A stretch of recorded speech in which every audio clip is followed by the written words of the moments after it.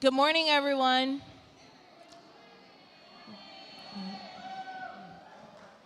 We're going to get started in a little bit, but a couple quick announcements. One, please make sure we can see your name tag. We want to know that everyone here is a friend or a comrade. And two, please do not privatize the seats. Don't leave your bag in a seat. Other people need to sit down. Make room for your friends. Thank you.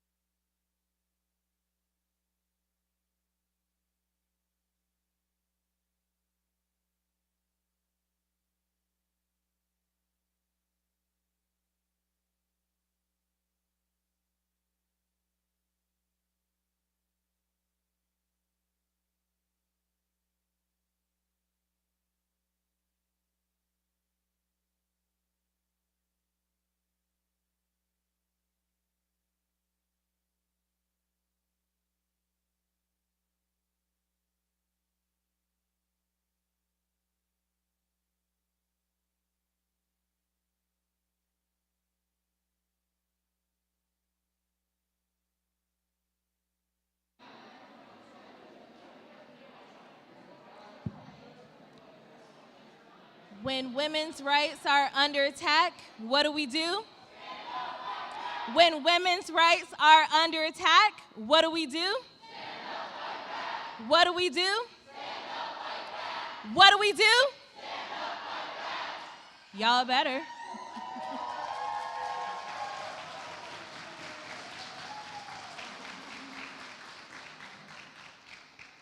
If you know me, you know we start on time. Good morning, everyone. Welcome to the 2022 Women's Socialism Conference.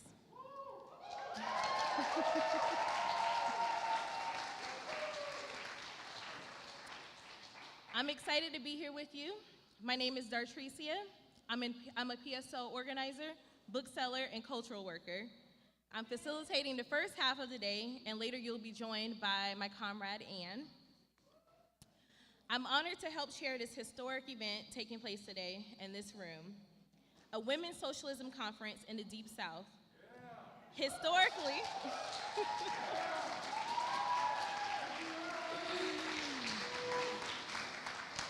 Historically, the South was a bastion for socialist organizing, Black socialists to be specific. Socialists in the South were at the forefront of the labor struggle and the Jim Crow anti-apartheid struggle in the US. In this political juncture, where more and more people in the United States are rejecting capitalism and looking for an alternative, this conference and the socialist program it presents are ever more relevant. We have gathered here today because the overturning of Roe v. Wade by the undemocratic Supreme Court marks a historic turning point in US politics. The latest attack on abortion and women's rights is just the latest assault in a long-ranging war. But the evisceration of abortion rights is central to a decades-long political plan by the right wing within the ruling elite to roll back all the civil and social rights, democratic rights, won through mass organizing and struggle by the working class and oppressed in the previous decades. Voting rights, LGBTQ+ rights, environmental protections, labor rights, and more are on the chopping block. The current system, capitalism, has failed to guarantee our most basic rights. The Women's Socialism Conference is a declaration of the rejection of fear, passivity, and resignation to the challenges facing the US working class and humanity today. The building of an independent mass movement of millions is the antidote to the imminent threats to our rights. But a truly democratic society, one that guarantees popular participation, housing, education, healthcare, childcare, leisure as human rights. Leisure as human rights.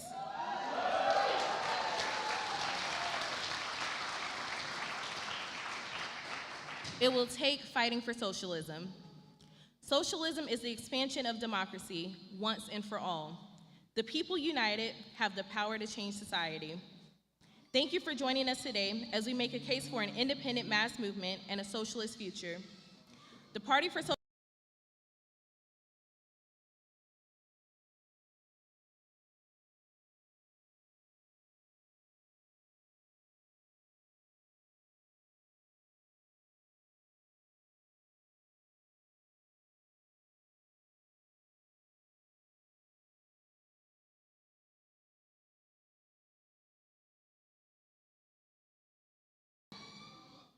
Right here in Atlanta, the PSL regularly holds political education events. We organize for housing and healthcare rights. We hold protests and marches against racism, sexism, war, and more. Our organizers here today are committed to fighting for a socialist future, which is a future where women and LGBTQ+ people are safe, supported, and free. Will you fight with us?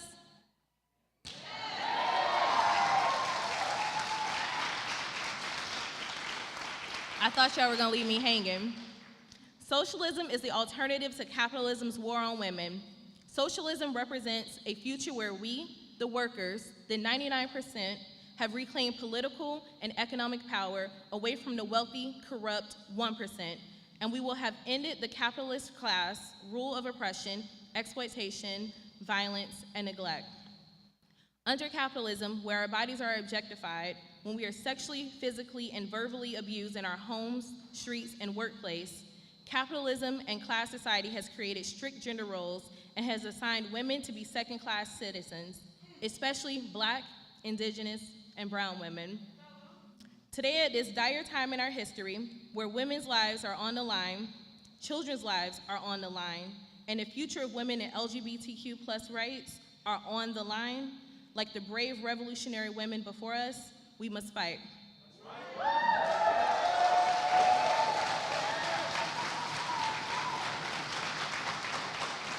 We fight for the rights we deserve once and for all. Together we are unstoppable. They started this war, we'll finish it. We have the power to make possible what they say is impossible, and that is what today is about. So thank you for bringing your revolutionary energy here today. We have nothing to lose but our chains.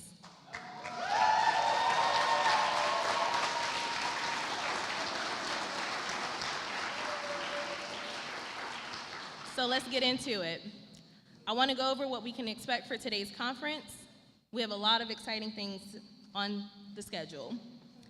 In this space, we have a photo wall and posters of original artwork created by members of the PSL. The posters are also on sale at the merchandise table, which you can find over here. There we also have exclusive conference t-shirts to commemorate this historic event. You want it, it's a keepsake. The shirts were handcrafted by PSL members at the Atlanta Liberation Center in the historic Vine City, where we base some of our organizing. If you haven't been to the Atlanta Liberation Center, I want to invite you all to come by. For everyone here who is interested in becoming a member of the Party for Socialism and Liberation, please speak with any members here today about getting involved and exchange contact information.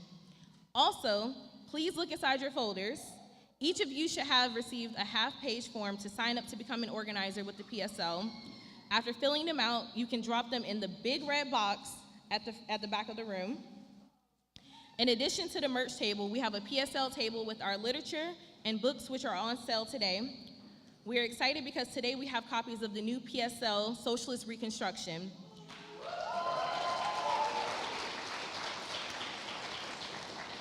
This book takes a deep dive to explore what life could look like under socialism here in the United States. The book is meant for people to engage in conversation about a socialist future and for you to win people over to the socialist cause. There's also a Breaking the Chains magazine table.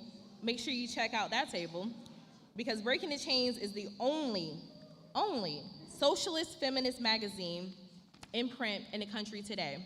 And it contains top-notch, elite, okay, analysis, poems, and original artwork in color. There's also a Fighters of Forest at Columbia Tenants Association table.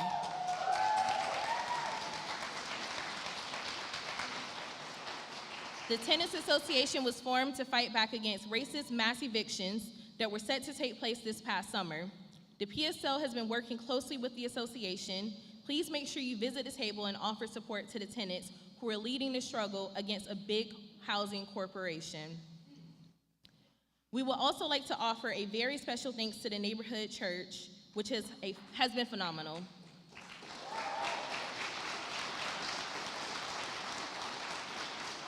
We are very grateful for them for hosting our conference at this incredible venue. I'm not a Christian, but Jesus was a socialist, so we riding. You can find the bathrooms out the door and down the hall, down to your right, or your left, my right. On this floor, we have a women's restroom and a gender-neutral restroom. And just above us, we have men's and women's, and down in the basement, there's also additional restrooms. But really, truly, use whatever restroom you need to. We're socialists. We have lots of snacks and refreshments located to my left, your right. You will notice that we do not have many breaks in the program, so please feel free to get up, stretch, use the restroom, or grab food at any point in the conference. We have a packed day and a limited amount of time. Now, let's take a look inside the registration packet together. You'll find a program which we'll go over in a moment, and you will also find a small notebook and a pen for notes, also a colored paper, a sheet of song lyrics that you can set aside for now, and a letter addressed to Biden. We will use these materials during our Red Table Talk sessions today. In your packet, you will see the program or agenda for today. First, we have an open plenary, then the first Red Table Talk session, a special interlude, a very exciting keynote speaker, and a closing plenary. I want to explain what a Red Table Talk session is. It is a session where we will be combining group activities and presentations. Don't get us confused with Jada Pinkett Smith. We're communists, and we like the color red. Look around at the people at your table. This is your base group, which you'll be doing your activities with. At some point, you should say hello to one another, introduce yourselves with your name, pronouns, and what you're hoping to get out of today's conference. Some important reminders. Please put your cell phone on silent. I'll call you out, or vibrate. If you need to take a call, please step outside. Please. We don't want to hear your phone conversation. COVID reminders. Please only remove your mask during snacking and drinking. Try to keep it up as much as possible and use the hand sanitizer. We got plenty. Let's do our part to keep each other safe, healthy, and organizing. If you need a new mask, they're located at the registration table. Speakers will remove their mask when they come up. The event is being live streamed and recorded. If you want to share the link with someone, visit PSL Atlanta social media pages on Twitter, IG, and Facebook. Our handle is at PSL Atlanta. We're also live streaming this on the PSL National YouTube account called Liberation News. Now, I've been talking a lot. Without any further delay, we're going to dive into our program. Nat Villasana is our first speaker. She'll be speaking on the roots of women's oppression under capitalism and class society.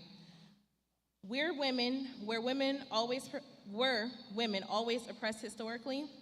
How did this begin, and how do we overcome it? Nat is an organizer with the PSL. Nat has worked in software development for 5 years and is currently studying art direction at the Atlanta Metropolitan College. Please welcome Nat.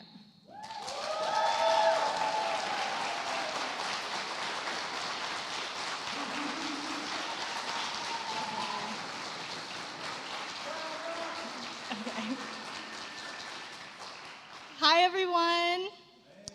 Good morning.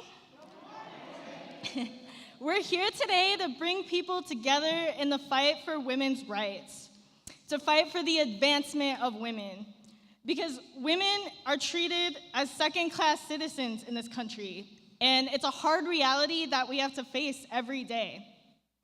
Women's oppression is multiplied by racism, anti-LGBTQ bigotry, ableism, ageism, and more. There are infinite factors that divide us and make us different from each other, and these divisions are built into the capitalist society that we live in. Early laws of the United States describe a democracy where all men were created equal, but of course we know this was a lie from the beginning. The Declaration of Independence was written by slave owners, and it allowed only white men with property to vote or wield political power. The United States was founded on the genocide of hundreds of millions of Native people, the brutal enslavement of tens of millions of African people, and the subjugation of women. All of this was driven by a common principle of valuing wealth over human life. So women's rights have greatly expanded since the founding of the United States, but we can't forget that every victory for women's rights was fought for by women themselves. Women's lives are devalued in a unique way in US society, where we're forced into some of the worst jobs and subject to some of the worst forms of violence. So we ask, why are women treated this way in society? Why does this happen? And the truth actually is that it goes down to the very root of how our society is organized. There's a small group of owners, just a handful of billionaires who own the vast wealth of society. And they're concerned with accumulating as much wealth as possible, and they have the power to do that. But it hasn't always been like this. Women were not always oppressed. For the majority of human history, societies were organized where everyone's life depended on each other's mutual cooperation and contribution. Everyone did different kinds of work. Some people cooked, hunted, farmed, took care of children, but the oppression of women didn't exist. There could be division of work by gender, but it was not forced or exploitative. Food, clothes, shelter, and tools that people made went toward everyone's collective benefit. But as time went on, agriculture advanced, communities were able to produce more than what the collective needed, able to produce a surplus. Some communities continued to practice collective ownership, where the surplus benefited everyone. But in other communities, a struggle developed over who would own the surplus. This actually marked the introduction of private property, which was a fundamental change in human history. This change took place over the course of centuries, but it created a new type of society where the collective good took a backseat to private property. In this new society, owners did not see all people as humans anymore. They saw them as a means to make more wealth, as workers who could be forced to produce things, no longer for a collective, but to make individuals rich. People with the capacity to bear children were forced into doing only this, to produce workers to continue to make owners rich. So we see that the root of women's oppression actually shares a common root with slavery and LGBTQ oppression, where sexuality and the way you want to live is controlled, where you're told that your body doesn't belong to you, and you're forced to do work that you don't want to do. Over time, an oppressive family structure was created, which established men's dominance over a small group. While women can enter the workforce today and can legally own property and have some independent rights, the family today in society still represents a key unit of how the economic system is organized. In the family, women carry out the vast majority of labor in the household, in childcare, and in elder care. The family form has persisted throughout thousands of years. Many of the values, traditions, and cultural norms that developed to explain and justify men's supremacy have been carried over as well. Patriarchy, or supremacy of men, did not exist for the majority of human history. It's important to understand the origins of women's oppression, not as a history lesson, but because by understanding that oppression has not always existed, we can understand that it doesn't have to exist forever either. Okay.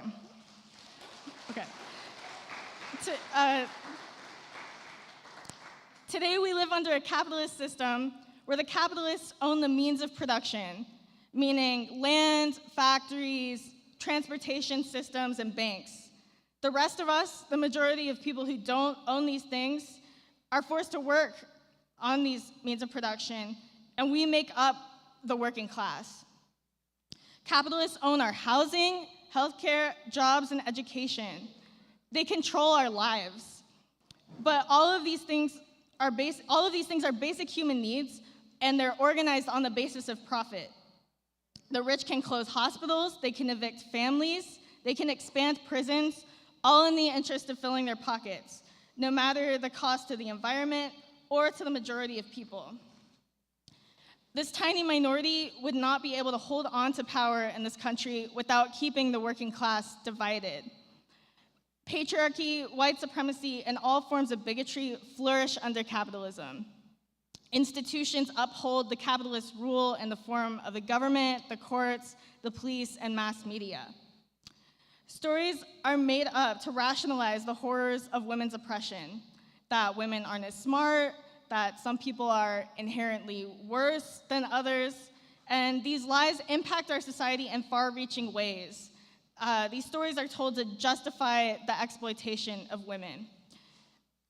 Outside of public life, work is hidden inside the home, undervalued and unpaid, and forced onto women. This is some of the most important work that keeps our society running. Childcare, cooking, cleaning,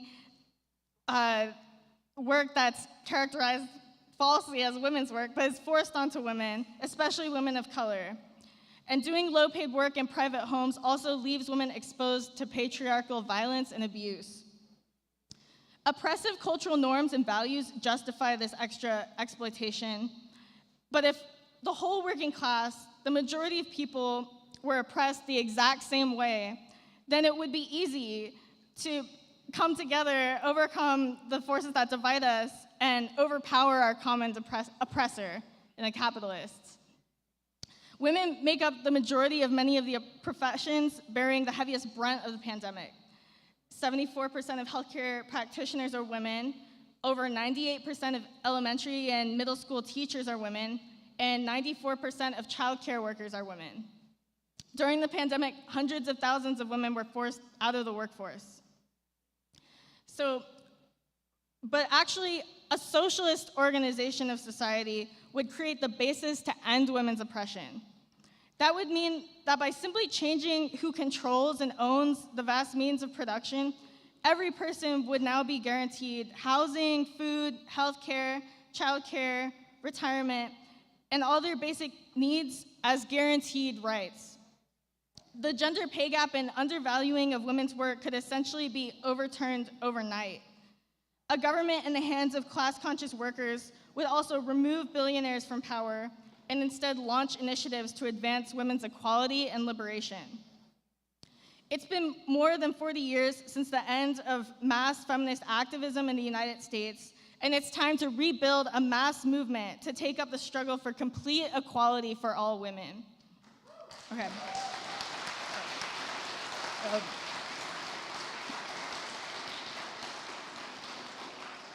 We can't only play defense or sit back as our rights are stripped away. It's time for a new women's movement, one that's linked and inherently part of movements for low-wage workers, for LGBTQ liberation, immigrant rights, and Black liberation. We have a shared interest in the struggle for a new society. Our futures are bound together because our power is in our unity. We are not victims, we are survivors, and we will win our liberation.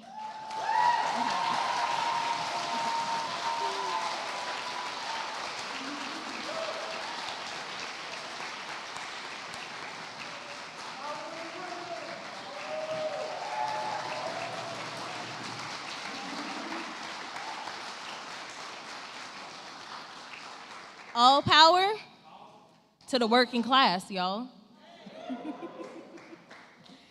Thank you, Nat. That was a grounding talk. This helps us set the stage as we move into the opening plenary. The opening plenary will consist of 9 different speakers who will highlight the various forms of oppression facing the working class today and our democratic rights that are under attack by the ultra-right-wing Supreme Court and the capitalist ruling class. Our first speaker in the plenary session will be Sarah Brummett. She's an educator, mother, and PSL community organizer who lives in Pensacola. She will be speaking on ecological disaster and climate change, an existential crisis under capitalism. Give it up for Sarah.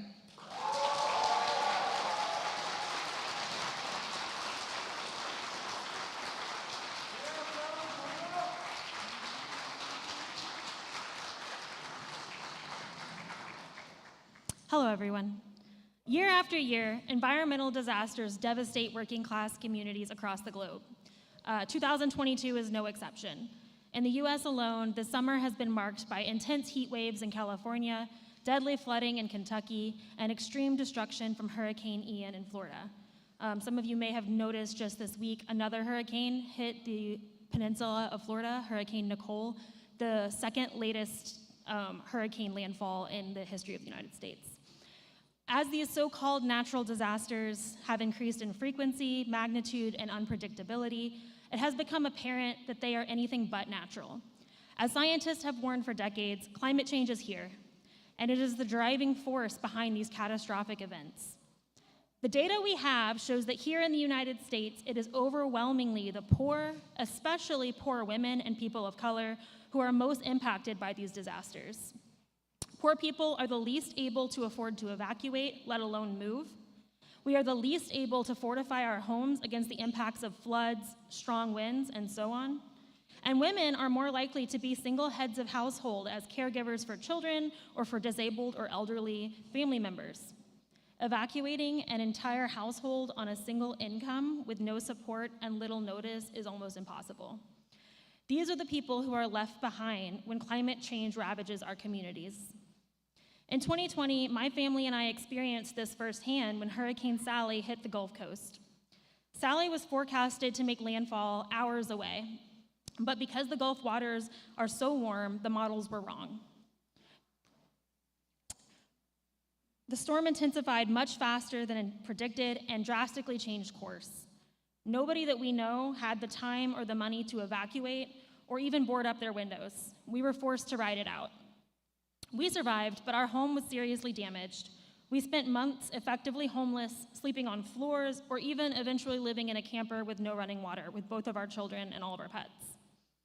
Our story is not unique, and we were luckier than most. After a year of instability and fear, we were able to move back into our home. But we know that it could happen again at any point. As climate change worsens, it's only a matter of time. And this is the reality for millions of people across the United States. Meanwhile, the capitalist US government fails to act at every level. It has failed to make any meaningful steps to slow, stop, or reverse climate change. It has abandoned even the insufficient climate agreements it has entered and has neglected to address the ecological devastation wrought by fossil fuel companies, big agribusiness, by deforestation, and so on. It has failed to protect those in the most at-risk areas. There are no resettlement plans, no centralized attempts to harden our communities against floods and fires, and unlike in socialist Cuba, there are no organized evacuation efforts to make sure our people get out to safety ahead of a storm.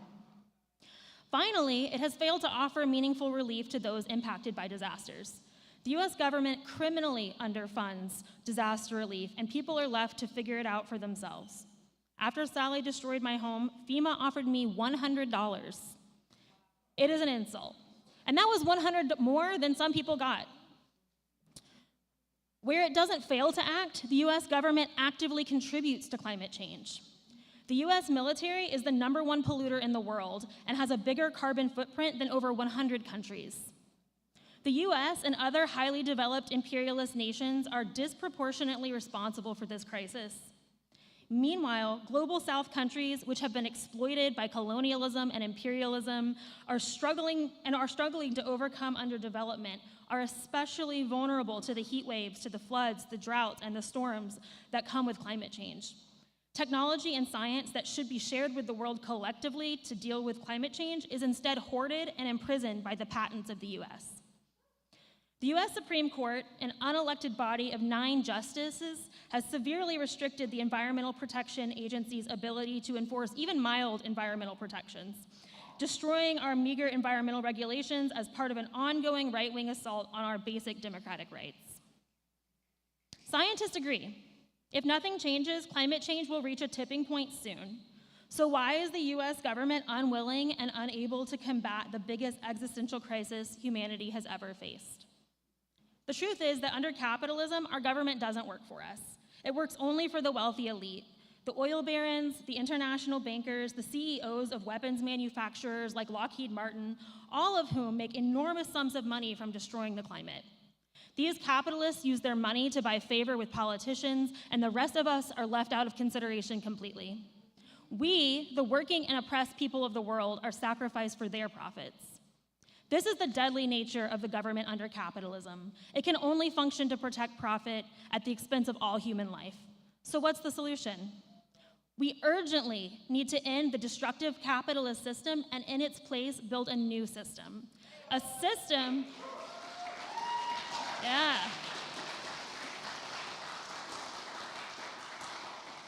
a new system in which human life comes first, in which we can choose the most sustainable and regenerative ways to meet people's needs.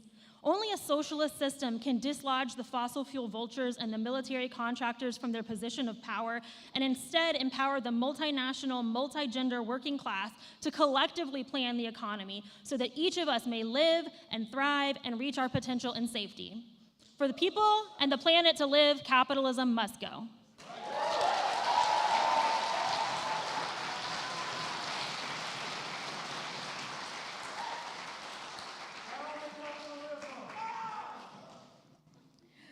Thank you so much, Sarah. We demand a planet be put before profit, and capitalism must indeed end in order to save the planet. So you're right, down with capitalism. Next up is Jill Marlowe. Jill is a working class mother of 7, a grandmother of 9, and a community organizer. She joined the PSL in 2020 after seeing firsthand how the reformist movements are unable to fix the problems inherent to capitalism. Jill will be speaking on inflation and recessions, worker bear the cost for capitalist profits. Please welcome Jill.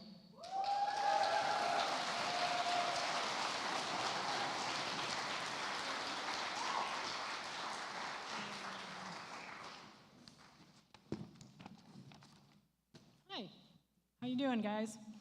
Holding up? Okay. So yes, I'm talking about inflation, and the food prices, if you haven't noticed, have soared in the past year. Eggs, milk, cereal. This is of profound significance when half of America, the wealthiest country in the world, lives in or near poverty. Since the start of 2022, the U.S. economy has seen unprecedentedly high rates of inflation, a rise in prices, while the Biden administration continues hand-wringing and the Federal Reserve threatens to crash the economy to get inflation under control. Neither would ever admit to the root cause of the crisis: capitalism and the pursuit of endlessly increasing profits by the 1%, the capitalist ruling class. While elite economists try to make inflation itself appear as complex as possible, it is ultimately caused by decisions made by capitalists. It's not the invisible hand that sets interest rates or high prices. It's a small number of individuals with immense power to dictate the lives of hundreds of millions of people. Under the capitalist system, each private enterprise can set prices however it wants. Lately, this has meant that corporations have raised them to obscene levels in the quest for greater and greater profits. Studies from the Economic Policy Institute have shown that for every $1 of inflation, 54 cents have gone to profits, corporate profits, but only 8 cents have gone to increase wages. That's of every dollar, just insane. While working class people suffer and sink further into poverty. Corporations have been registering enormous profits during this period of huge hardship for workers. Tyson Foods saw its profits soar by 74% to hit $829 million. Mid-America apartment communities saw its revenue spike 13.3% to $495 million. ExxonMobil saw 281% increase in profits. If that doesn't piss you off, nothing will. It's just crazy. The evidence is clear. Capitalist greed is driving the absurd rate of inflation. Still, even though there is a range of policies that could have been implemented to stop this from happening, the Fed would rather double down on the existing strategy of aggressively raising interest rates. For example, Biden could implement a price freeze by executive order, which has been done in U.S. history. But this is not even up for discussion because Democrat or Republican presidency, their biggest priority is saving the biggest financial and corporate institutions. Interest rates are a key tool for the Federal Reserve. Raising interest rates makes the economy slow down and a recession sets in, but just long enough for the big monopolies to recuperate themselves and come out of the crisis unscathed. If the feds were to light this spark, as they've been threatening to do for months now, millions of workers who have already borne the brunt of the crisis from paycheck to paycheck would be laid off their jobs with no safety net. This would spell even greater peril for working women, who already saw crisis-level job loss in 2020 and 2021 due to the ongoing COVID pandemic. Instead of prioritizing job growth For millions of unemployed people, federal relief packages went straight to the very same corporate profiteers who then went on to cause the current inflation crisis. In recent memory, the 2008 housing market crash led to over 8 million people losing their homes. I was one of those. I lost one. Anybody else? Nobody? Anybody know anybody that lost their houses in 2008? It's been a little while, but yeah. The corporate executives, Wall Street bankers, insurance companies, capitalist investors, who crashed the economy walked away with $8 trillion in public money. $8 trillion. That's insane. No strings attached. Banks got bailed out while we, the people, got sold out. A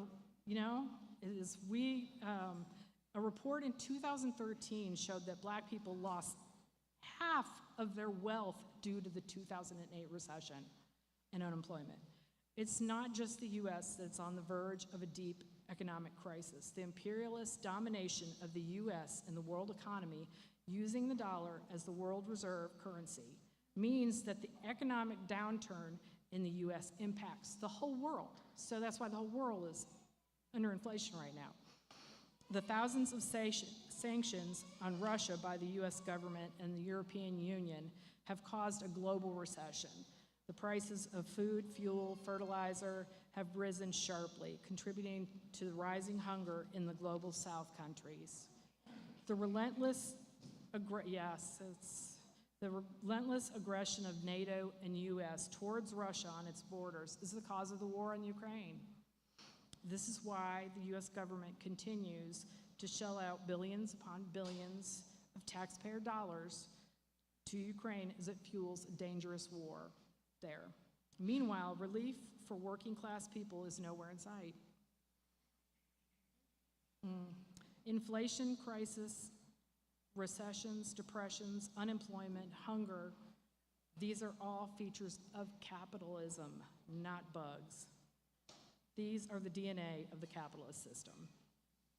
So we must ask the question, what kind of system do we live in where the health of an economy is judged by the number of profits made by corporations, banks, and Wall Street, rather than it is whether it's able to meet all the necessary and basic needs of all people. Capitalism means no safety net for anyone but the ruling class. Only socialism, a system that plans for and meets the needs of people, can achieve the liberation for all nations, all workers.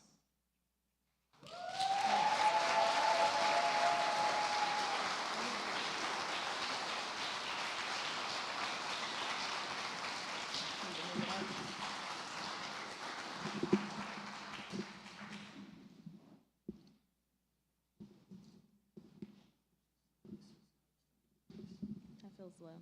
Can y'all hear me? Can you hear me up there? Back there. Can it come up?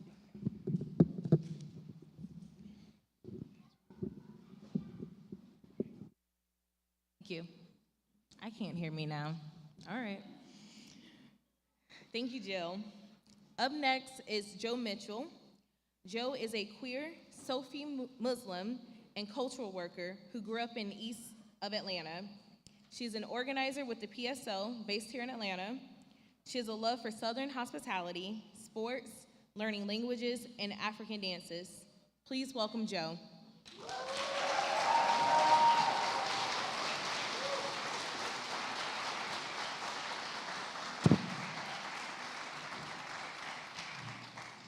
I want to start us off with a little chant. Repeat after me. It is our duty to fight for our freedom. It is our duty to fight for our freedom. It is our duty to win. It is our duty to win. We must love and protect each other. We must love and protect each other. We have nothing to lose but our chains. We have nothing to lose but our chains.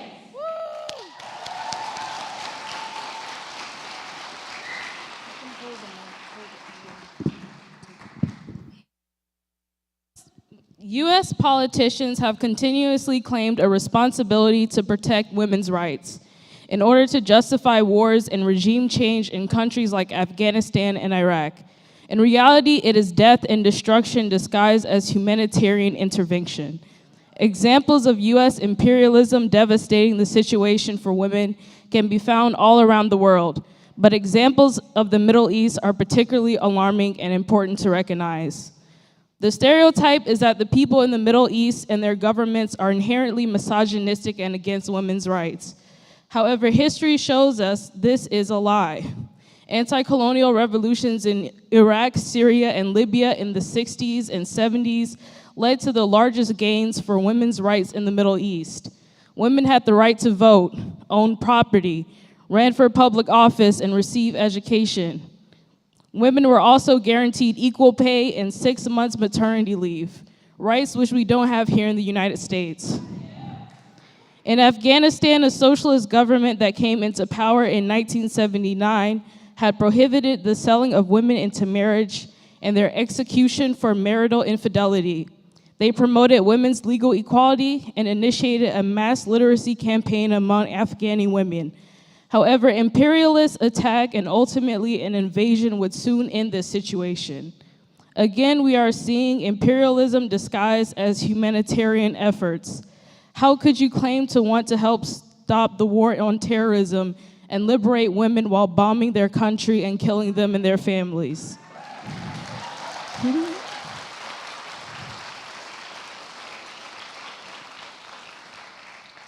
Women in Palestine, Iraq, Syria, and Afghanistan suffer from intense psychological distress as they live in constant fear of being bombed or becoming victims of violence or rape by the occupying military forces and anti-women death squads. Rape and occupation go hand in hand. There are hundreds of examples from all over the world, including the US. What's even more disgusting is that US soldiers are not tried in local courts, but special military courts that rarely punish rapists. Imperialism is not a policy choice made by politicians. It is a stage in the development of capitalism. Because capitalism is an expand or die system, capitalists search endlessly for workers and resources around the world, backed by military force. This is why the US has 800 formal military bases in 80 countries, a number that could exceed 1,000 if you count troops stationed at embassies and missions and so-called lily pond bases, with some 138,000 soldiers stationed around the globe. President Joe Biden unveiled his 2023 budget, calling for dramatically increased funding for war and the police, while allocating all too little funding for social services. Out of the total $1.58 trillion of spending outlined in the budget, $813 billion is allocated to the military, while $769 billion is allocated for non-military spending. This is a $31 billion increase in funding for the war machine. The US spends close to 3 times as much on its armed forces than China and Russia combined. In fact, the United States accounts for nearly half of all military spending worldwide. However, where there is imperialism, there are revolutionary women fighting back.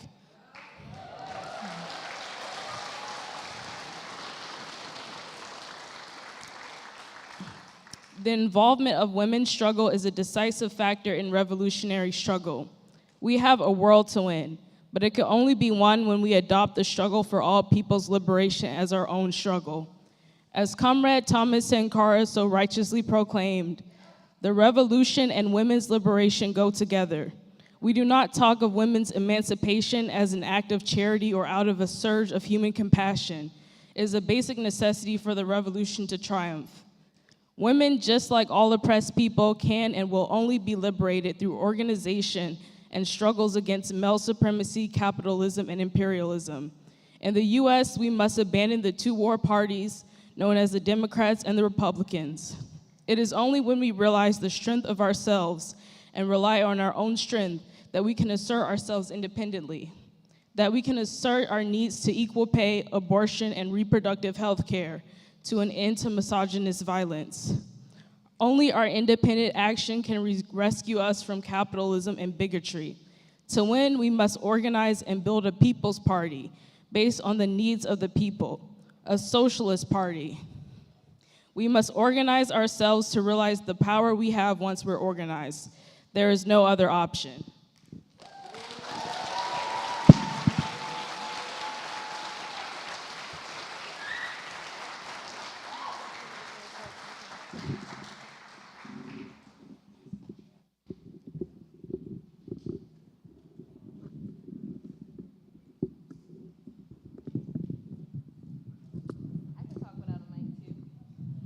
Money for jobs and education.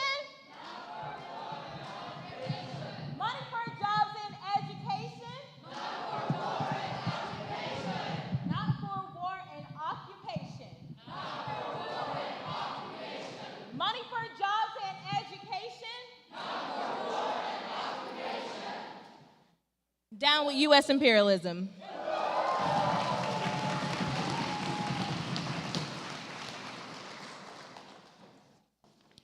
Can you hear me? All right, y'all. We struggling with this mic. And I'm not going to hold it, so we're going to figure it out. Thank you, everyone, and thank you so much, Joe. That was an incredible speech. Up next, we will hear from Peyton Hayes on Pride and Resistance, the right-wing assault on LGBTQ plus rights. Peyton is an organizer with the Party for Socialism and Liberation, Students for Socialism, and Students for Justice in Palestine. Please welcome Peyton.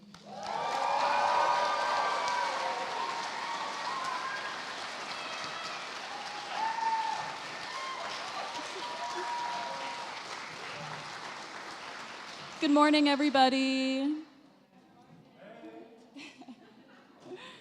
Queer and trans rights are under a coordinated attack on all sides. The same state legislatures attacking women's reproductive health by restricting abortion access have also been attacking gay rights and trans health care across the country. This isn't a coincidence.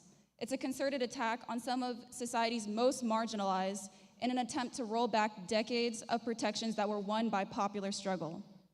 Anti-LGBTQ violence is nothing new in capitalist society, but as rhetoric on the right continues to escalate, coordinated threats and attacks on LGBTQ people are becoming more and more common. During this year's Pride Month, several incidents took place, including a planned attack by neo-Nazis at an Idaho event that was narrowly averted. White supremacists also stormed a drag queen story hour event in Castro Valley, California, yelling slurs and threatening children. These fascists have also expanded their efforts to attack hospitals and clinics that offer trans health care, which echo the decades-long terror campaign against abortion clinics. This campaign has included everything from spreading false information to harassment of staff and patients, and even bombings and assassinations. Attacks on queer and trans spaces and events are a product of escalating rhetoric and tactics by religious zealots and white supremacists in service of the ruling class, providing for yet another social other to be demonized. In fact, LGBTQ people have long served as the frightening other to keep working people in line with ruling class ideals, serving as a rhetorical opposite to what traditional expressions of sexuality and gender are supposed to be. As long as there's a marginalized other to blame, it distracts from the true culprit of working class suffering, the capitalists themselves. Anti-LGBTQ legislation has been on the rise as well. According to the ACLU, over 200 anti-LGBTQ discrimination bills were introduced in just January 2022. These bills attempt to ban transgender people from bathrooms of their gender, attempt to ban affirming healthcare for trans youth, and ban trans athletes from competing on sports teams. Most worryingly, many of these attacks begin in the South, with increasing potential to spread across the rest of the country. For instance, Georgia's Parental Rights and Education Bill has been aptly nicknamed the Don't Say Gay Bill because it bans discussions of gender identity and sexuality in classrooms. Unfortunately, far-right Georgia politicians have committed to this anti-LGBTQ campaign as well. During the 2021-2022 legislative session, 7 anti-LGBTQ bills were introduced. In March, a bill was introduced in the Georgia State Senate on the same day that the Florida Don't Say Gay bill passed, prohibiting discussions of gender identity and sexual orientation in the classrooms of some private schools. In August, Representative Marjorie Taylor Greene, a far-right Republican, introduced a bill that would severely limit the ability of millions of transgender people to access transition-related medical care. It would also ban health insurance companies from covering the costs of trans-related care for transgender adults if the company works through the Affordable Care Act. All of these bills, but SB 435, a trans athlete bill, failed to pass in Georgia. Regardless of what passes and what doesn't, though, this type of legislation sends a chilling message about the far right's agenda, which is deeply woven into the Republican Party's program in the coming period. Despite their rhetoric, it was never just about trans kids. Their goal has always been to make it impossible for transgender people to openly exist in US society. Meanwhile, the Democratic Party is continuing to play political games with our rights. Most recently, Senate Democrats, rather than fight to pass a bill that would protect the right of same-gender couples to marry, decided to postpone the vote until after midterm elections. They used the issue of same-gender marriage, supported by the majority in the United States, as a campaign and fundraising opportunity for their midterm elections. Time and time again, the Democratic Party has dangled fundamental rights of LGBTQ+ individuals in front of their constituencies as nothing more than political bargaining chips. They see marginalized groups who support them as useful voting blocks, but not as people to whom promises should be kept. They prove time and time again that they serve the ruling class political machine itself instead of the people who elected them into office in the first place. We need to fight to protect the rights that we have, but we also need to fight for so much more. While the fight for queer and trans liberation continues, we must also fight to defend and expand existing gains won through grassroots struggles such as marriage equality, the removal of homosexuality and trans identity from the category of mental illnesses, and LGBTQ anti-discrimination protections. Our rights were won in the streets, and that's exactly where they'll be defended.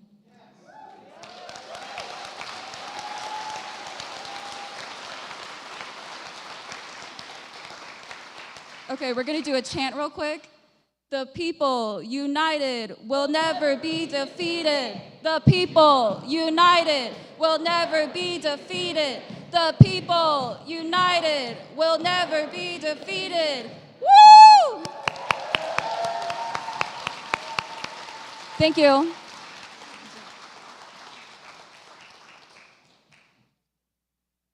Thank you, Peyton. As a queer Black woman, I'm very proud to be in a party that centers, defends, and supports LGBTQ+ rights.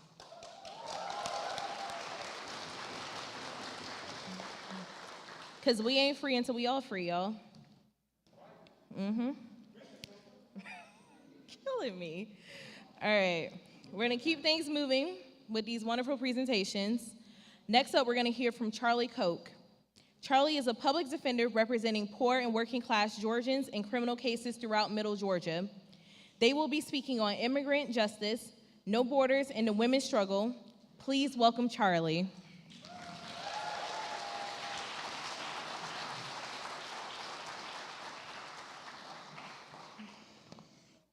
Good morning.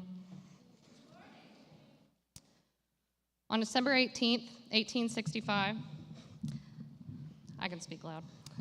The 13th Amendment went into effect in the United States with the purpose of ending slavery and involuntary servitude. This isn't entirely true, and in Georgia, we don't have to look far for examples of why. In September of 2020, it was uncovered that women at Irwin Detention Center in Ocilla, Georgia, were being forcibly sterilized, a practice with its roots in slavery and eugenics. In January 2021, a nitrogen leak at a poultry plant in Gainesville, Georgia, killed 6 workers. The plant is known for hiring undocumented workers who, due to their immigration status, are far less likely to report the numerous health and safety violations for which the plant is known.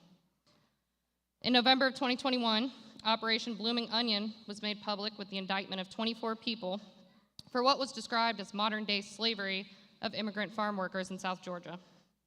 And in August of 2022, upwards of 40,000 immigrants sought class certification for a class action lawsuit alleging forced labor at Stewart Detention Center in Lumpkin, Georgia. These are only examples from the last 2 years, and only in Georgia. And despite this, how often have you heard the phrase that immigrants are coming to the United States for a better life? On its face, that phrase sounds hopeful, but what does it really mean? Why do people need to emigrate to the United States for a better life? Is this country inherently so much better than the countries from which they came? Hell no. Why would people leave their families and their world behind to undergo such a long and dangerous journey, only to toil in a country that rejects and exploits them, that locks them up and separates them from their children? With the use of coups to overthrow progressive governments, wars, and sanctions to strangle economies, the United States has destabilized and underdeveloped so much of the rest of the world that people of other countries, particularly in the global south, are left with no choice but to migrate elsewhere to survive. These are the roots of the migration crisis. In the United States, we cannot talk about immigration reform without talking about capitalism and its highest stage, imperialism. Ruling class discourse around immigration never has and never will make this connection, because the capitalists did not always oppose immigration. In fact, they lobbied against restrictive immigration policies in the face of a labor shortage during World War I. Agriculture and other industries needed immigrant labor to maintain their workforce. It wasn't until soldiers returned home from war abroad and the country plunged into a recession that racist rhetoric about Mexicans stealing American jobs became a regular talking point. In response to the surplus labor, we saw the first mass deportations and early versions of temporary work visas. This system was designed to create an underclass of hyper-exploited workers that take the jobs that no one else wants. Intentionally excluded from both workplace protections and the benefits of citizenship, it should come as no surprise that victims of human trafficking in the United States are almost exclusively immigrants, most of whom are women. Here in Georgia, 1 in 10 people are immigrants, and over half of those are women. The Atlanta branch continues its fight against the expansion of the Folkston ICE Detention Center, which aims to become the largest ICE detention center in the country. In order to build a working class movement, and in order to build a women's movement, we have to fight for immigrant rights. We will not get there with capitalism. The Democrats have repeatedly failed to enact any meaningful immigration reform. Polls have repeatedly shown that a majority of voters support Deferred Action for Childhood Arrivals, or DACA. Despite this, the Democrats have failed to legislate the popular program, instead leaving it hanging in the balance, subject to endless judicial review in an increasingly conservative court system. Currently, DACA is under threat of being overturned by the unelected Supreme Court. And DACA is only a small piece of the puzzle. It's only available to a very small minority of undocumented people. As socialists, we reject this piecemeal approach to immigration reform. Yet, DACA can be protected and expanded, even under the capitalist system, with the mass action of millions of people in the streets. This is how DACA was won in the first place. Before an end to all immigrant detention, full rights for immigrants, and a world without borders, we need a socialist government and a socialist world that is based on cooperation, collaboration, and solidarity. If we fight, we can win this world.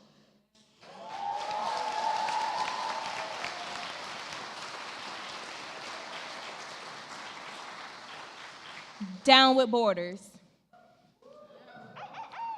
Y'all are quiet. I said down with borders.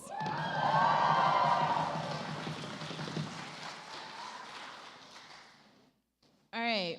Next up, we're going to hear from Mariah Parker. They will be speaking about the woman worker, unions, strikes, and the road ahead for labor. Mariah Parker is an education scholar, labor organizer, hip-hop artist, and former Athens-Clarke County Commissioner. Please welcome Mariah.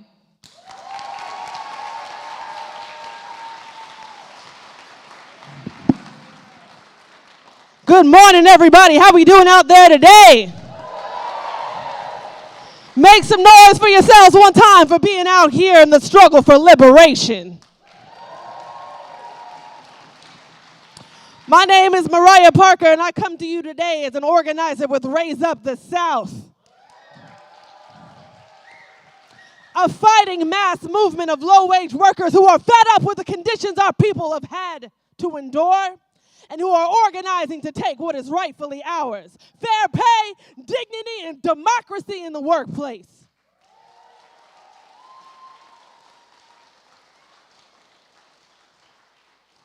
as part of such a movement, I, of course, got to shout out the folks in the building today who truly run the South. So where are my care workers at? We got anybody in healthcare, home care here today? Make some noise.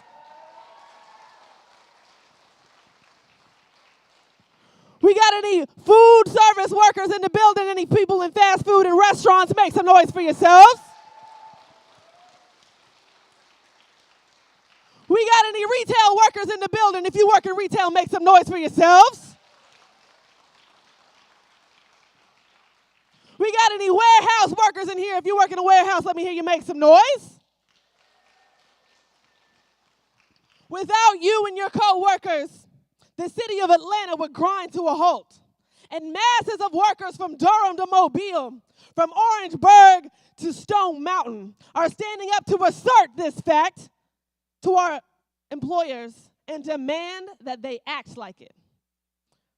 Because we deserve rich lives outside of work, time with our families, and money to live comfortably, and opportunity to grow as whole people. We deserve fair pay. We deserve the stability of fair scheduling. And we deserve respect at work, free of racial discrimination and sexual harassment.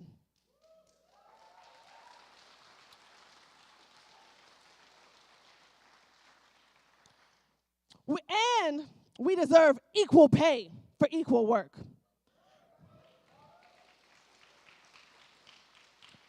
Because we, the working class as a whole, are held back from our full potential by the greed of our bosses. But our sisters in the service industries experience the extraordinary cruelty of making 89 cents on the dollar compared to what our male co-workers are paid.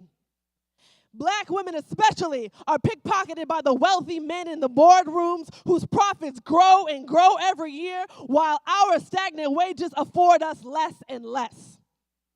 But a union, folks are coming to see, can change this. Unionized women make on average 23% more than women without a union.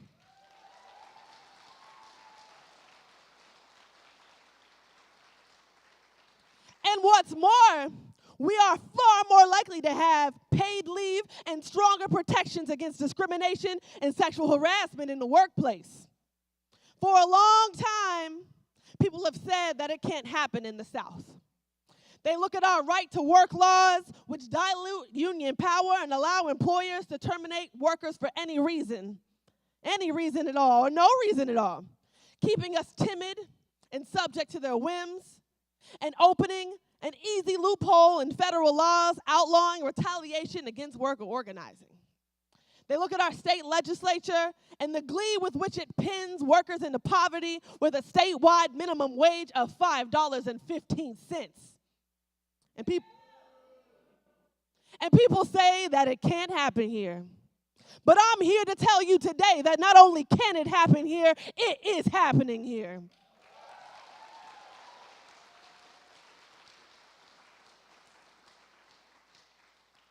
And in fact, it has happened here again and again in the rich history of Southern struggle.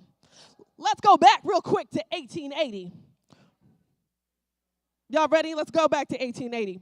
When 98% of black women in the city of Atlanta worked in the service industry, mostly as laundresses, working long, tiring hours, carrying gallons upon gallons of waters from wells, boiling the clothes, drying the clothes, ironing the clothes, heaving dozens of pounds of them back to wealthy white homes for $4 to $8 per month.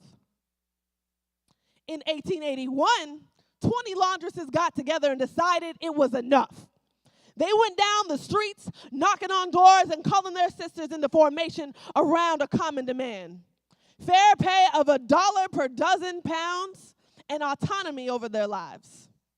In 3 weeks, their numbers grew from 20 to 3,000. 3,000. The striking laundresses were harassed, fined, and arrested, but soon other service workers joined them as well. Cooks, maids, nurses, hotel workers all walked off the job. And with the kitchens, hospitals, and hotels empty, the Atlanta economy fell into a stupor. In a month's time, Black women had won their demands. And we are at it again, as is our heritage, calling upon our sisters in the service industry to come build a movement with us to change our workplaces, our communities in the South.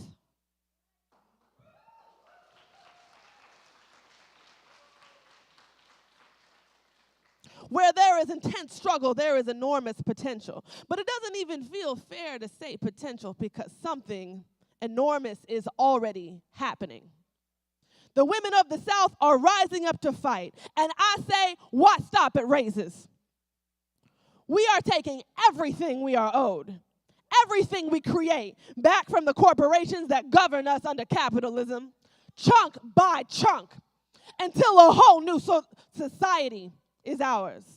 A world that we decide and where we and our communities thrive. Thank you.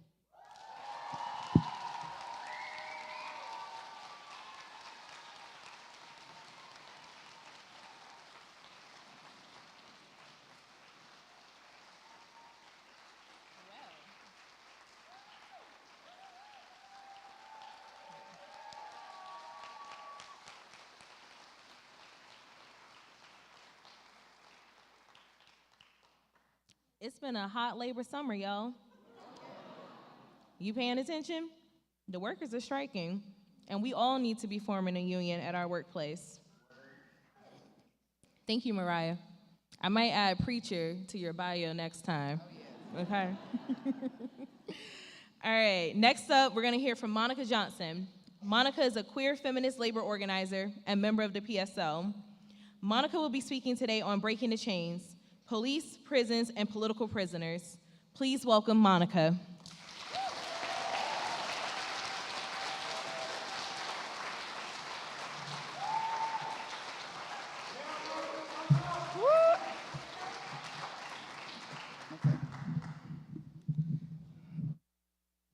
All right. Y'all can hear me? Y'all can hear me? Okay. A slogan that we use a lot in the PSL is "Stop the War on Black America." We know that the United States has been terrifyingly creative in how it terrorizes Black people. A study by the Malcolm X grassroots movement in 2012 found that a Black person is killed by the police or security forces every 28 hours in this country.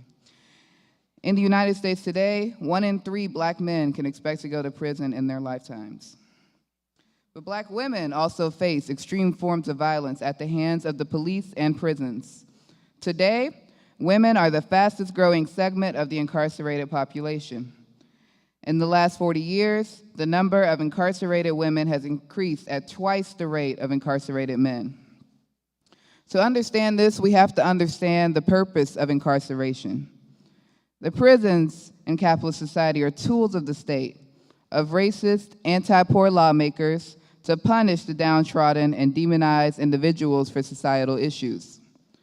Under capitalism, the prison system serves the same purpose for men and women alike, an instrument of social control and order.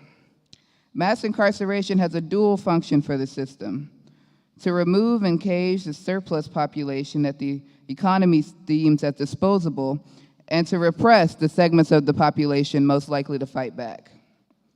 Who here has heard of Brittany Martin? Raise your hand.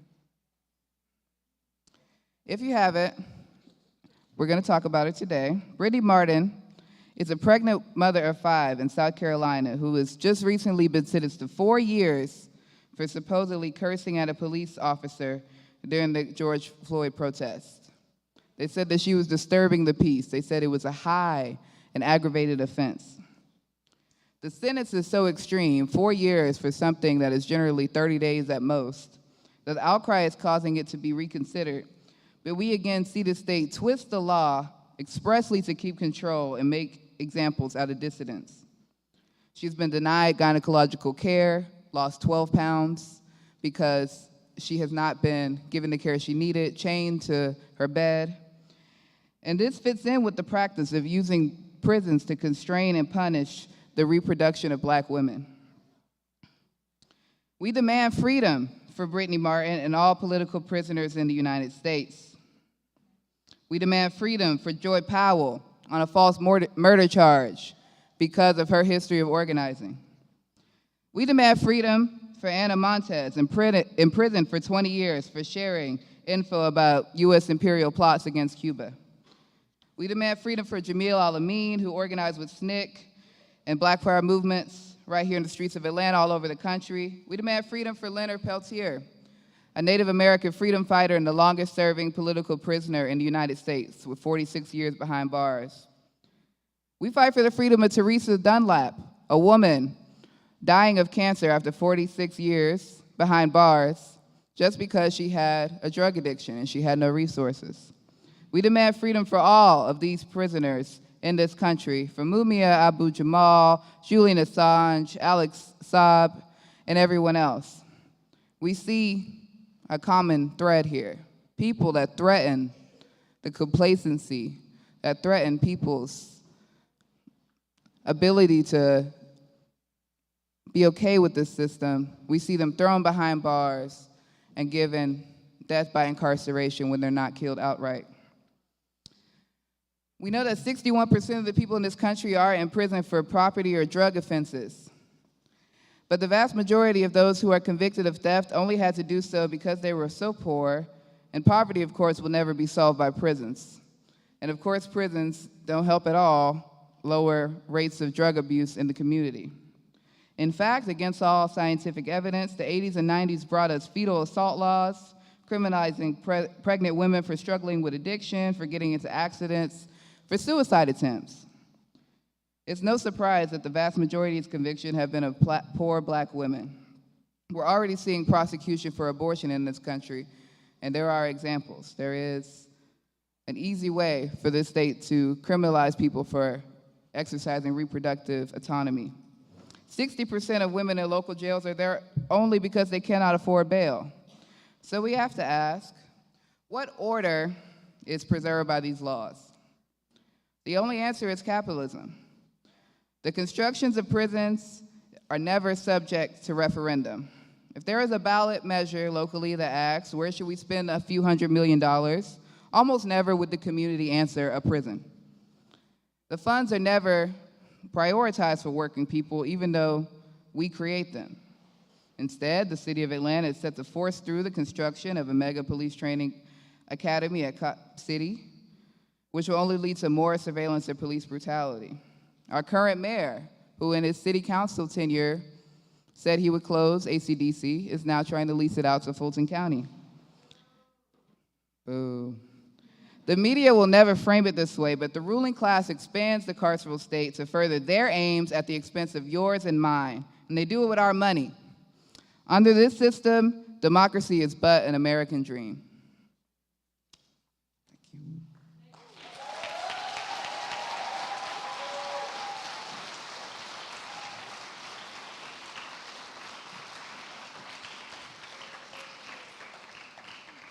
Thank you, Monica. Freedom all. I want to underscore that we stand for the liberation of all political prisoners in this country. We want to extend our solidarity to Dr. Mutulu Shakur and his family and friends.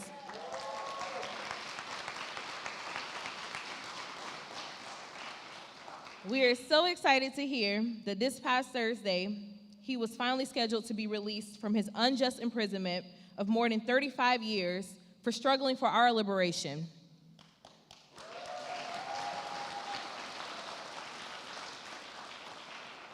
And when we talk about political prisoners, we also have to talk about those in exile. And so I also want to say, Assata is welcome here.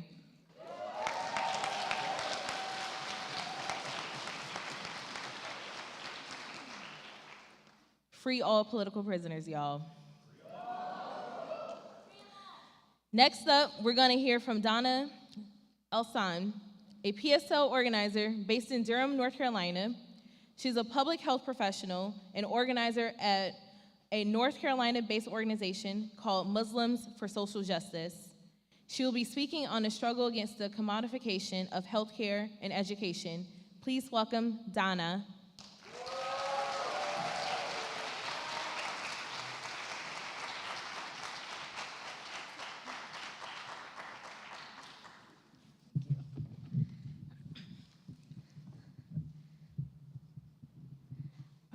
Can you hear me?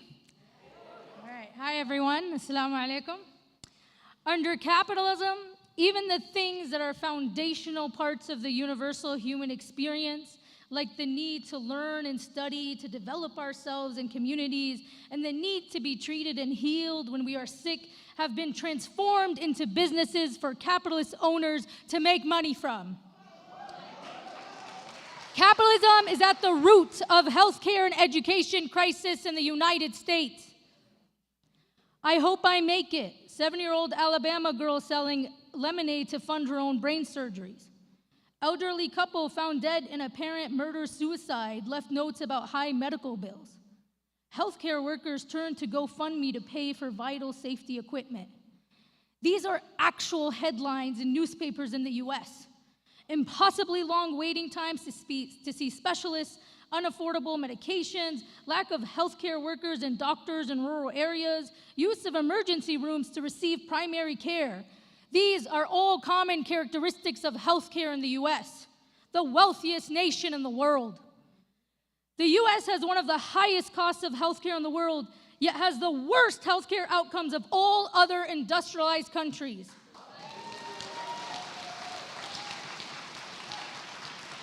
COVID-19 put a spotlight on the absolute failure of the capitalist market to meet the healthcare needs of the people. Over 1 million people died in the US from COVID. We are now 2 years into the pandemic, and there still isn't a functioning public healthcare system. COVID put a magnifying glass to the racial, ethnic, and gender disparities in the US health system. Black, Native, and Latino people have disproportionately high death rates. Black and Latina women are highly represented in retail and other frontline sectors of work where poor ventilation and little to no safety protocols puts them at higher risk of COVID. As we continue to suffer from the pandemic with impacts of COVID still unfolding, Big Pharma got rich while working people died. One company, Pfizer, saw their revenue doubled in 2021, totaling $81.3 billion. And the unfortunate reality is that none of this is unique to the pandemic. It is the norm. Other epidemics predate COVID. They may be less dramatic, but they are similarly life-threatening. This includes hypertension, heart disease, obesity, and diabetes. Diabetes actually impacts 30 million people in the US, where at least 1.5 million rely on insulin for survival. Insulin that costs less than $10 to make is sold today for $250 per vial. All of these health conditions correlate directly to increased stress, lack of safe housing, poor availability to healthy food, financial insecurity, and lack of time for sufficient exercise. All of these capitalist health inequities cause disease. So in a very real way, capitalism makes us sick and then tries to make money off of our health. Just like Big Pharma, insurance companies are only interested in profit. An estimated 26 million people do not have health insurance. The Supreme Court, allowing for states to opt out of the affordable health care, has allowed for right-wing attacks. Today, 12 states, 8 of which are in the South, refuse to expand Medicaid. With the stroke of a pen, this would give 3.5 million people, mostly who are of color, health insurance. Both big capitalist parties are unwilling and unable to challenge the capitalist healthcare system. Even Medicare for All, a single-payer health system, falls far short of a fully socialist and socialized healthcare system and is opposed by both capitalist parties. What we in the PSL believe is that we need to abolish the medical industrial complex.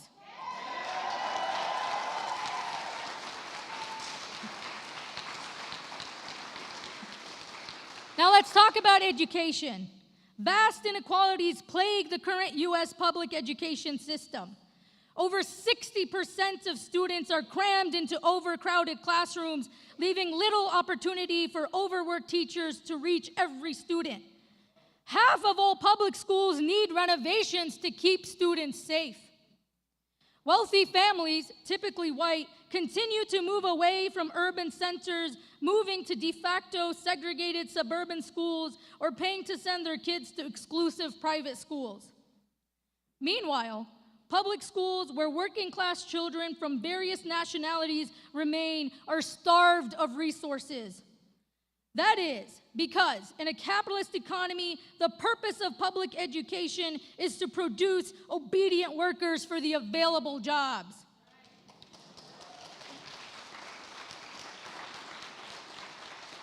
The majority of jobs today are low-wage service sector jobs. From the capitalist perspective, there is no profit incentive to boost investment in education because a higher education is not necessary to fill most low-wage jobs. So parts of the ruling class are either trying to figure out how to privatize public education to make money or to defund it and narrow the number of students with access to higher education. This is the context for major assault on affirmative action. In 2 Supreme Court cases, Students for Fair Admissions versus Harvard and the University of North Carolina, Chapel Hill, this attack aims to abolish affirmative action, a policy that only exists to correct the wrongs and injustices of this system. If, now a strong if, the case is upheld, it would cut the number of black students at Harvard from 14% to 6%. The current reality is that less than 40% of the US population has a bachelor's degree or higher. And the rate has also been declining since 2010, particularly among marginalized groups. Among the white population, 30% go to college.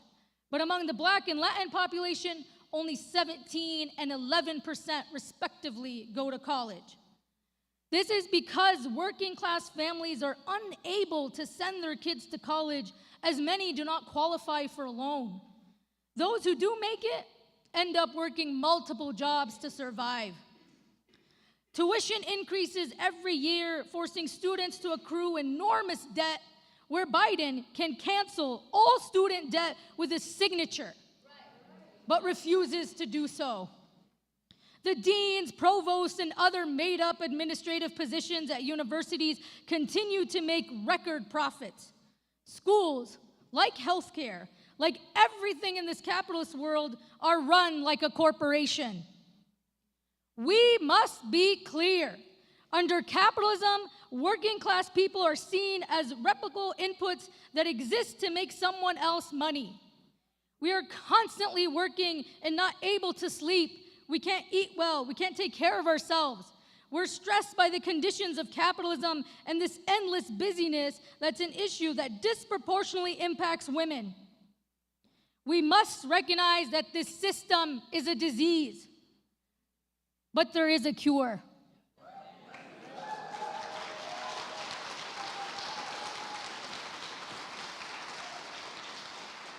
Socialism is the cure.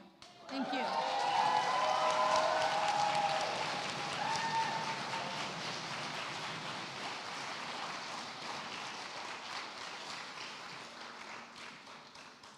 I'm rocking with Donna because Donna's rocking with us, y'all.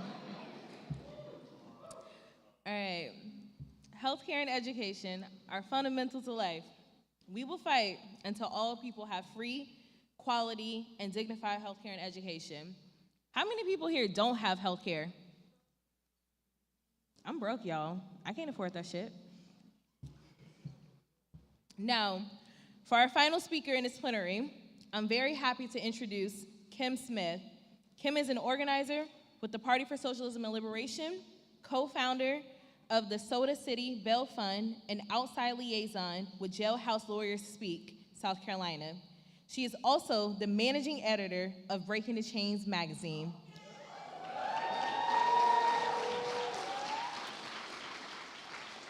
Kim will be speaking on resisting the racist attacks on voting rights in the Solid South.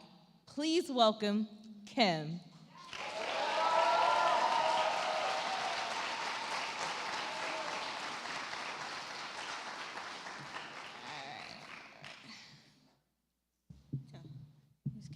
Can you hear me? All right. I know I'm the last. Everybody feeling good? You still with me? Okay. All right, so if y'all don't know me, I'm a very proud Southerner. I'm a very proud Southerner. I was born and raised in West Columbia, South Carolina. Proud to be from the South. Even though I'm here in Georgia, we still represent South Carolina all day, every day. All right, the South got something to say. I'm proud of our people, our culture, our strength, and our revolutionary history, because don't get it twisted, the South has a very revolutionary history. And and that's what I really want to speak with you about today. Our revolutionary history and the racist, sexist, Christian nationalist, capitalist system and power structure that has attempted to keep us down. So the U.S. South is one of the most revolutionary places in the world. I would argue that it is the most revolutionary place. Don't let nobody ever tell you different. But the racist system that we live under, the racist capitalist system that we live under, has attempted to destroy this legacy with violence. And one major act of violence is the way that it has tried to restrict our right to vote, the way that it has tried to restrict the black vote. But we are preparing in the Party for Socialism and Liberation, we are preparing for a national attack and fight back for our democratic rights.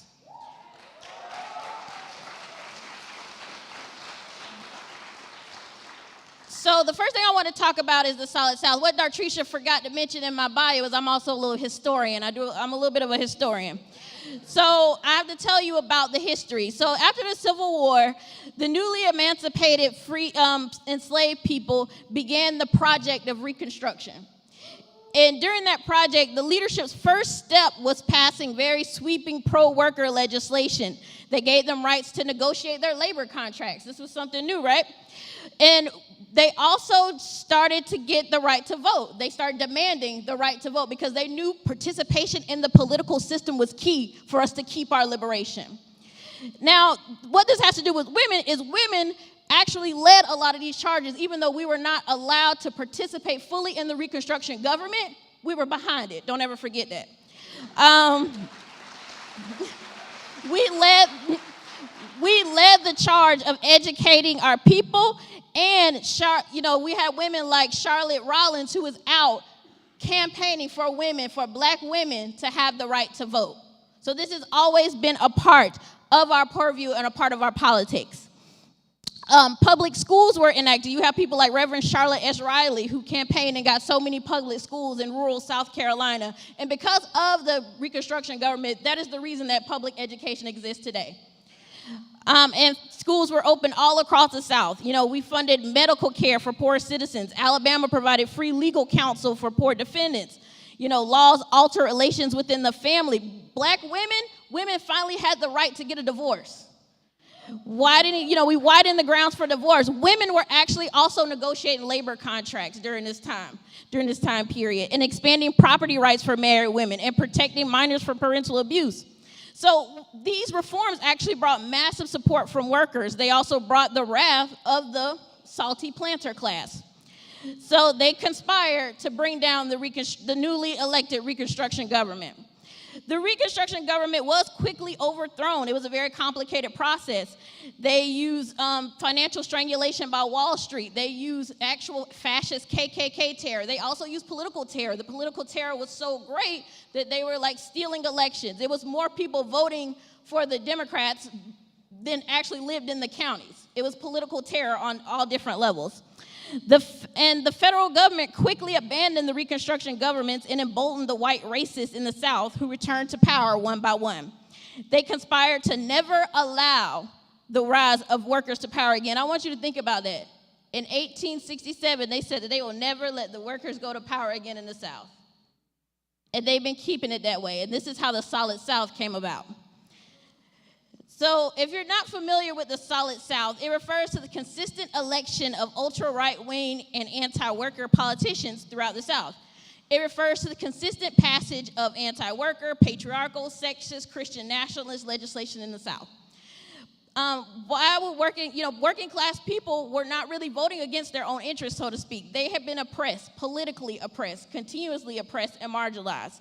They had been tricked, a lot of the poor workers had been tricked into identifying with the ultra-wealthy capitalists based on racism. Rather than aligning with the black working class, those race divisions were created on purpose by the ruling class of the South to maintain power. The Solid South is a strategy of the capitalist ruling class in the United States by maintaining a division between the workers, which should have been natural allies, by curtailing black freedom. They made sure that the pro-socialist, pro-woman, pro-worker movements were always stopped in the South. Wall Street and their representatives in the federal government can always rely on the solid block of anti-worker power. Since the overthrow of Reconstruction, the white supremacists in power in the South passed racist laws that forbid the black community from ever voting again.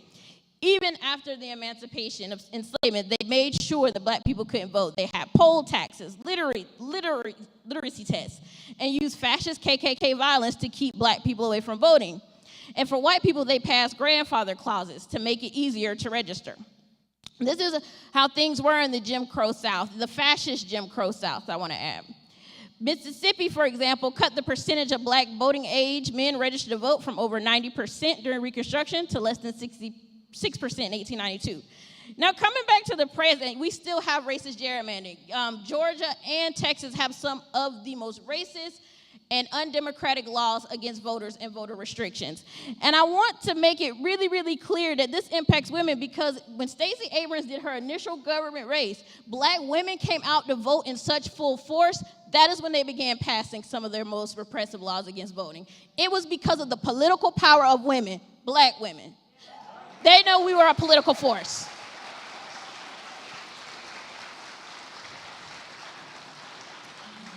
The Republicans in Tennessee passed a gerrymandering measure to divide the 5th congressional district around Nashville. There were new district maps that split majority black and Latino neighborhoods in rural majority white areas. Previously, black people made up about 24.3% of the voters, and Latinos made up roughly 13% of the voters. However, black voters have plummeted to 11.9% of the total, while Latino voters will fall to about 10.3%. And I also wanted to tie this to mass incarceration because in 2016, a woman named Crystal Morgan was actually arrested in Texas for exercising her right to vote. Let that sink in. A black woman was arrested for exercising a democratic right. This is by design. The rise of the modern racist mass incarceration system of prisons has also disenfranchised millions of people. An estimated 4.6 million people are disenfranchised due to a felony conviction.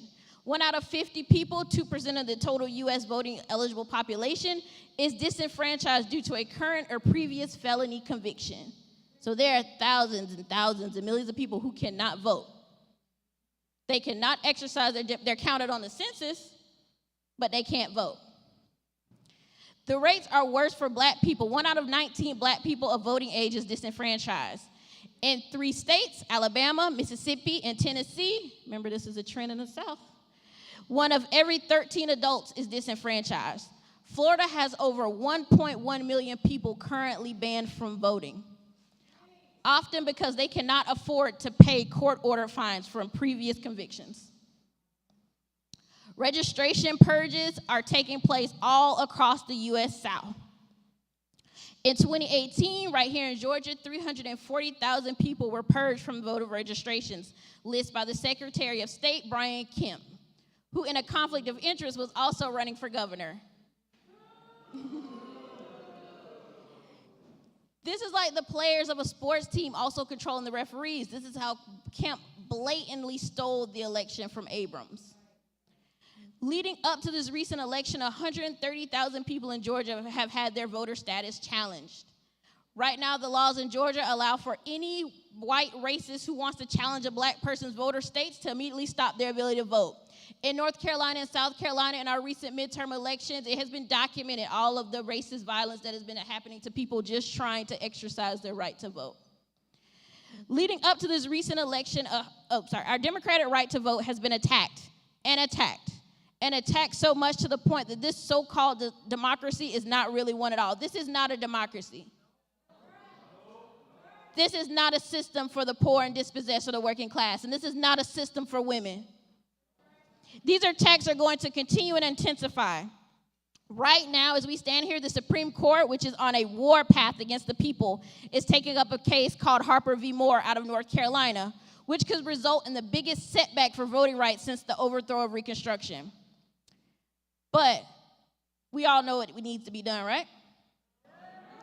We all know that we need a new system. In the PSL, we are beginning plans to launch a fight back and a mass movement to not only secure the right to vote, but to expand and redefine what democracy even means in this country.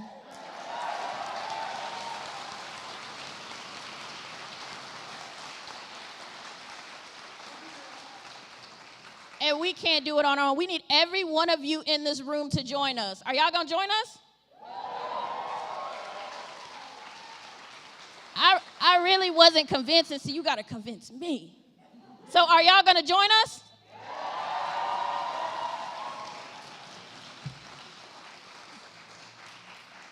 So we will not surrender. And I just want to say something I learned, since my comrades just came back from Africa. We say abash capitalism. Abash. Abash capitalism. Abash. Thank y'all.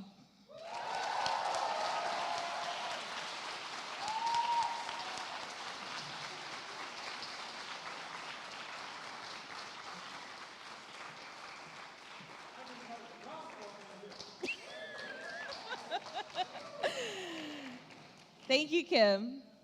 I always want to hear Kim talk about the South. That's what convinced me to join the party, actually. I went to the Southern Liberation School that the PSL hosted.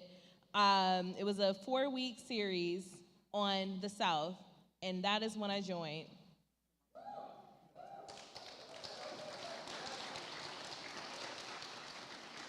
All right, I want to thank all of our great speakers.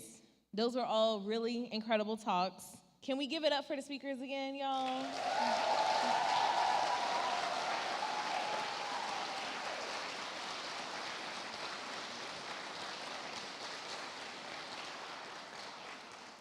So, as you know, art is a part of every single one of our lives.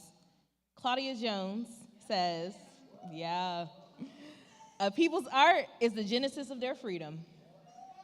It brings us together, helps us understand each other a little deeper, and it is a fundamental truth in humanity. Art is a key element in the movement as it sparks something in us that is often indescribable. It adds fuel to our fire. As people who want to see a better world, we're going to present something now called Mystica. Mystica is the spirit of struggle. Mystica is the revolution in our hearts. It is the art of the working class. It is anger. It is sadness. It is love. It is joy. It is a revolutionary optimism. It is the people's cry. It is a way for the working class to speak their truest selves. And I know y'all are tired of me talking. So with that being said, I would like to introduce Monica Johnson again and Addison Clapp to lead us in some Mystica, y'all.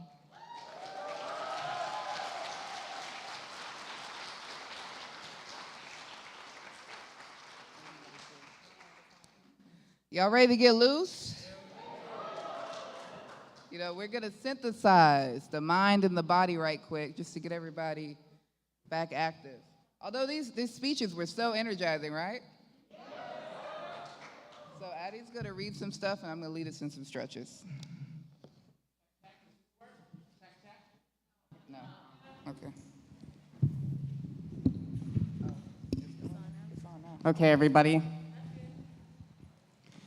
It's been a long couple of hours, so we're gonna get the blood flowing a little bit. I want everybody to stand up, please.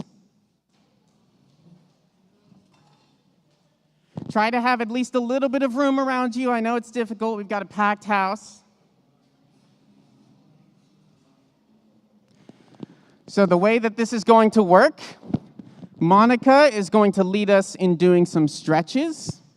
In the meantime, I will be providing some socialist mantras that we can all repeat, sort of calm down, stretch, get the blood flowing a little bit. What is our first stretch going to be, Monica? we're gonna start, I can't really. Up, up, up, up, up, up, up. That's okay. Okay, everybody repeat after me. We are here to sharpen each other.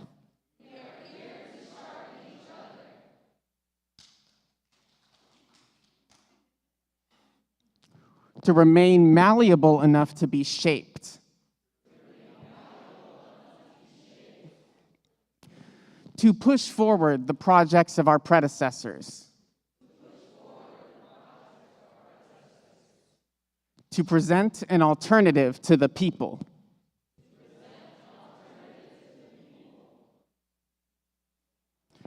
We are driven by dreams of unity. Driven by conception of community. Driven by the needs of humanity. Driven by revolution as reality.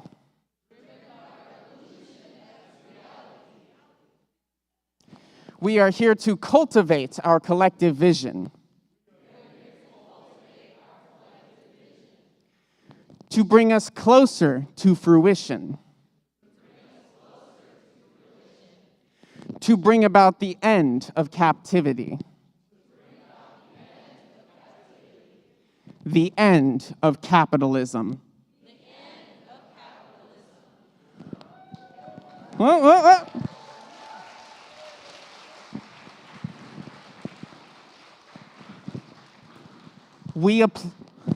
We apply these affirmations to realize a socialistic creation. We are building a foundation on which we fight for liberation. Woo!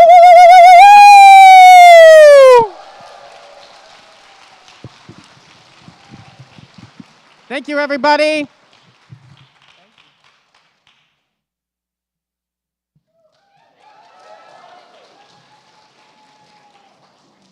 Y'all feeling loose? Yeah. You need a snack? Remember, we are not your owners. You can get up, use the bathroom, stretch, get food whenever you feel like it.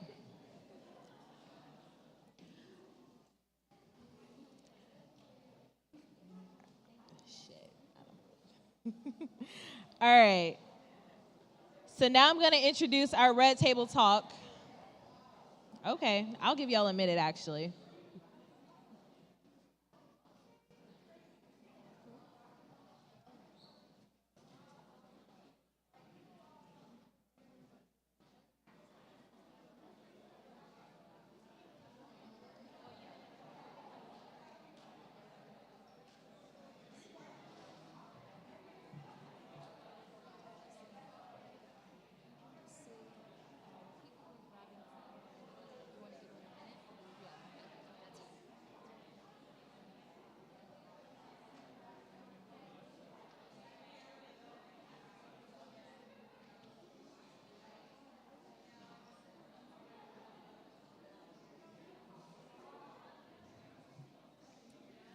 All right, y'all, let's move through the line quickly. The neighborhood church is very nice, but we ain't here all day.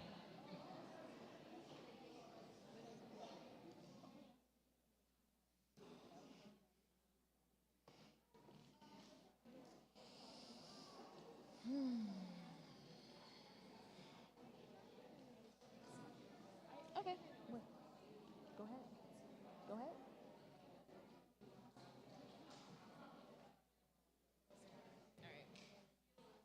All right, so now we're going to get into our first Red Table Talk. This will focus on the key issue around abortion rights. To start us off, we're going to hear from Ruth Beltran. Ruth is an immigrant from the Dominican Republic, an organizer with the PSL, and the co-host of the Ruthless Truth radio show, where she provides a socialist analysis for the different issues our communities face today. Ruth will discuss why the Democratic Party refused to defend abortion rights. So please give it up for Ruth if your hands are free.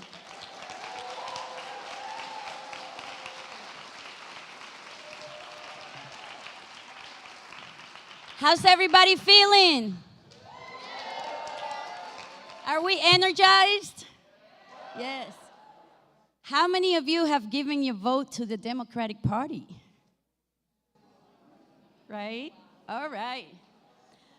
So let's examine that. The overturn of Roe v. Wade forces us to reflect on everything that has happened in the last year. It also makes us wonder why the Democratic Party has failed to codify Roe v. Wade into law in the last 50 years, decades of opportunity. But instead of codifying Roe v. Wade into law, the Democrats have used abortion rights as a political pawn and talking points for fundraising opportunities. This year, elite politicians from both parties have shamelessly used abortion rights as a political football to secure short-term gains at the expense of women's equality. From the Senate to the White House to the campaign trail, the bought and paid for representatives of the ruling class have made it clear that they have no principle in the matter. Democrats failed to codify Roe v. Wade into law despite having decades of opportunity, as I already mentioned. They also failed to codify Roe v. Wade into law during the Clinton era and during the Obama era as well.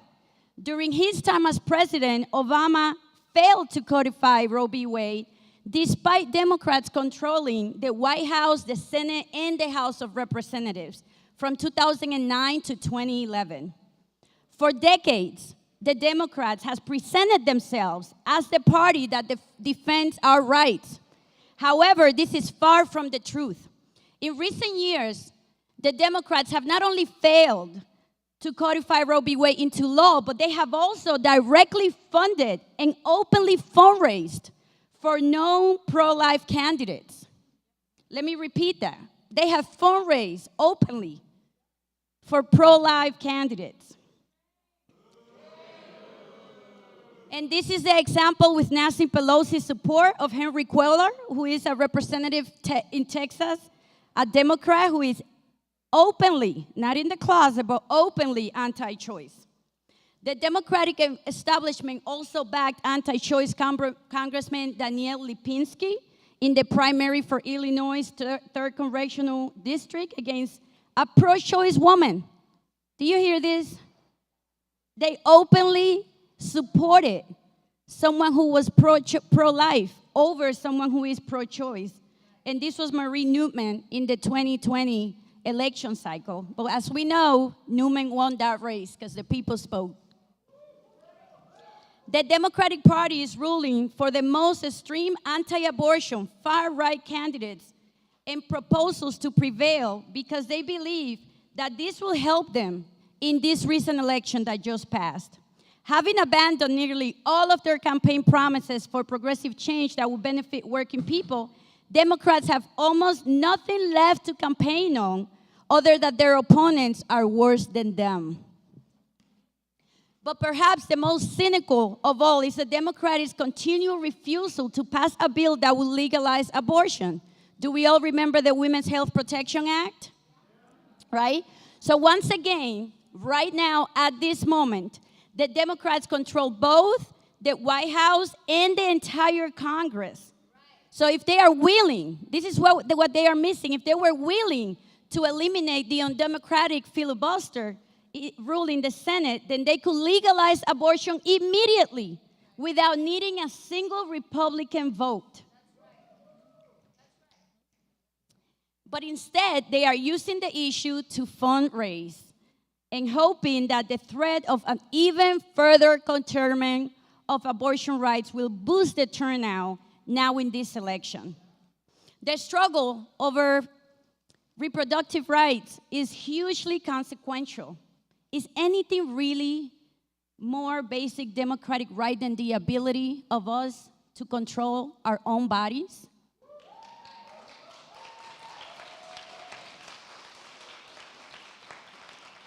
But even still, politicians will only take us seriously if we force them to. So this is not the time to accommodate ourselves to post-Roe reality. Let's not do that.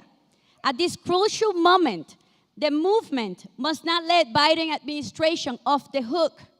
The fear of demanding too much and alienating top Democrats is a strategy that has already proven to ensure defeat. Now they have failed to put their money where their mouth is. Empty words of solidarity are not enough when people's lives are on the line. Every individual denied abortion right is at risk of pregnancy-related death or serious impact to their health, as well as long life, economic, psychological, and personal safety consequences. So remember what we just mentioned. The politicians will only take abortion seriously if we force them to. So a mass fighting women's movement could galvanize all those under attack and turn the tides against the fundamental erosion of our rights. We need strong, sustained fight back movement nationwide. And in addition to that, we need each and one of you to join the fight. So will we join today? Will you join the fight? Will you join the fight?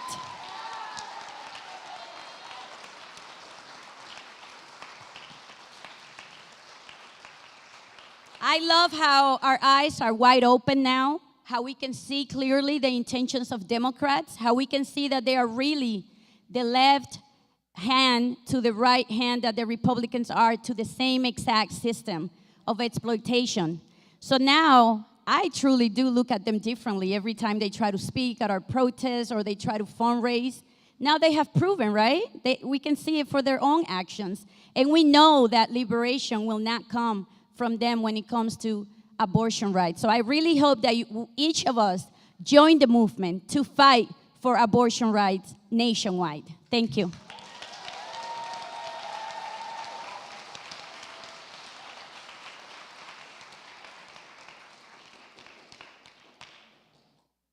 Don't forget to join by putting your little card in your folder in the big red box in the back. You said you would. I'm holding you to it. All right, thank you, Ruth. Now we're gonna hear from Kristen Butler. Kristen works as a nurse in a hospital taking care of postpartum patients and newborns and is an aspiring midwife. Kristen is going to lead us in an activity with our base groups at your red table, followed by a brief talk. Please welcome Kristen.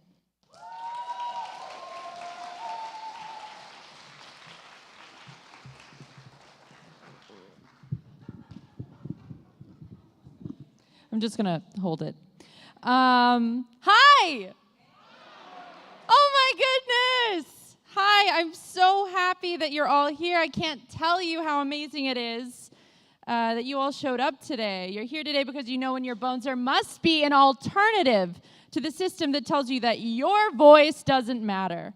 I'm going to speak on the abortion struggle in our state and the country, how the right was won in the first place, and how we will move forward. But first, I'm going to need a little help from y'all, okay?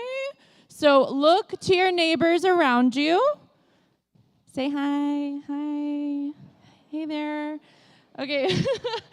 So tell me, how can we win the right to abortion in Georgia? We'll take a little bit of time to talk about this in your groups, and I want to hear your ideas. All right, have at it. How can we win the right to abortion here in Georgia? Go.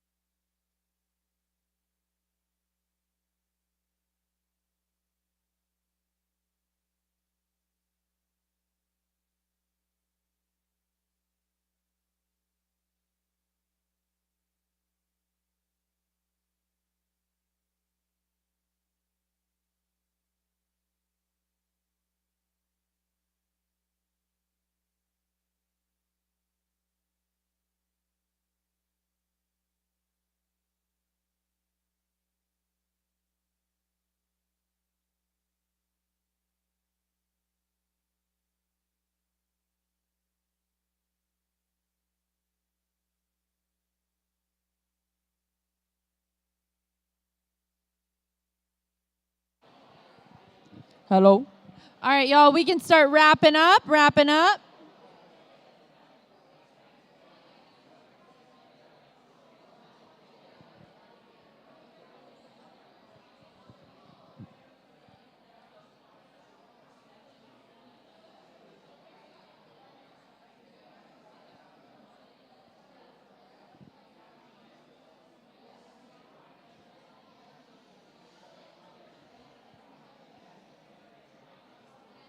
No? Okay. All right, everyone. Thank you for this robust discussion. All right, I want to hear from you. How can we win the right to abortion in Georgia? Hey, okay. All right. Hold on. I'm a point, okay? You. Fight the system. Abortion is health care. All right. Who else? What do we got? How about y'all's table? Anne.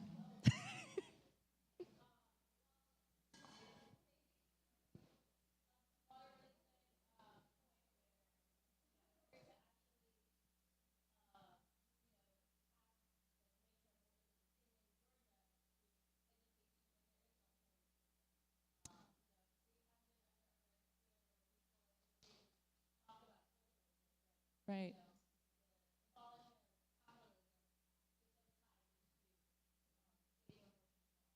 Abolishing capitalism as a tool to get abortion for all. I think there's something there. Yeah. All right, y'all. I want to address what we talked about in my speech, okay? You brought up some really interesting points. To know the way forward, we must look to the past to understand what led to this moment, right? So why did the right wing focus on abortion in the first place? Does the right wing care about abortion? Absolutely not. Abortion will always be an option when a right-wing politician or any conservative millionaire needs access.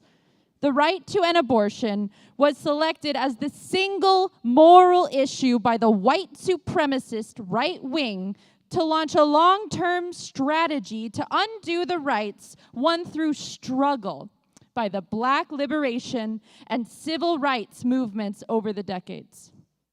The far-right sections of the ruling class have never accepted the expansion of social, political, and economic rights for people of oppressed nationalities in the country. The Civil Rights Act of 1964 marked the ending of legal apartheid and the system of Jim Crow. The 1965 Voting Rights Act came after, which legalized the black vote on paper. The mass movement, started in the South by black organizers in the 50s, spread throughout the country, developing into a multinational, nationwide movement. There was great power in the Black liberation struggle, the anti-war movement, women's liberation movement, and the LGBTQ movement of the 60s and 70s. One movement drew from the other. Millions of people were radicalized and demanded a new system. These pieces of legislation and the growing mass movement proved devastating to the right wing. These rights won through mass action. The mobilization of tens of millions of people were too popular to outright attack. The right had to find a new way to reorganize their base, and abortion was the perfect wedge issue. So since 1980, the right wing has consolidated power through well-funded campaigns and quiet organizing to pack the courts and state legislatures with ultra-conservative zealots. As megachurches and televangelists gain control, their influence over a captive audience could be bought by politicians looking to win votes. The reactionary moral majority politics appealed to many Americans that were feeling the effects of economic recessions. A reactionary, I do want to point out, is someone who believes that life was better before social progress, instead of looking to the root of the problem, capitalism. The reactionaries pointed to the decline of family values as the reason working class families were suffering. Conservatives were able to build their base by opposing abortion. They did not care about abortion as a moral issue, but used it as a pawn to pass legislation limiting social spending, cutting back government regulations on big business, and the power of labor unions. For decades, the right wing threw challenges to Roe v. Wade at the state level, hoping that any one of the hundreds of unconstitutional bills would be picked up by the Supreme Court in their favor.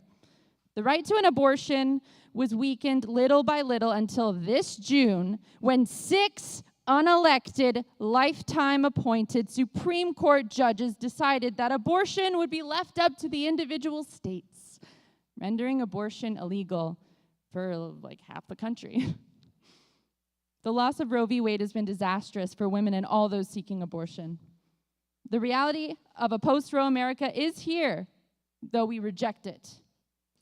There are countless stories that show the harm that women and pregnant people endure when access to abortion is made illegal. It is inhumane, and it is cruel. In June, a 10-year-old girl and rape survivor in Ohio was denied an abortion and forced to cross state lines. In Texas, Lizelle Herrera was arrested and charged with murder after a self-managed abortion.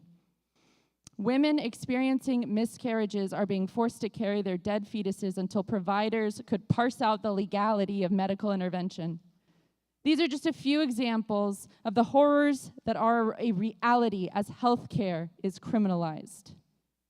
And the right, they've been emboldened by striking down Roe v. Wade. They are mobilizing to take away more of our rights.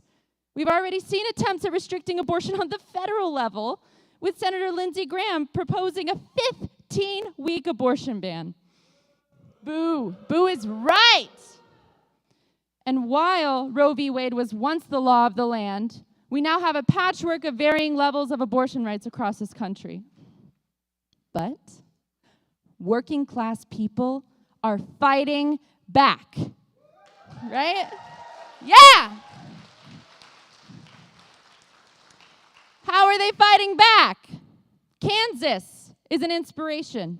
Even though Kansas is perceived as a deeply conservative red state, in a statewide referendum on abortion, the majority of Kansas voters chose to keep abortion legal.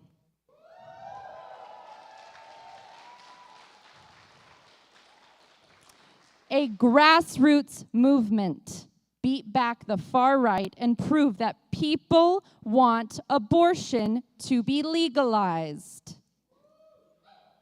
The clearest sign of millions of people's desire to stand up to the far right came in 5 abortion-related referendums on the ballot throughout the country.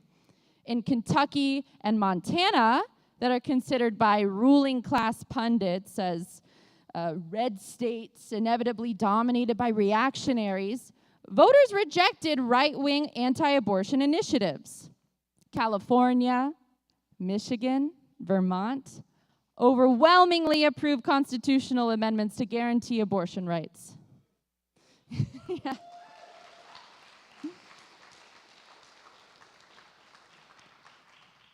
Now, these victories were made possible not only by the tens of millions of people who voted on Election Day, but also by the huge numbers of people who organized and volunteered on campaigns that defeated the lavishly funded right-wing forces. They are an example of the type of grassroots, sustained fight back we need nationwide. These referendums on abortion rights also show that the so-called red states are controlled by reactionary right-wing political leaderships that actively attack democratic rights and promote anti-worker policies, but the majority of the people who reside in these states are for social progress.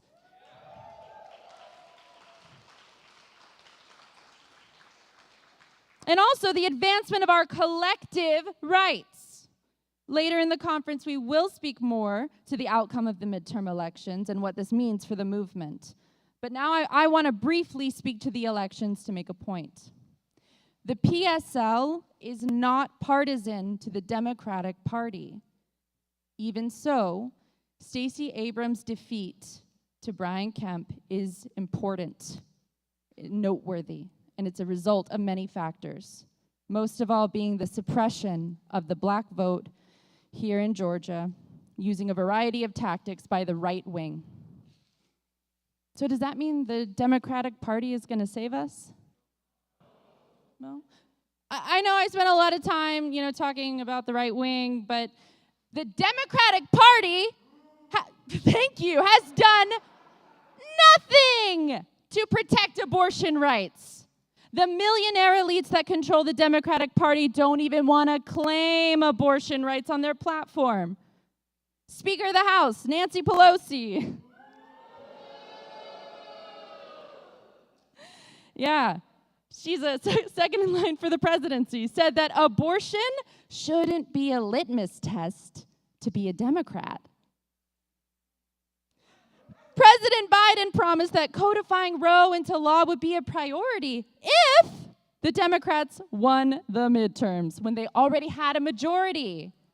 Our basic rights to determine our reproductive futures are not bargaining chips for votes.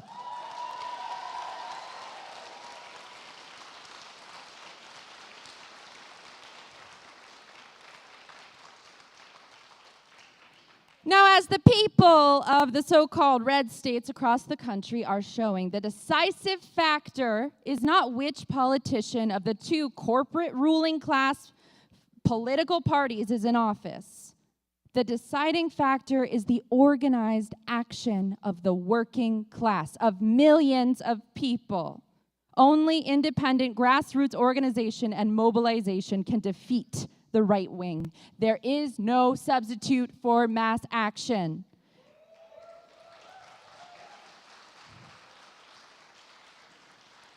There is no substitute for struggle in the streets. We have to ask some fundamental questions here. Tell me, why in a country where over 70% of the entire population fundamentally supports the right to an abortion, that we don't have this right guaranteed? Why is there not a popular referendum ballot measure process available to us in the state of Georgia? Huh? Shouldn't the people have the right to decide? The question of abortion rights in capitalist United States is inextricably linked to the question of democracy. Do we live in a democratic system? No. No, not yet. Yes, revolutionary optimism. Yes. Is our electoral system democratic? Not yet. These are the questions this conference aims to grapple with. Roe v. Wade was not won by the Democratic Party in 1973. The right was won through a mass movement of millions in the streets. Roe v. Wade was won under the Nixon administration and had a conservative majority in the Supreme Court. Remember, the country had just come out of legal apartheid. The most important lesson we have learned this summer is that any right won under the capitalist system can be taken away.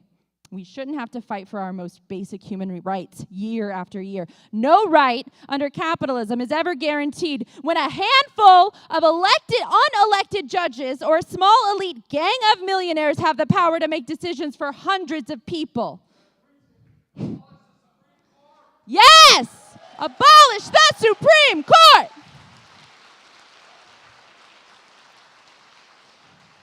We must build a system in which abortion on demand is guaranteed once and for all. That system is socialism.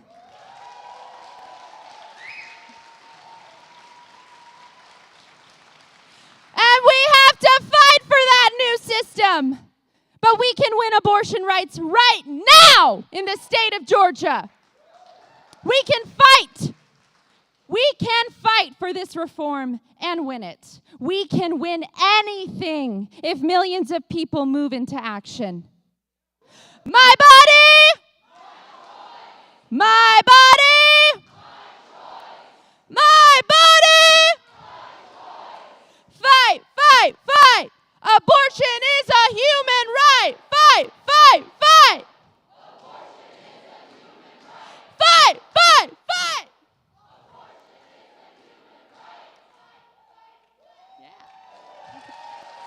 Thank you.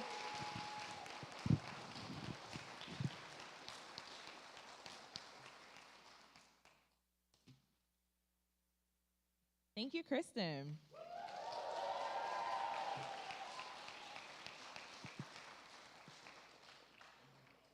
Are we ready to win back our right to abortion, y'all?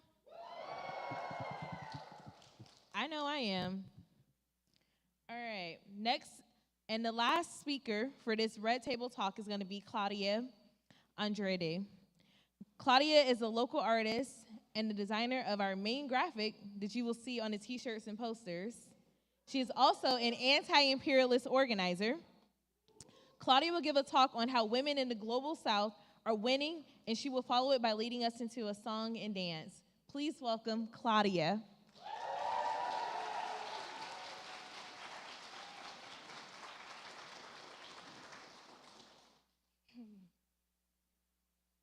There is a world beyond the United States. And that world not only exists 2 feet in front of us, but when we fail to look around us, we fail to connect the struggle that unites us across borders. This summer, the progressive movement in the US had the rug pulled out from underneath us. When the Dobbs decision, the ruling to overturn Roe v. Wade came out, collective shock set in before we saw a mass outpouring in the streets. The rage peaked, and soon the numbers in the streets trickled out, leaving many to wonder what was the state of the abortion rights movement. Many people became demoralized, and confusion set in about the way forward. Many people looked to the November elections and voting more Democrats into office as the answer. This perspective offers no hope, as comrades Ruth and Kristen have made clear here today. In this instance, it becomes particularly important that we look to our sisters and friends in the global South, who are fighting for the right to abortion and more, and winning.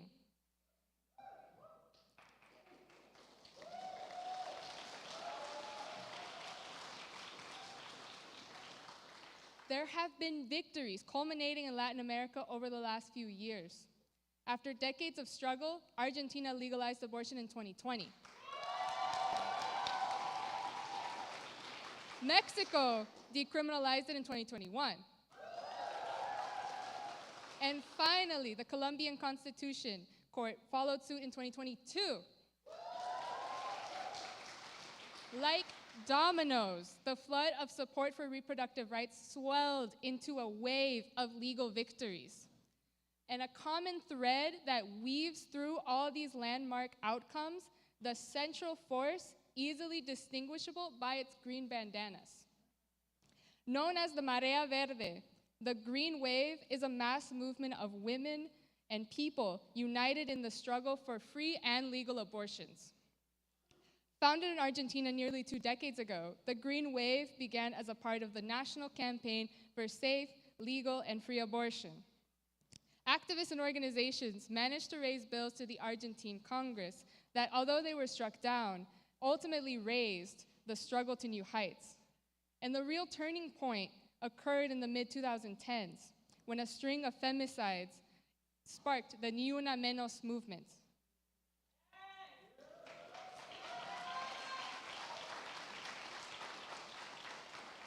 Fed up with rampant machismo, sexism, and unabashed violence against women, everyday people rose up en masse to the streets.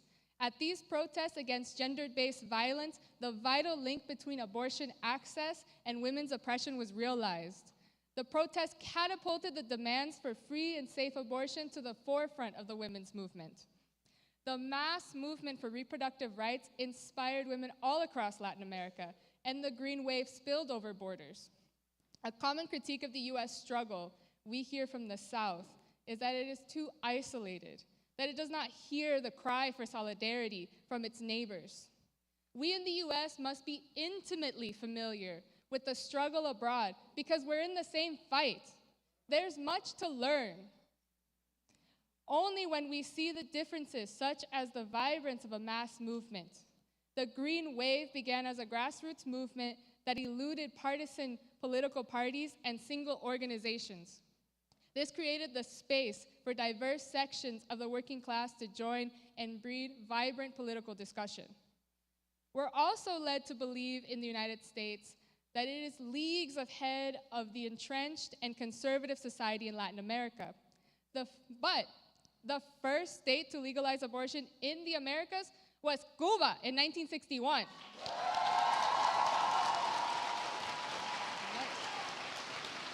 ¡Viva Cuba! And that was after Cubans fought and defeated US imperialism and declared themselves a socialist country.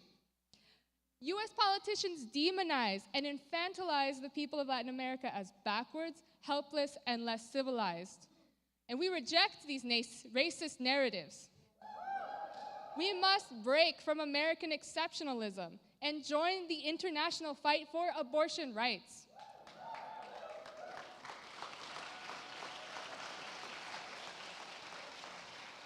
And look at where these victories have occurred in recent years. In Chile, overcoming decades of fascist dictatorship. Colombia, until just very recently, was a steward of US imperialism in the region. Mexico has been plagued by decades of political corruption and extreme violence. So we are talking about victories in very difficult political terrain. But these victories were made possible by popular struggle, independent working class resistance, and grassroots political power. We too can build a movement like this here. We too can build a militant movement and bring millions into the street.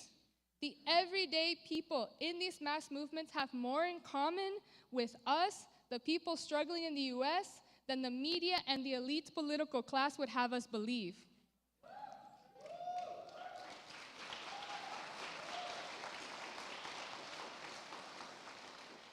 Many activists across Latin America acknowledge the long road ahead.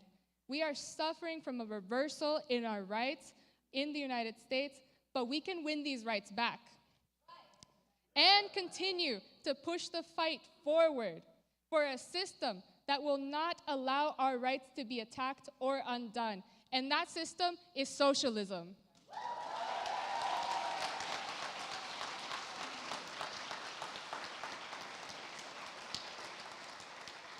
We stand in a united front that spans borders, that spans decades, and will push us all forward. Our rights will not automatically be guaranteed, but with struggle and unity, anything is possible.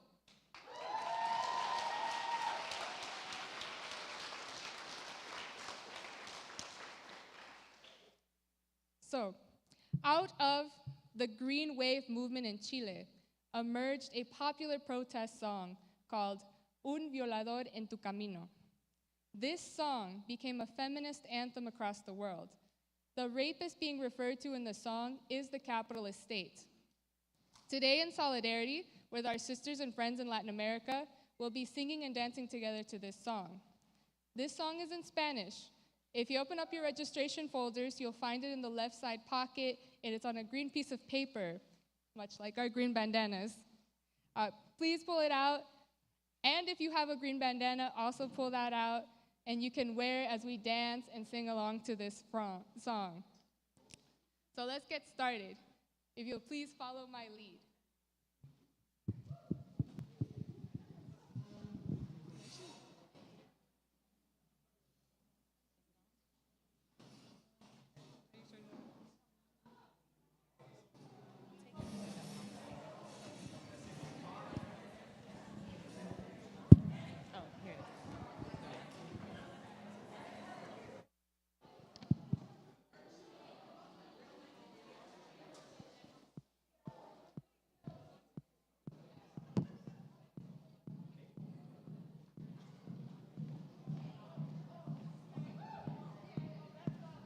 And start by swinging to the side.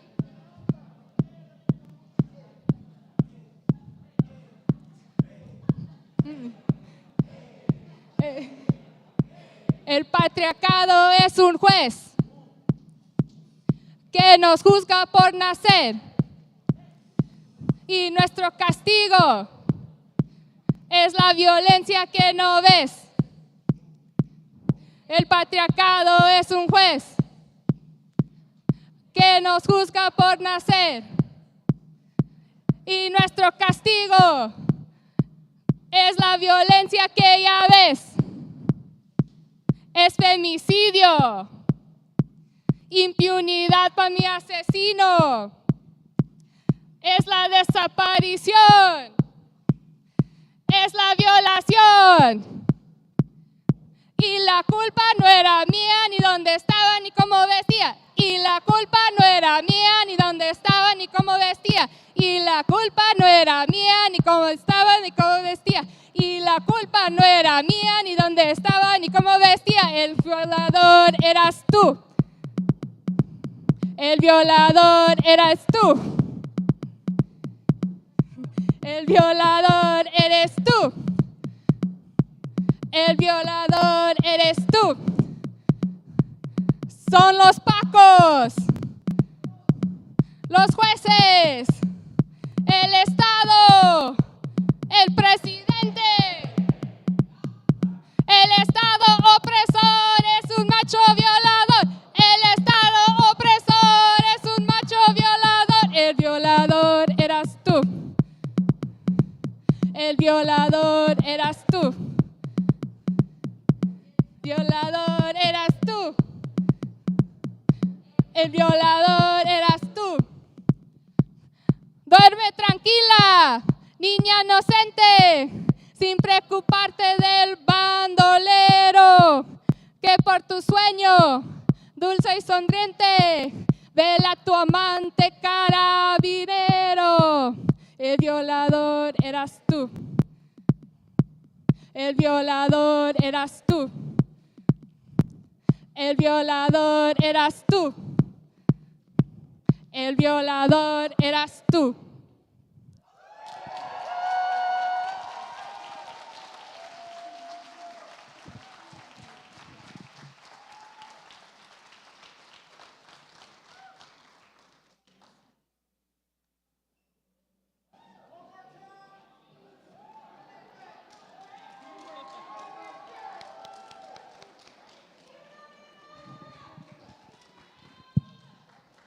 All right, y'all, we're going to take a 5-minute break. 5 minutes. When I say 5 minutes, I mean 5 minutes. Be back. Go grab food, use the restroom, and be back in your chairs. I'm going to say it again in 5 minutes so we can start our next session on time. Thank you.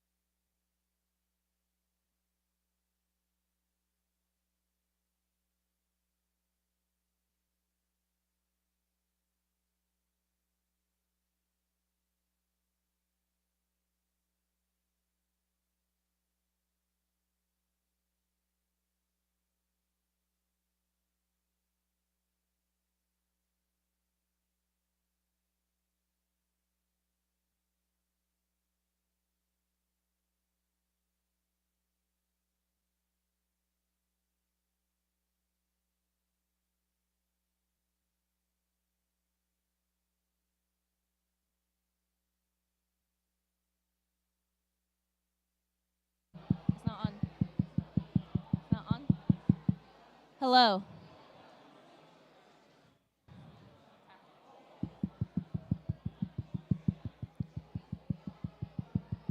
Hello. Hello? Can you hear me? Hello? Hello? Hello? We don't know.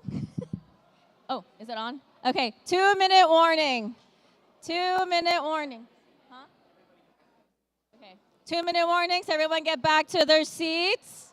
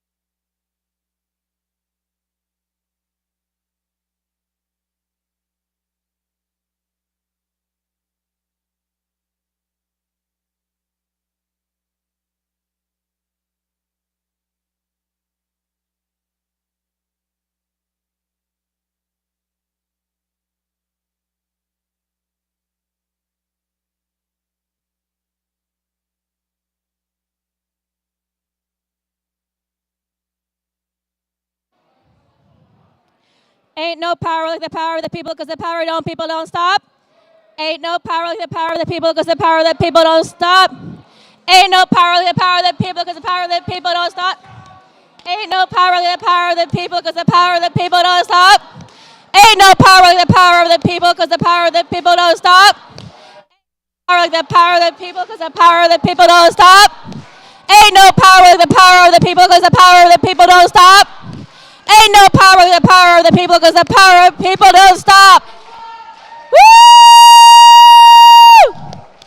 Okay, everyone, we are starting the second half of today's conference.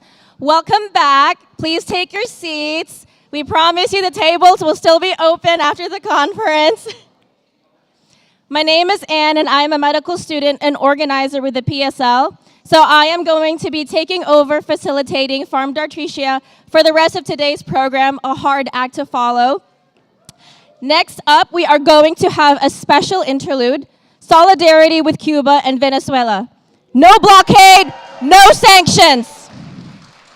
For this, please welcome back Addison Clapp.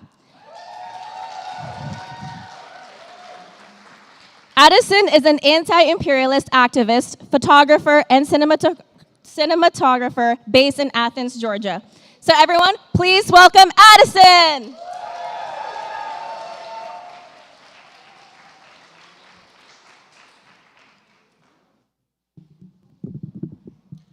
Abajo el bloqueo. Abajo el bloqueo. Viva Cuba. Viva Cuba! Viva!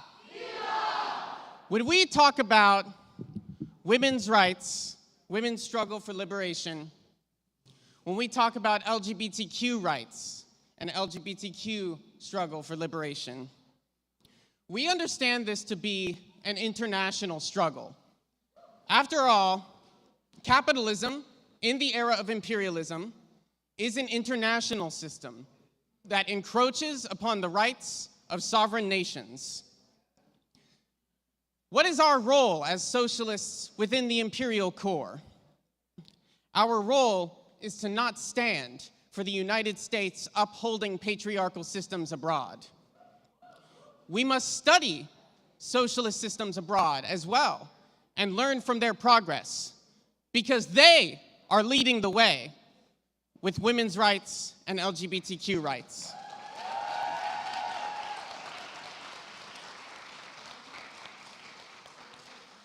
Before socialism in Cuba, illiteracy, unemployment, racism, exploitation ran amok. The vast majority of the population lived in shacks, while the rich ran around in fancy hotels and casinos. Cuba, before socialism, was called a playground for the rich. All of these contradictions had a hyper-focus on women and people of oppressed genders. The majority of jobs available for women in Cuba before socialism was as personal servants to the rich. Many others were forced into prostitution.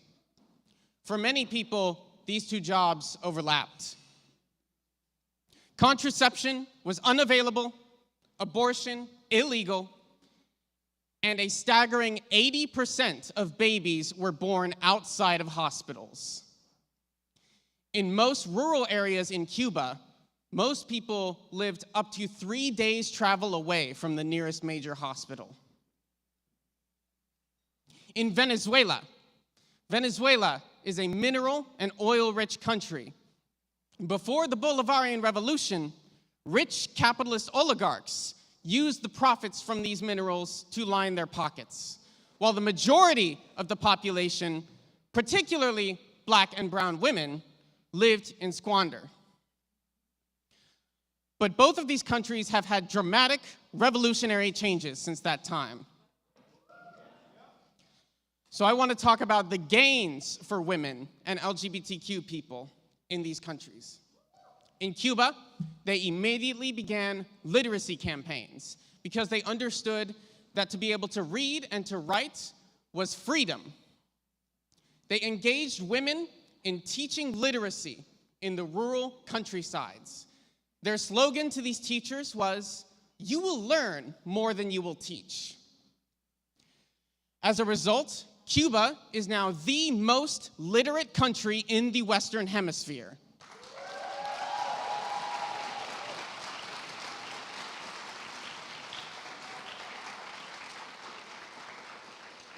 Before the revolution, only 12% of women were employed. Today, women make up 44% of the Cuban labor force. 43% of Cuban scientists are women. Half of all doctors in Cuba are women. 66% of technicians in Cuba are women. We have also seen the founding of the Federation of Cuban Women, which is a mass organization that fights for the rights of women in the house, in the workplace, and everywhere in between. Over 85% of Cuban women are members of the Federation. The Federation has legislated for daycare centers and increased better labor laws for women in their workplaces.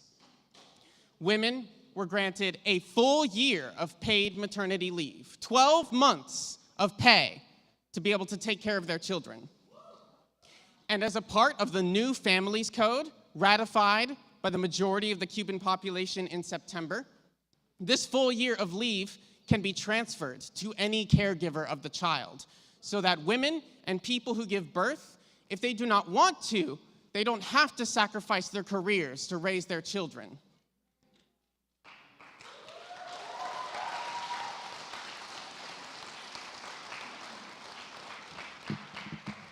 Earlier this year, I had the chance to visit Cuba and to be there for the celebration of the July 26th movement, which is the movement that brought socialism to Cuba. While I was there, we visited with the staff of a maternity home. This was a home that cared for pregnant women and women who had given birth with complications. They were given 24/7 care, allowed to be visited by friends and family, and had doctors available at any given time to be able to take care of them. This, like the rest of Cuba's healthcare system, is of course free.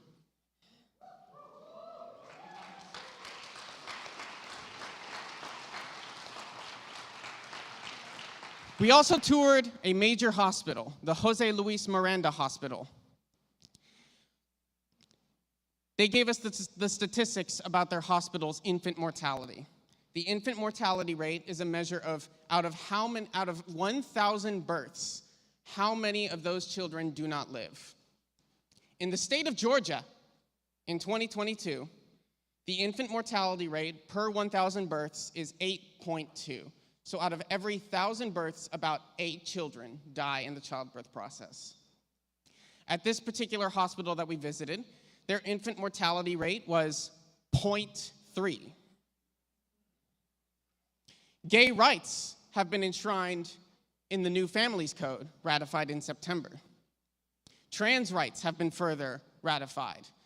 Medically transitioning in Cuba with hormone therapy and gender-affirming surgeries, like all other healthcare in Cuba, is free.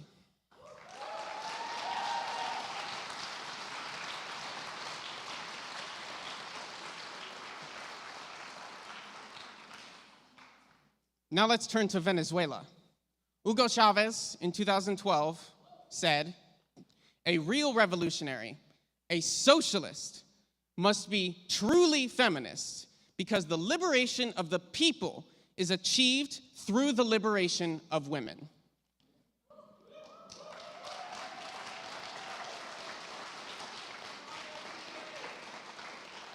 Gender equality has been enshrined in the Venezuelan constitution since the Bolivarian Revolution, particularly Article 88, which recognizes that wealth and value are generated by housework and domestic labor.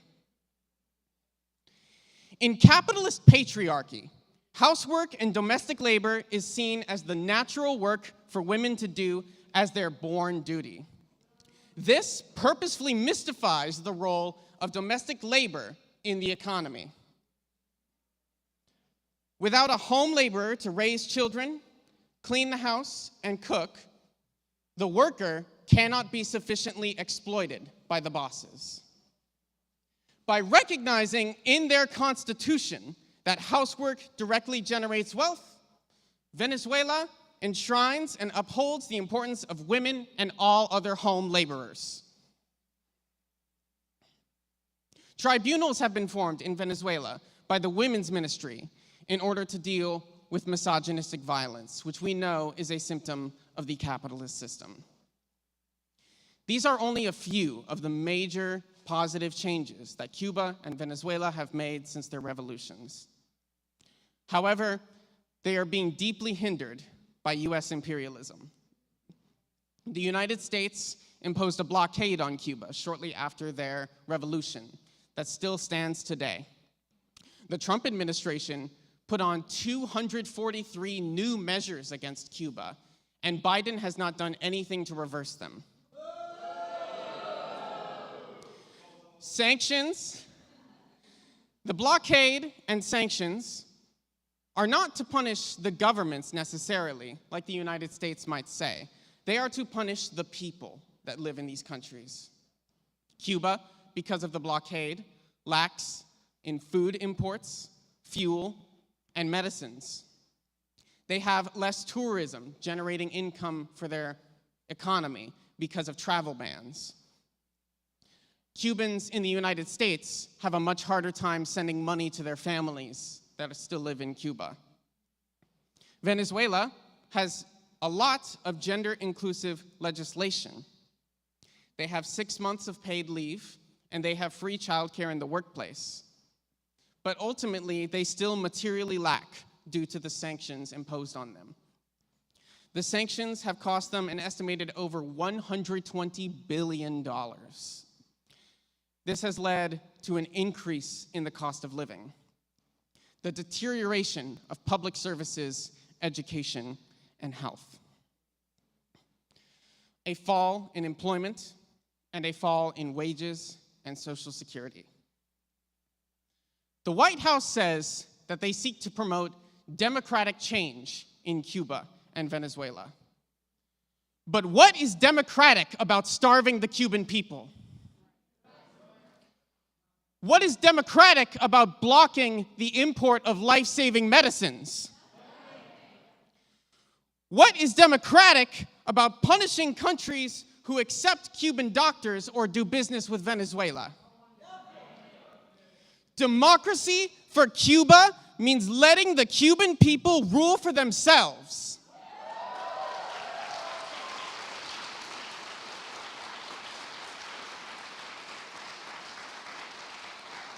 Democracy for Venezuela means letting the Venezuelans build socialism on their own terms.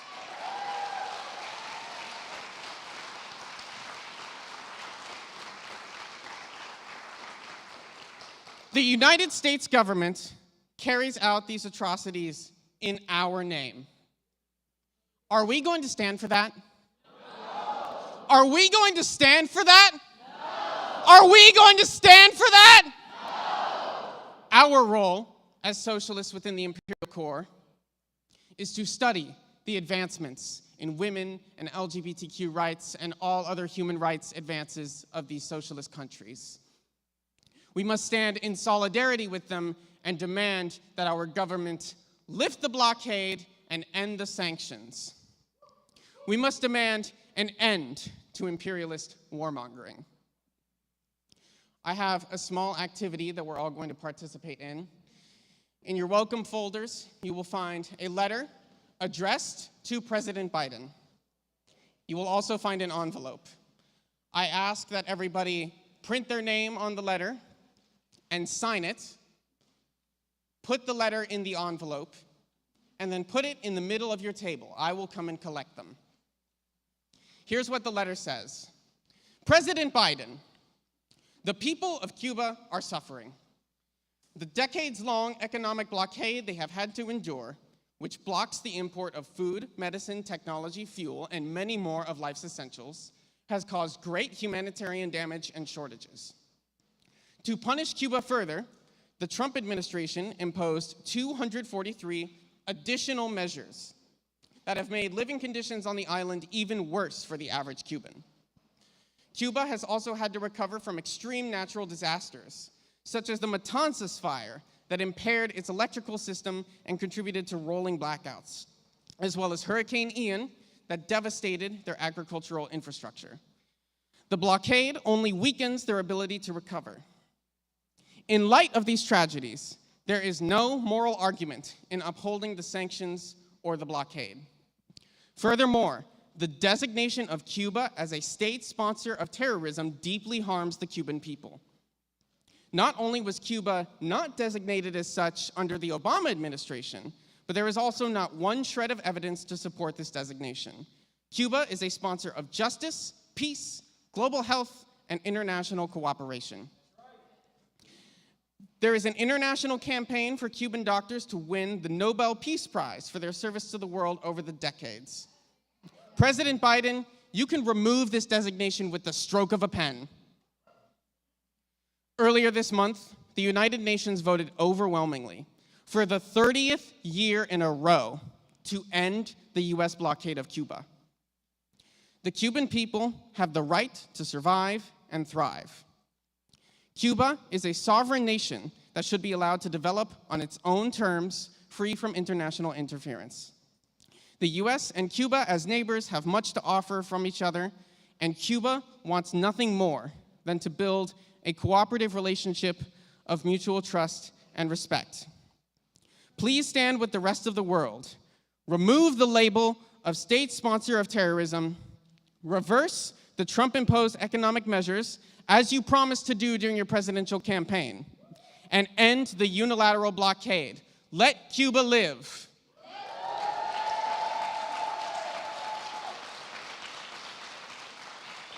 Let Cuba live.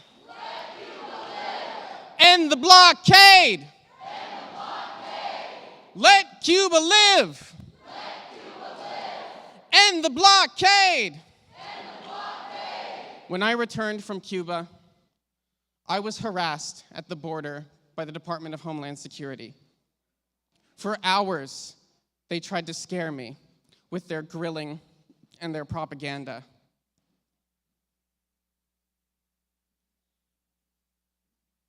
It was a pretty scary experience.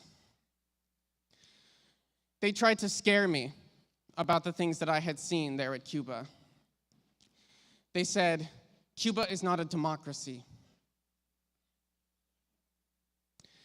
But there's something they can't take away from me. And it's that I have seen what Cuba has done for its people.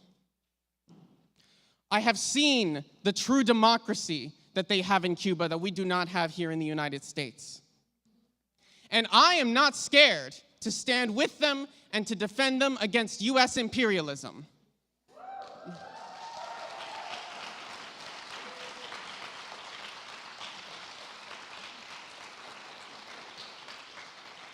I am not scared to share the stories that I have seen. I am not scared to talk about socialism and real democracy as it now actually exists within Latin America. And I will not stand down. I will stand with Latin America. I ask that you stand with me, with Latin America, and with all other victims of US imperialism. And I ask that you help me build socialism here in the United States. Because I believe that not only can it happen, but it will happen.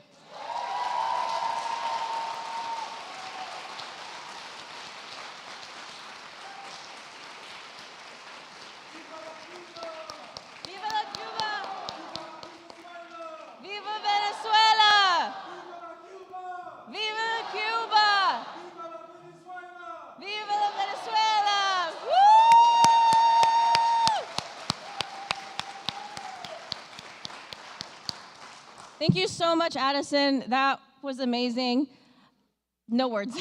I am very excited to move on to our second plenary for the day. First, we are going to hear from Megan Green about the midterm elections and the right wing's deeply unpopular program. Megan is a labor organizer and a member of the PSL based in Southern Appalachia, where she was born and raised.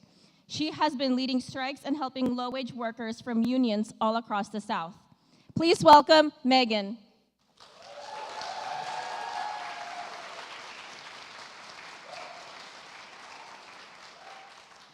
All right, I know y'all know this one.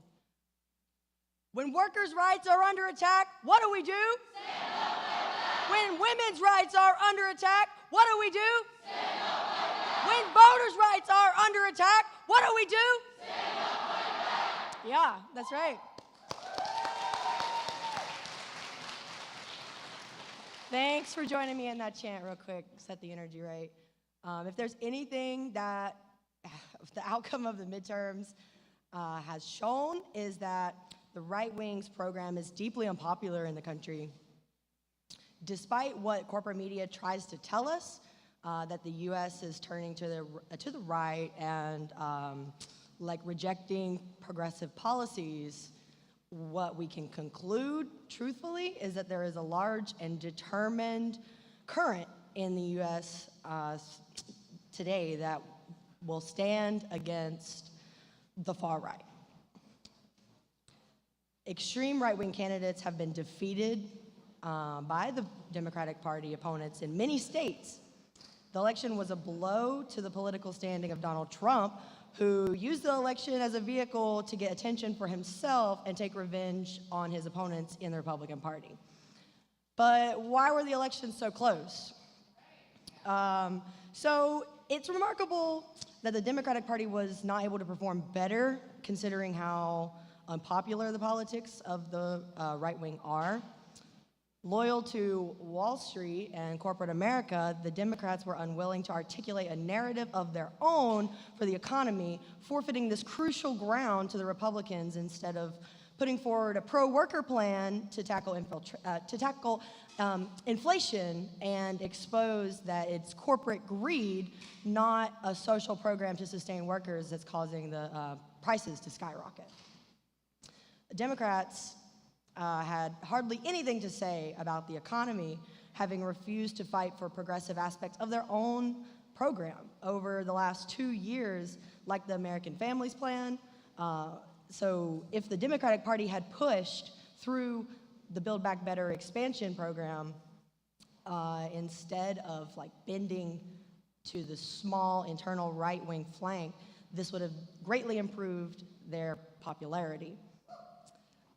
So they secured short-term victories, but this maneuver still gave candidates a massive platform publicly to shape the public consciousness, right? The way that Republicans underperformed in the face of such a pitiful opponent is a testament to how repulsive their politics really are to a broad section of the society. The right wing is willing to go to extreme lengths, trampling on the basic democratic rights that the vast majority of the country rightly feels entitled to in order to force through their deeply unpopular, reactionary, and anti-worker program. And the Democratic Party's complete failure to live up to the popular expectations is an irreplaceable element in the right wing's chilling offensive. As Kristen spoke to earlier, the abortion referendums across the country were a testament to the rejection of the agenda of the far right. In addition to the abortion referendums, there are also referendums that took place in Illinois, where workers voted to stop anti-union right-to-work laws. Massachusetts, voters approved a measure to impose a new tax to millionaires. And in South Dakota, a majority of voters voted to expand Medicare access.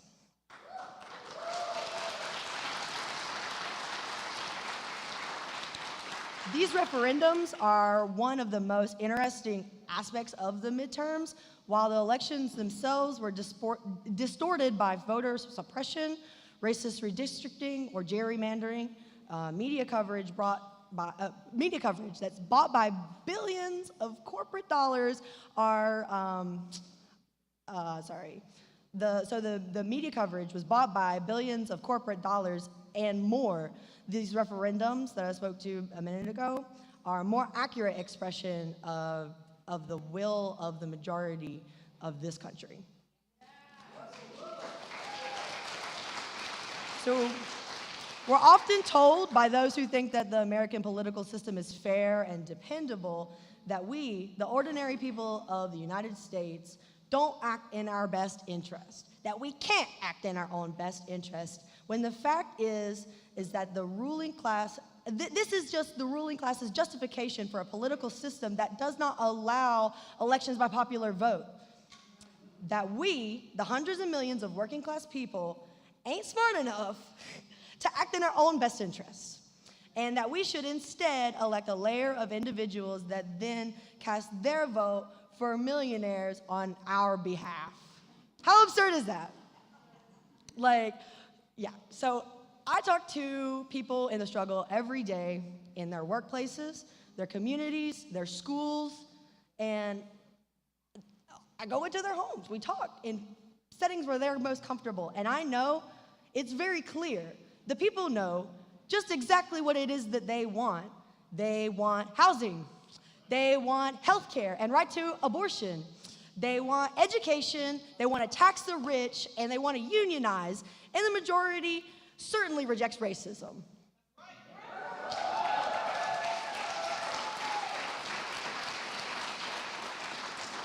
So the fact is that under capitalism, under this capitalist system, the progressive interests of the working class are roadblocked at every turn by undemocratic institutions like the Electoral College, the Supreme Court, the Federal Reserve, and the Senate that, as we know, shoots down any policy that threatens the rule of the rich and protects the interests of, sorry, I lost my place.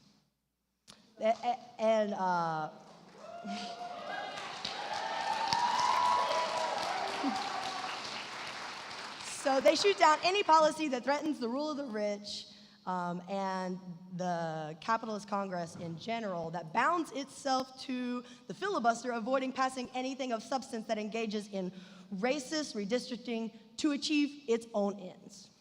So decisions for us shouldn't be made by millionaires or billionaires. We have to reject the system in which we have no real voice in this. So we don't have power over our own lives in this system, in that case. So I ask the question, do we live in a democracy or not? No.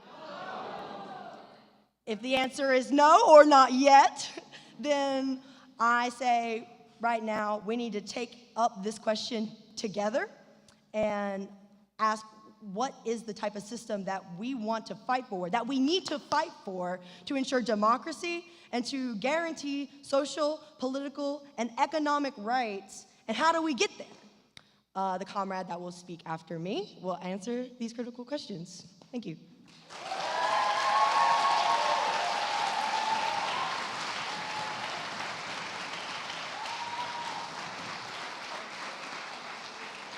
Thank you, Megan. Now I am very happy to introduce our keynote speaker for today, Carla Reyes.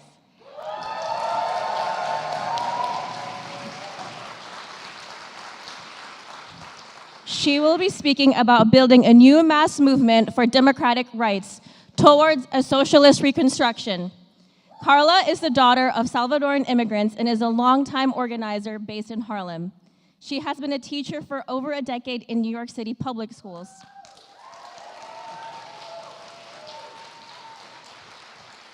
Carla is one of the managing editors of Breaking the Chains, a socialist and feminist publication. She is also a Central Committee member of the Party for Socialism and Liberation. She met the PSL in 2011 during the Occupy Wall Street movement in New York City during her first year teaching.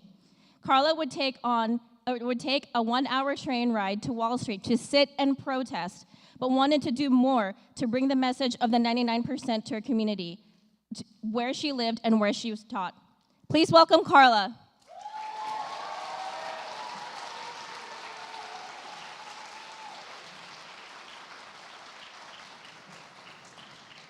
Oh, thank you. I'm working on better receiving introductions. I was like, I knocked down a bottle of water. I was ready to run up. But thank you.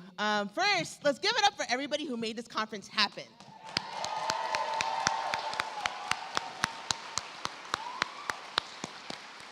I mean, I don't know if everyone here has planned a conference before, but it takes a lot of work, a lot. Like every little piece, like it's just, these are countless hours, tireless hours of volunteers. Like people who go to work, have to drop off groceries to loved ones, have to do laundry, like we all need clean clothes. Like I have to do all these elements, do these things, and still chose to spend their free time building up this conference. And so I just want to really give it up to the organizers, like truly, because this is a lot.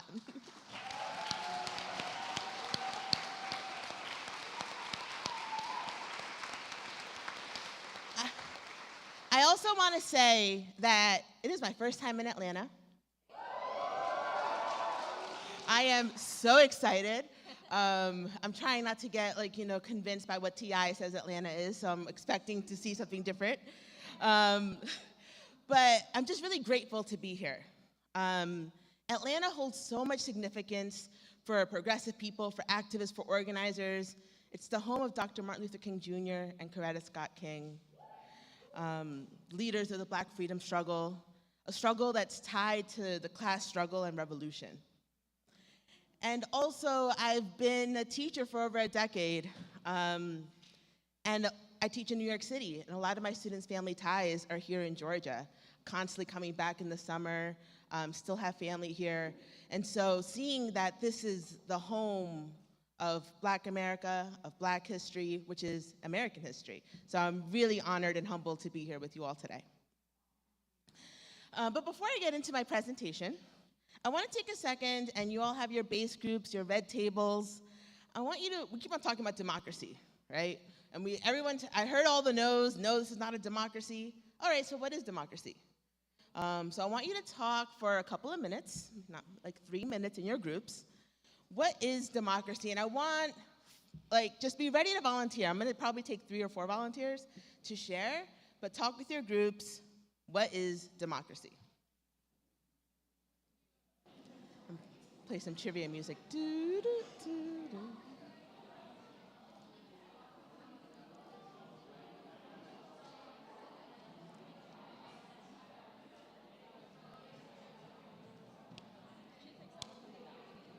Right?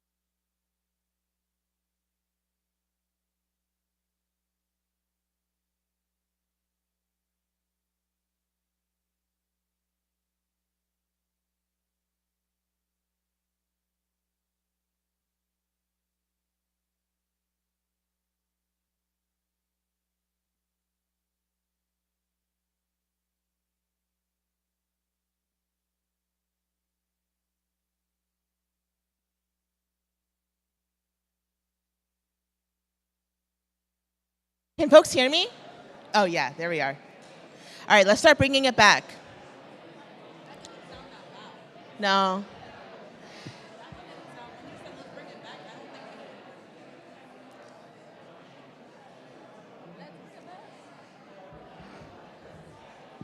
There ain't no power like the power of the people, because the power of the people don't stop. Ain't no power like the power of the people, because the power of the people don't stop. Ain't no power like the power of the people, because the power of the people don't stop. All right. Oh, thank you. I was just trying to bring you back, and I'm like, this is much bigger than a classroom. So I still want to hear from about 3 people, or 3 tables, if you will. So let's go with this table next to the coffee. All right, so someone from that table. Just shout out, what's democracy? Oh, we have a mic, never mind. Thank you, Mike Runner. Sort of what we were talking about is democracy. Why should it stop at the ballot box? Why isn't it in your workplace? Why is there no democracy in your housing, in terms of your housing? Why is there no democratic rights to your health care? There needs to be democracy all around. There needs to be democracy in which we're able to collectively decide together, and certainly not to let these capitalists do the deciding for us. Yeah. So the question of what is democracy is, it sounds like it's being limited, right? Like where it happens, how it happens.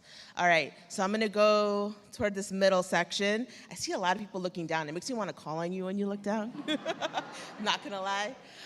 Okay, so I'm looking at the table near the red box. So that back table, one person from that table, yeah.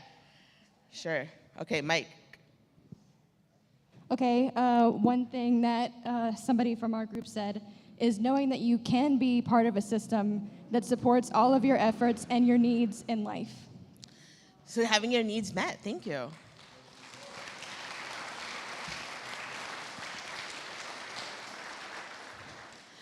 Okay, and we're gonna do one more table, and I'm thinking, all right, just gonna go with the front table right here. So someone wanted to share out? Ooh, Mike Runner's gonna have to go through these chairs. Thank you, comrade.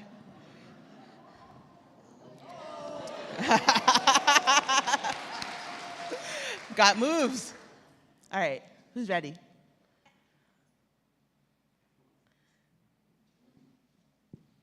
Thank you.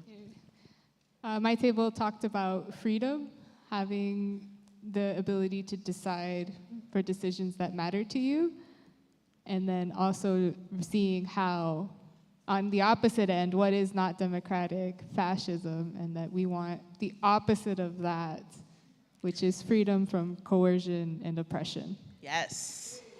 So the right to choose. So thank you everyone for engaging in that little pre-activity.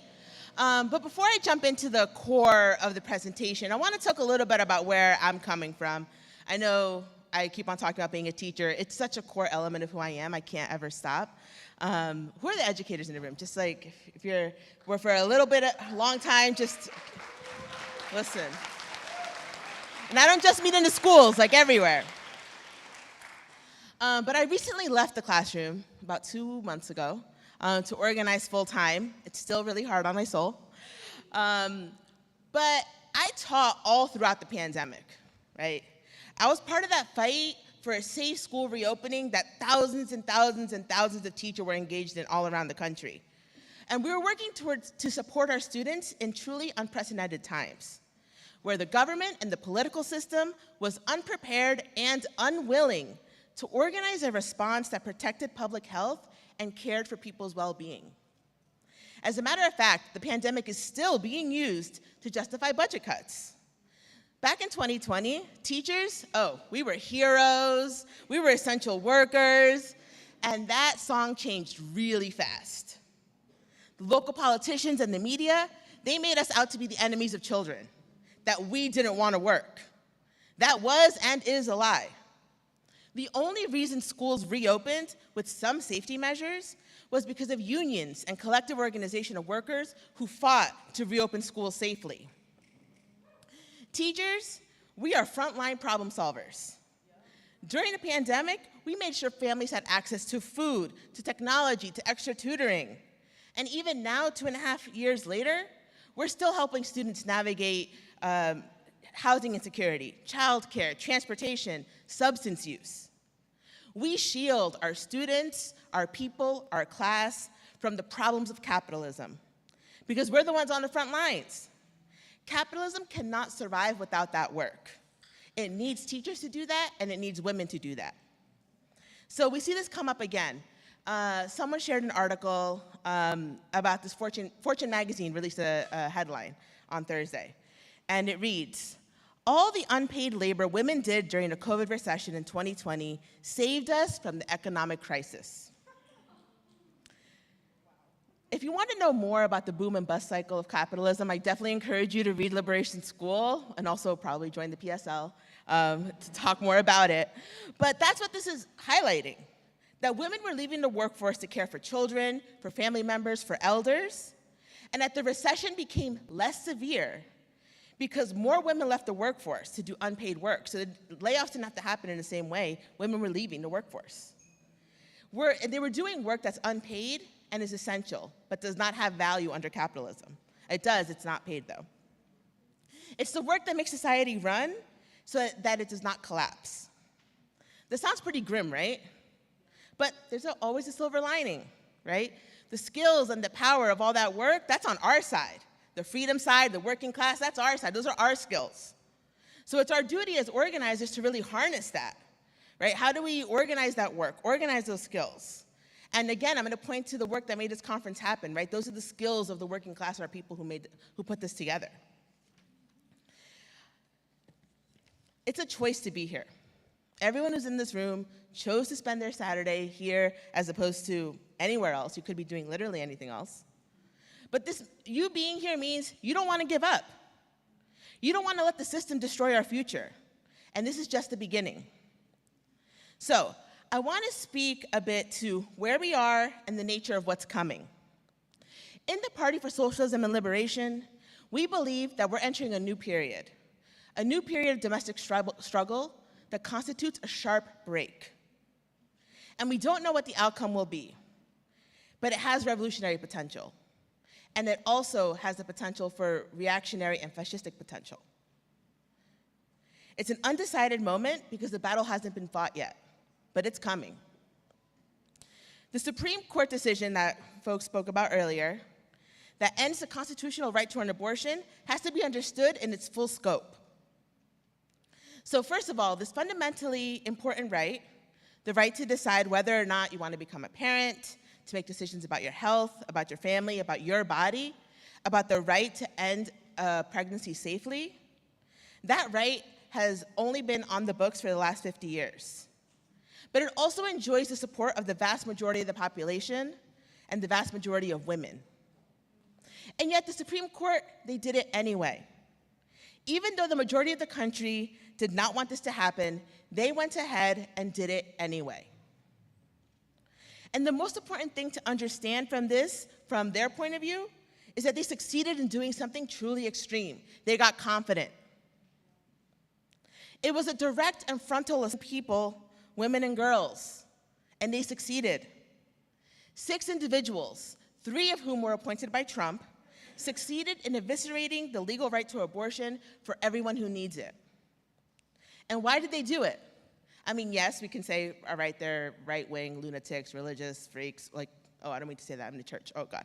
I just realized that. But that's not it, that's not the end of the story, there's a larger agenda. Basing the decision on the notion that abortion didn't exist in the original Constitution, what the Supreme Court is saying that the only real law of the land is the original Constitution. It's called constitutional originalism. Has anyone heard of that before? Probably a lot recently, right? And all the amendments that came after that, so we're talking the 13th, 14th, 15th amendments that Comrade Kim spoke about earlier during Reconstruction. That's voting rights, that's labor rights, that's marriage equality. All these rights are on a chopping block. To put it into perspective, I want to go through some examples. In 1910, the number of black people who could vote in Mississippi was 2%. That was before the Voting Rights Act of 1965, which is not part of the original Constitution. But the black working class made it part of the Constitution. And people of other races fought alongside them. They helped with that as well. The Environmental Protection Agency's ability to regulate emissions was another case that they recently decided in the Supreme Court. The agency's sole responsibility is to regulate emissions, and this is an era of climate catastrophe. We just saw the hurricane Nicole hit Florida. That's also not in the original Constitution. They weren't thinking about climate catastrophe in the original Constitution. I mean, frankly, they weren't thinking about a lot of things, right? They were slaveholders, right? Committed mass genocide against indigenous people. You know what else is not in the original Constitution? Right to vote. Democracy. It's actually the oldest document of its kind still in use around the world. I Googled it, it's true. So I want to emphasize what's coming. The US Supreme Court has agreed to hear this case called Moore versus Harper. Now the Supreme Court term, it just started in the early fall, and it goes to the end of the spring, early summer. So we don't know when they're going to make the decision, but in all likelihood, it's probably going to be in the late spring, early summer of next year. Now this case involves gerrymandering. Who's heard of gerrymandering before? Oh, this is great, okay. I hope I'm going to explain it well, because now I'm like, all right. But the North Carolina State Supreme Court, they ruled that the Republican state legislature, so the court in the state says that the legislature in the state, that they created a redistricting scheme that was illegal, so that Republicans would always win. Now, gerrymandering happens all the time. The Republicans do it so they can win, Democrats do it so they can win, but the reality is that it's a tactic used to dilute black voting power. So either in areas where the black vote is a majority or significant minority, they gerrymander, redraw those districts. So it makes it so that it gives advantage to one party over the other. And the right wing tends to use it to disempower the black vote. So in North Carolina, the state Supreme Court said that the new redistricting scheme was so outrageous that it guaranteed a Republican victory, and thus made a complete mockery about the notion of democracy and democratic choice. What also makes this more case noteworthy is that the Republicans in North Carolina argue that the state Supreme Court doesn't have the authority to say anything about what the state legislature decides about the elections. So the court has no right to say anything to the legislature about how to run elections. because they're arguing that the US Constitution gives all authority only to the state legislature in terms of how to run elections. So the fact that the Supreme Court says, you know what, we're gonna take this case, it means that 4 out of the 9 justices want to discuss the merits of the argument put forth by the state legislature. This means that the state legislature can pick the slate of electors, regardless of the popular vote. Now, Electoral College. I know, boo them, boo them. But I'm gonna talk about it because we need to know what it is so we can fight it, right? So I wanna explain the Electoral College a little bit. So voters, you go cast your ballot vote in a state, count it up, or not in some states, but the idea is they count it up, and then the state says, all right, well, most people voted Republican, so we're gonna pick a slate of electors that are Republican, right, 13, let's say, and they're gonna go vote in the Electoral College. This sounds democratic, right? No, see, you guys are smart, this is a great crowd. No, right, it's not very democratic. It's already set up to weaken the urban centers, where 83% of the US population lives. I don't just mean the cities, but the areas also around it that make the cities run, where a lot of workers also live. A vote in California or New York doesn't carry as much weight as it does in Wisconsin with this method. In fact, if the Supreme Court upholds the theory being argued in Moore versus Harper, which is called the independent state legislature theory, it opens the door for the complete negation of democracy. It has the power to completely disregard the popular vote, so that the state legislatures can determine how elections are run. It could impact elections and change the form of government. So if folks remember, maybe you don't, I needed a reminder myself, Trump made this argument over and over again when he claimed that the election was rigged. He said that the state legislatures needed to appoint their own electors, despite the popular vote. That all the power is vested in the state legislature, not the popular vote. This completely undermines the idea of one person, one vote. When you expect to vote, you expect, my vote's gonna be counted, it means something. They're undoing the fabric of what that means. They're trying to. And that's why the Supreme Court took this case. They want to change the form of government in the United States. The right wing of the Supreme Court is the tip of the spear of the right-wing vanguard. And the right wing of the ruling class understands that their power is slipping. The country has changed. Just look in this room.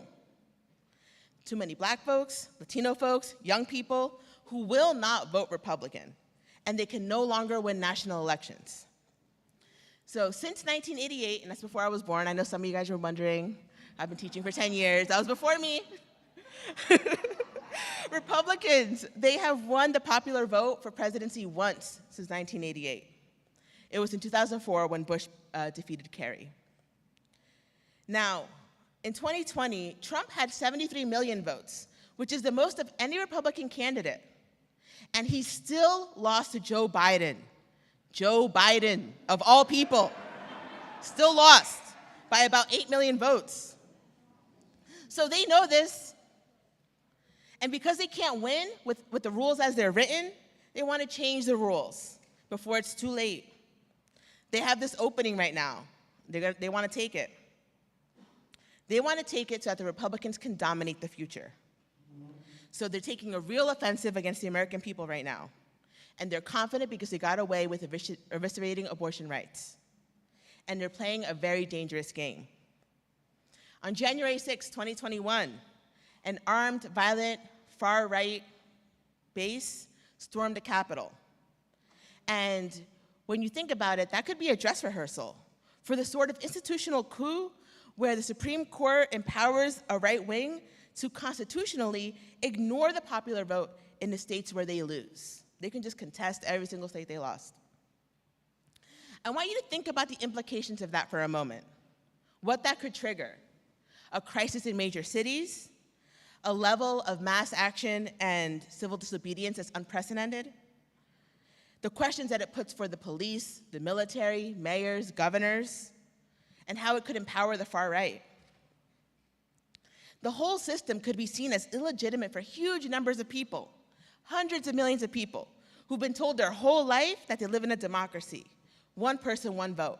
And I'm not really talking about people just in this room, right? So we're here learning together, engaging in this process of education together, but I'm talking about the people outside this room, who in a way, we need to win over, because if we want to win in the long term, we need millions of people on our side who are willing to agree with us, fight with us.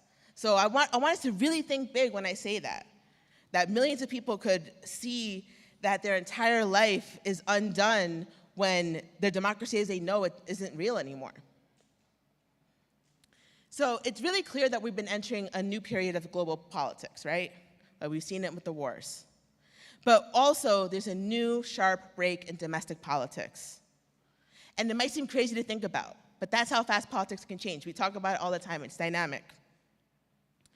The idea that the right-wing legislatures can decide who will receive the electoral votes in their state and ignore one person, one vote, that is completely unacceptable. And the people of the United States will not accept that. Women are not going back. LGBTQ folks are not going back. The Black community is not going back. The Latino community is not going back. The people are not going back.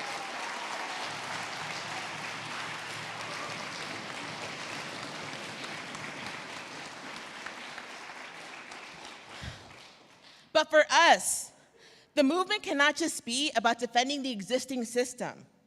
That's the program of the Democratic Party. They're the reason we're in this mess to begin with.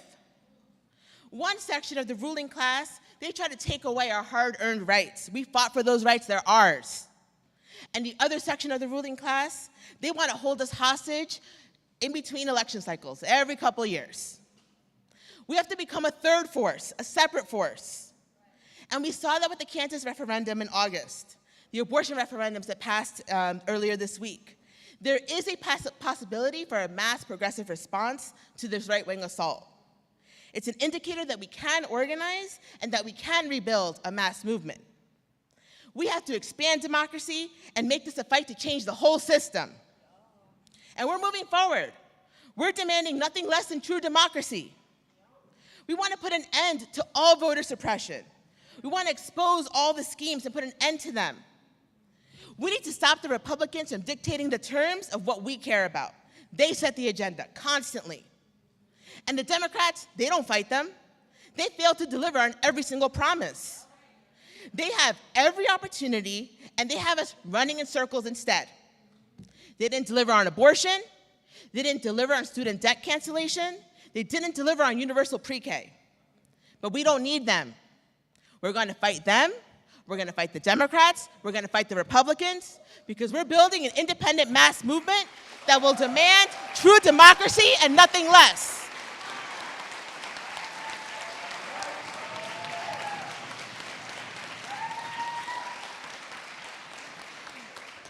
We're fighting for a movement that's going to demand abolishing the Electoral College, abolishing the Supreme Court, abolishing the Federal Reserve, abolish the Senate too, take them all. A movement that demands the right to live with dignity, that demands accessible housing, healthcare, jobs, decent income, canceling all debt, I'm talking all of it. Healthy food, all of it. We want it all because it's ours to take. This is a battle for democracy, but it's also a battle for a new democracy. And we're moving towards this new democracy and moving towards a socialist horizon. So instead of using our massive resources and technology to fund new wars and billionaire vanity projects, we could use those resources to pay for the things that matter, to meet people's needs. And this is just the beginning. We're way beyond demanding a new president. We need a new system, we need a new society. For the people on the planet to survive, capitalism must end.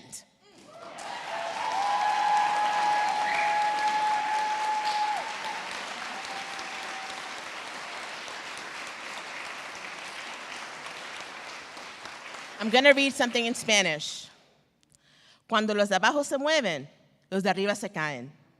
And this means, when those at the bottom move, those at the top fall. And we're going to make them fall.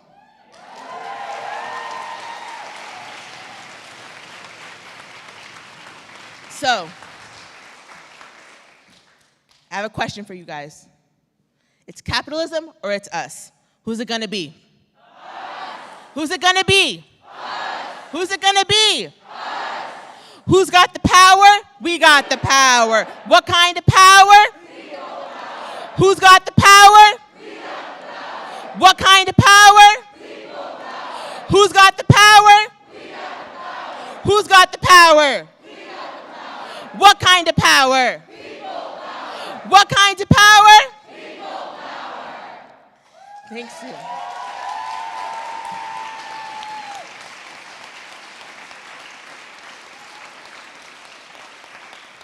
I'm ready to march out of here right now. So, I hope you feel really energized. And I also, you can see some Post-its on your tables. We haven't used them yet, we're about to. In this fight, this collective fight, for a new socialist and democratic future, I want you to think to yourself for a second. What do you want to see? What are you left wondering? What are some questions that you have? But also, what do you want to see in this socialist democratic future? And so I want you to write it down on the Post-it and just hang on to it, because if you see over there, there's a beautiful piece of art that says a socialist future. And later on, not now, because it'll take logistically way too long to get it up there, but I want you to hang on to it and put your name on it. I believe in saying things with your chest. So put your name on it, and then at some point, we'll be directed to put them up on the wall. Thank you so much for having me. It's been a real honor, and I hope to talk to you more.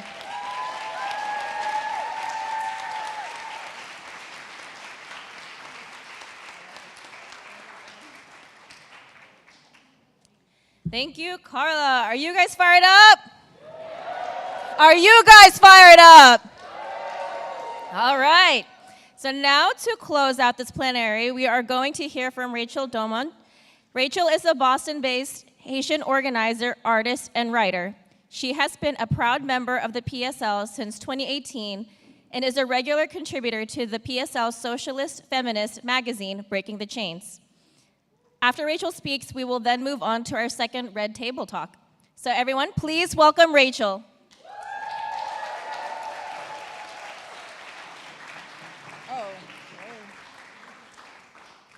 This is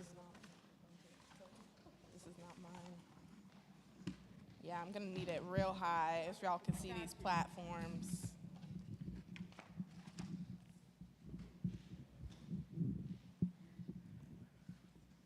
Test. Ooh. Thank you, comrade. Peace, everybody. How's everyone feeling? I know I'm feeling fired up. I don't know about y'all, but I'm feeling fired up. Give it up again for Carla, that amazing speech. All our other speakers. I want to continue on some of those same themes that Carla was talking about and some of our previous speakers and talk with you more about the future, our collective future. And I want to introduce an exciting new project of the PSL, a new book entitled Socialist Reconstruction, A Better Future for the United States. Give it up. I want to introduce it to frame our discussion of what the collective future for us could really be. So in recent years especially, we've been inundated, right, with apocalyptic popular media and culture. We have movies, TV shows, news media, and more, which have sought to highlight the seeming permanence of the current capitalist system, while simultaneously bringing forward a sense of defuturization, that we simply have to get comfortable with not having a future at all, right? That's what they're trying to tell us. Collectively, we are led to believe that there's a greater chance that we'll see the end of the world before we ever see a new and better world. That's what they're trying to inundate us with. It's no secret, right, that many of our communities are in crisis.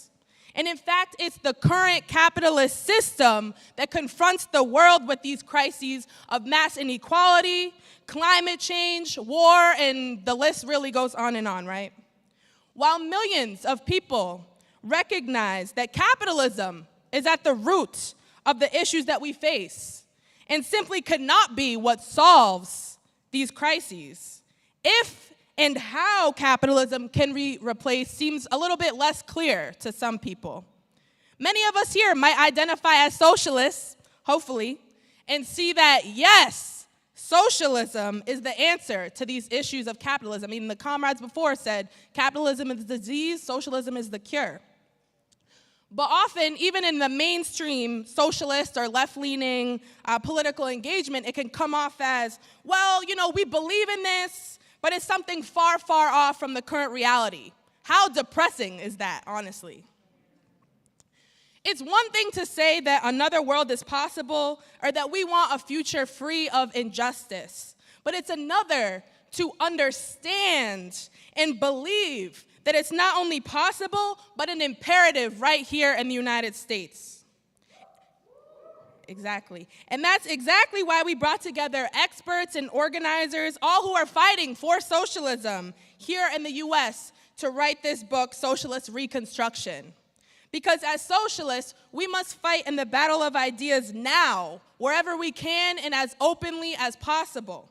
We can't simply allow our people or even ourselves, right, to fall victim to these depressing apocalyptic narratives from the ruling class about what is possible and what our future will look like.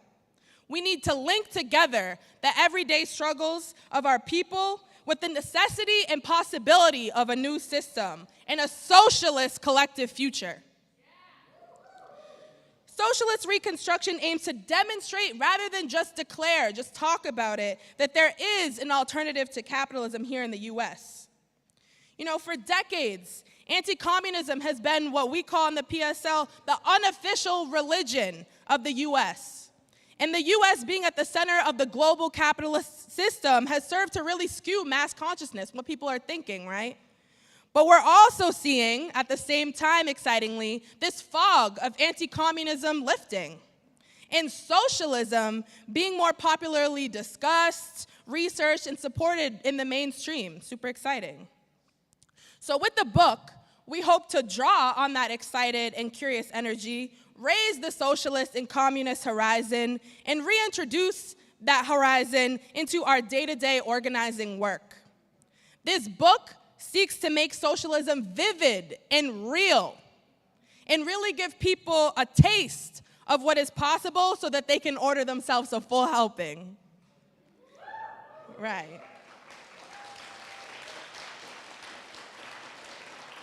Now, we don't have a crystal ball. This book isn't any sort of utopian prediction for our society or our collective future.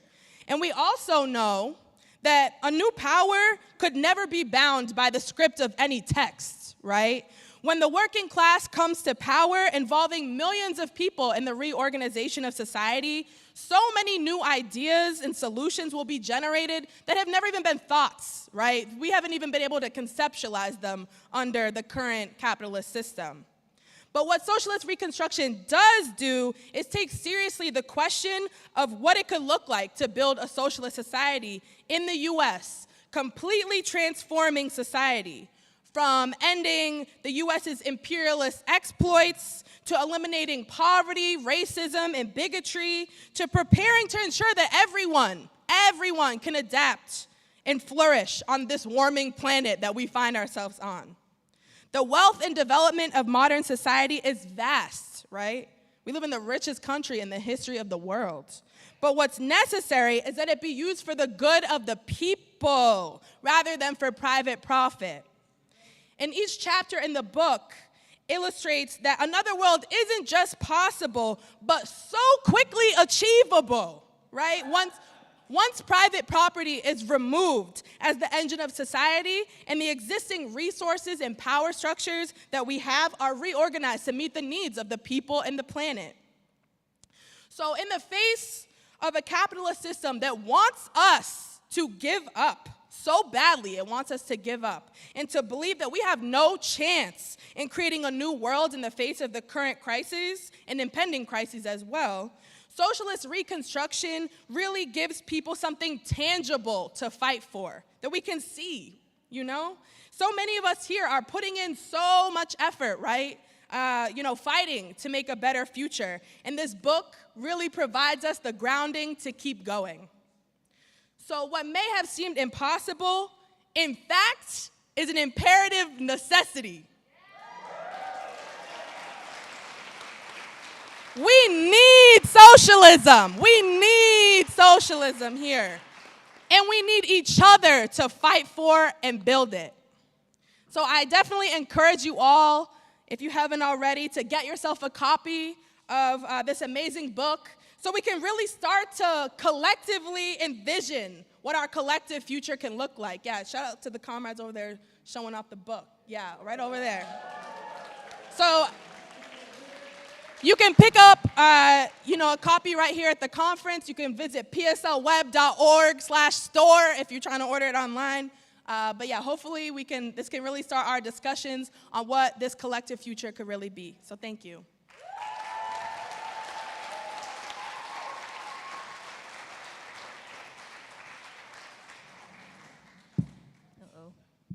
Okay. Thank you, Rachel. I got my copy. I'm so excited about this book that has been so long in the making, with incredible endorsements from writers Vijay Prashad and Cornel West. Now we are going to move into our second red table talk. Hold on, I'm on like our tiptoes. Okay, there we go. Second red table talk. This one will focus on the state of women in the workforce and at home. So first up, we will have Claire Cook. Claire is a member of the PSL and lived in Washington, D.C. for 10 years and organized with One DC, a grassroots community organization fighting for racial and economic equity. She will be speaking on the false concepts of human nature and women's work. Everyone, please welcome Claire.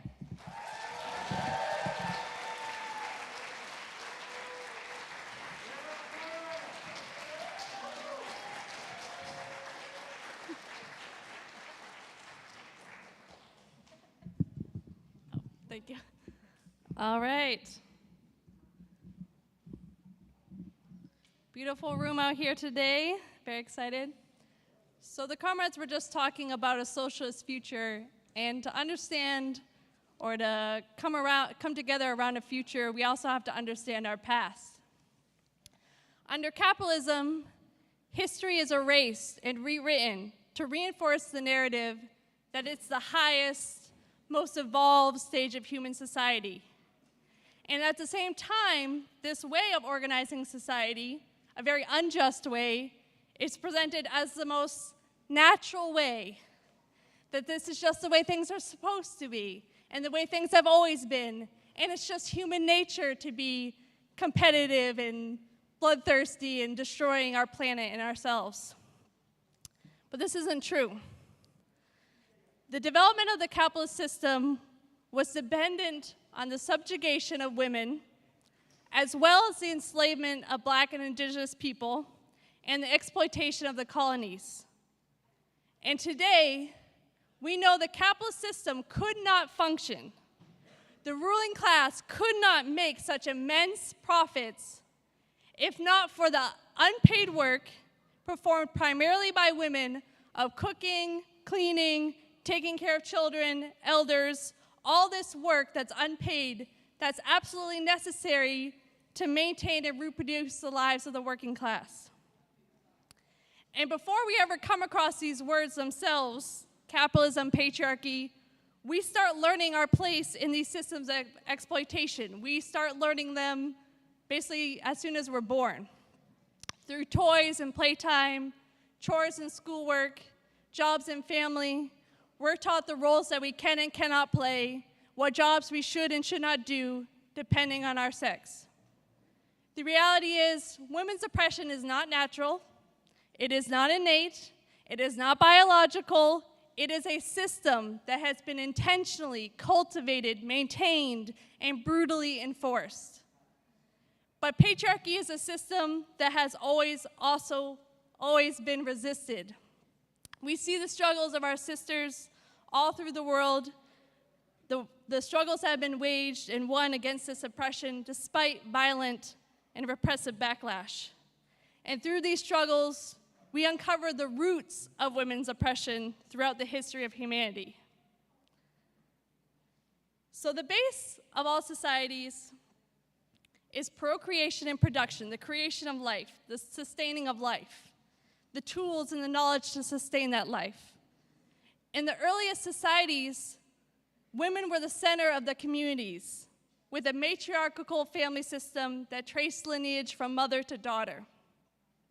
And for much of human society and human history, our societies have actually been characterized by collective living and laboring, collective cooperative societies.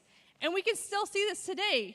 We could not have society if we were not naturally cooperative and wanting to work with each other.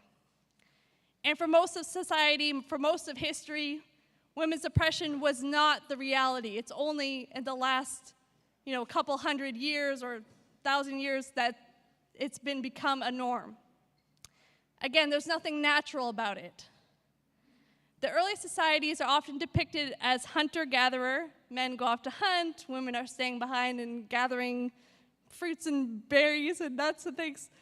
So there was a gender division of labor, yes, but it wasn't one of subjugation and inequality. So it was a gender division, but it was not, this is unequal and your work is devalued.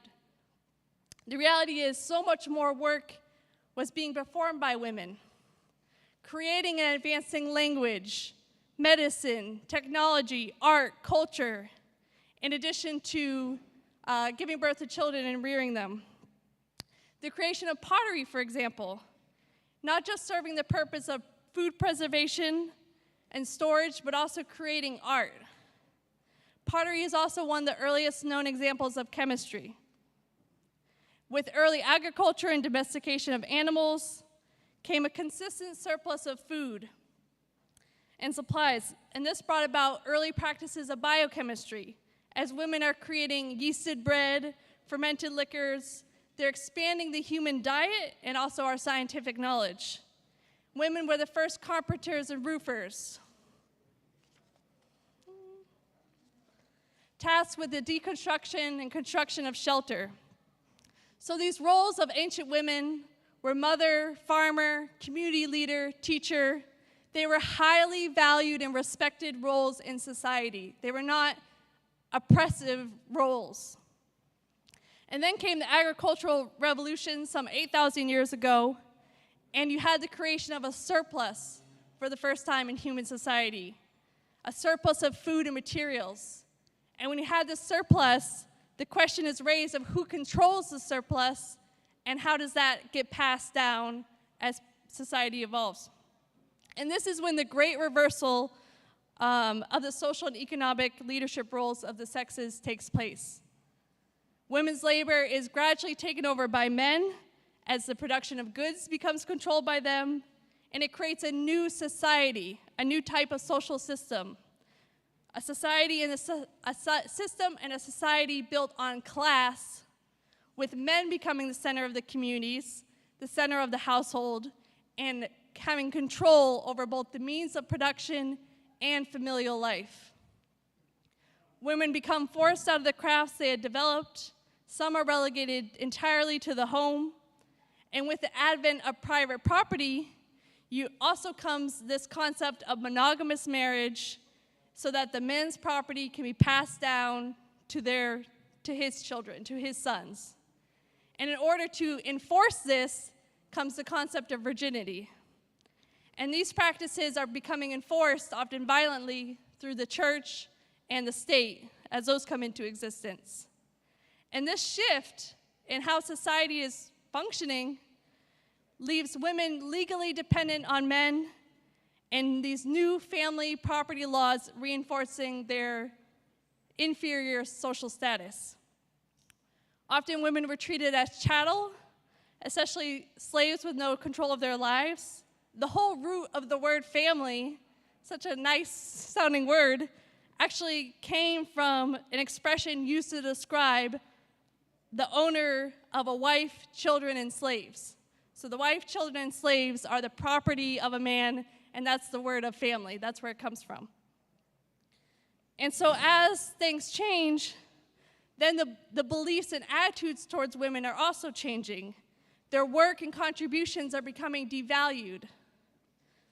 And today, our modern view of women's work and our contributions is distorted.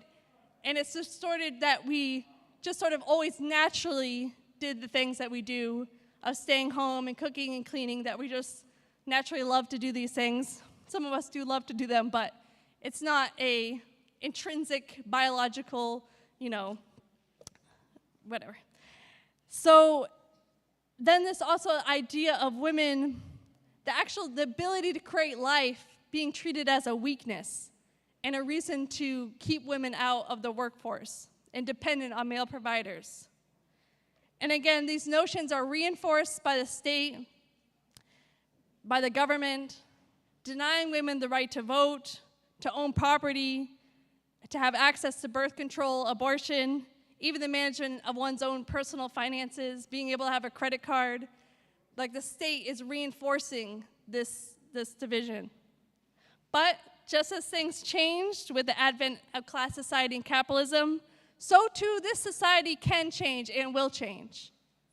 Women have always fought against this oppression, and despite the barriers, we continue to contribute meaningfully to all areas of the development of humankind and demonstrate resistance by calling out these lies through organized resistance and movement building. All right. Now I'm going to have us do an activity, Red Table Talk activity. So I want you all to think about your own experiences with these myths of patriarchy, of being told what you should and shouldn't be in this society as a girl or as a woman, or about these myths, people you love have experienced this and been hurt by it. So in your folders, you have a bright pink piece of paper. And I want you to write a couple of examples down from your personal experience. How has the patriarchy impacted you? How have these myths, what were you told as a child? What were you told as a teen? What were you told as you were going in college and going into the workforce that you've been resisting and that have bothered you? So write a few personal examples down, and then you have some time to share and talk with your table.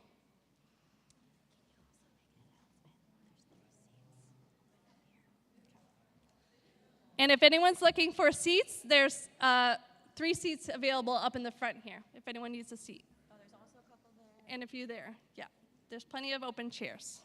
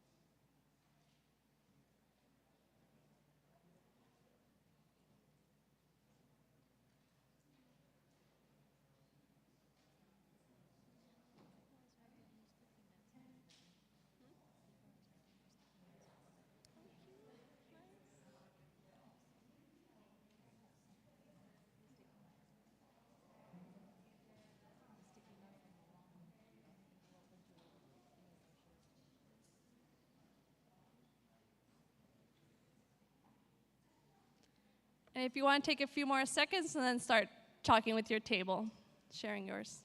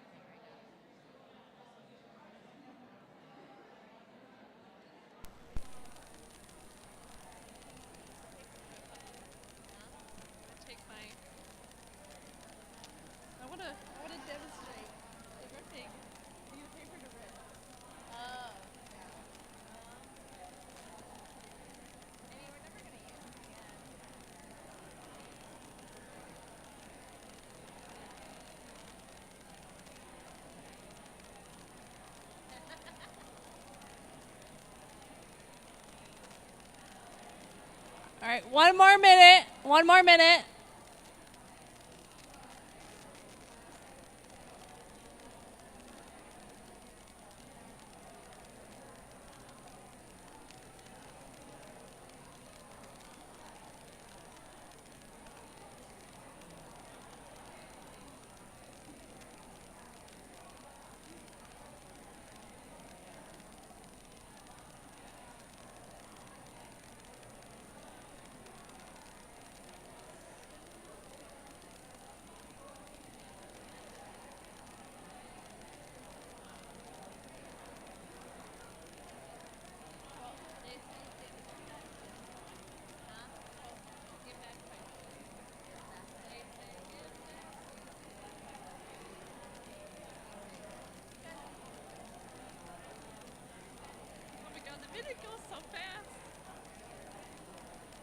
Y'all have to help me out with the chant. Just say get back, we say get back. Okay.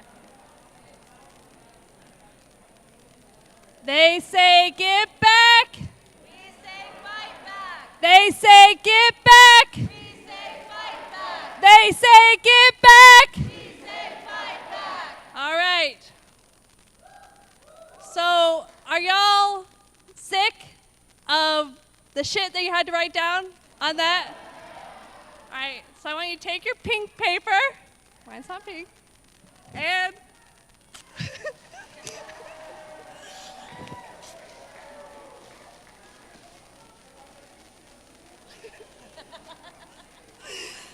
all right. And that's what we're doing. We're tearing up these lies, tearing up these myths, tearing up these ideas that women have a specific role in society, and instead we're creating a space where we are all liberated as people. Thank you.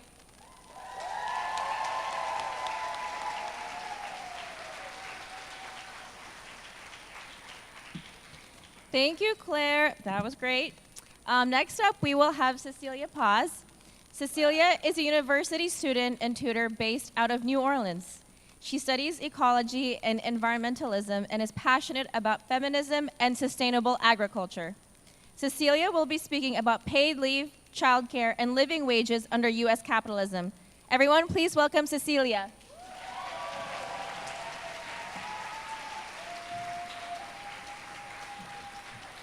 Hi, everyone. Hello. Okay, there we go. Under our exploitative capitalist system, where healthcare and childcare are privatized, many working women don't have the ability to take time off of work for the term of their pregnancy, pay for exorbitant healthcare fees, or guarantee a dignified life for themselves and their children. Caring for children and family members is a form of work that falls primarily on women. Jobs like washing clothes, cooking meals, and other aspects of managing a household all fall under the umbrella of reproductive labor, labor that tends to be invisible and which is necessary for the working class to reproduce itself every day in order to keep our world running. Despite the fact that this reproductive labor is absolutely essential for the well-being of society, it is often unpaid because it does not directly generate profit for the bosses. Not only is bearing and raising children unpaid, it is in fact costly. It is taken for granted that women will take on the role of producing more workers for companies to exploit, yet our system deprives us of the resources to do so. We are the only developed country without guaranteed paid maternity leave, and only 1 in 4 US workers gets paid time off for childcare. While the costs of childcare and medical care increase, wages do not. Since 2019, the cost of childcare has increased by 5%, while the average real wage, which is the wage adjusted for inflation, has decreased by 3.3% in that same period. Families are having to fork over more and more of their menial incomes for basic needs.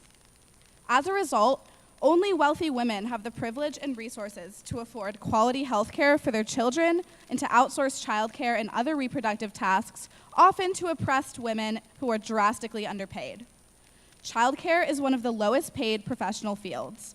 Jobs like nannying, working at a daycare center, and being a home caregiver are primarily filled by Black women, immigrant women, and poor women. Childcare is one of the lowest paid Given the precarity of abortion rights by state, working class women often do not have the choice whether to have a child, even if they cannot afford to provide a good quality life for the child or themselves. In most states, childcare costs comprise around 35 to 50% of an average single mother's income. So childcare workers are paid menial wages to care for other people's kids, but they can't even provide for their own. This is quite literally a life or death issue.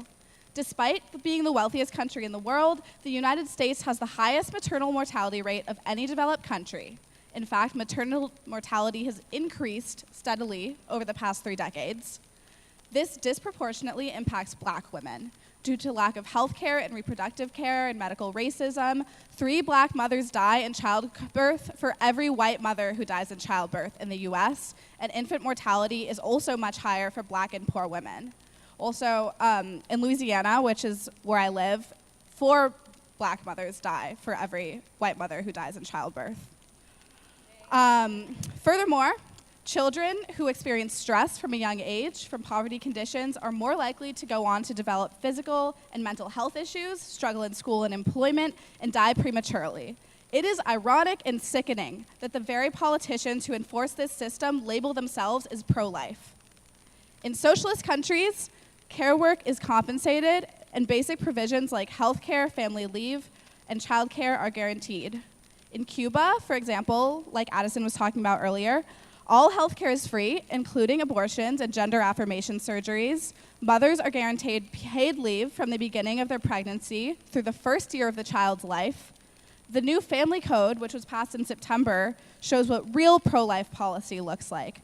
It secures protections against abuse and negligence for children, formalizes the role of elders and grandparents in social reproduction, and expanded adoption rights to LGBTQ people. Under socialism, people get to choose whether or not to have a child.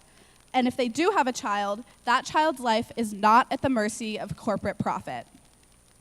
Women cannot be free until healthcare, childcare, and maternity leave are guaranteed human rights, not luxuries afforded only by the rich.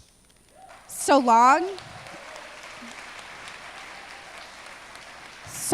as politicians remain out of touch with the working class, serving no one but themselves and the rich, so long as profits are valued over human rights, women cannot be free or autonomous.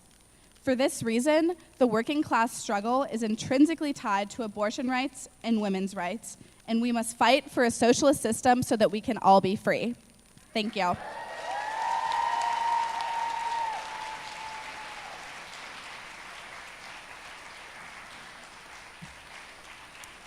Thank you, Cecilia. So I see that we have new guests coming in, and so if you need a seat, there's like 3 seats up here in the front row if you wish. But moving right along, now we are pleased to hear again from Monica Johnson on the feminist movement today and the way forward. Please welcome Monica.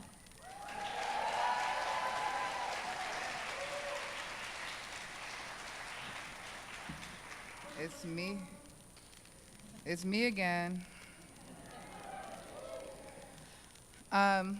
Actually, we're going to start with, I'm going to teach you all a chant, and we're going to do an activity again. I recently, along with Comrade Dartricia, got to visit Ghana for a few weeks. Got these cool pants. But a chant I learned there that I really like is Zulu. It was used during the South African anti-apartheid struggle, which of course is still ongoing, to actually have rule over their economy, over their social life and their political life there. And basically their version of power to the people is like power to us, literally. But it goes, I say, "Amen, la," and y'all say, "Away to." "Amen, la."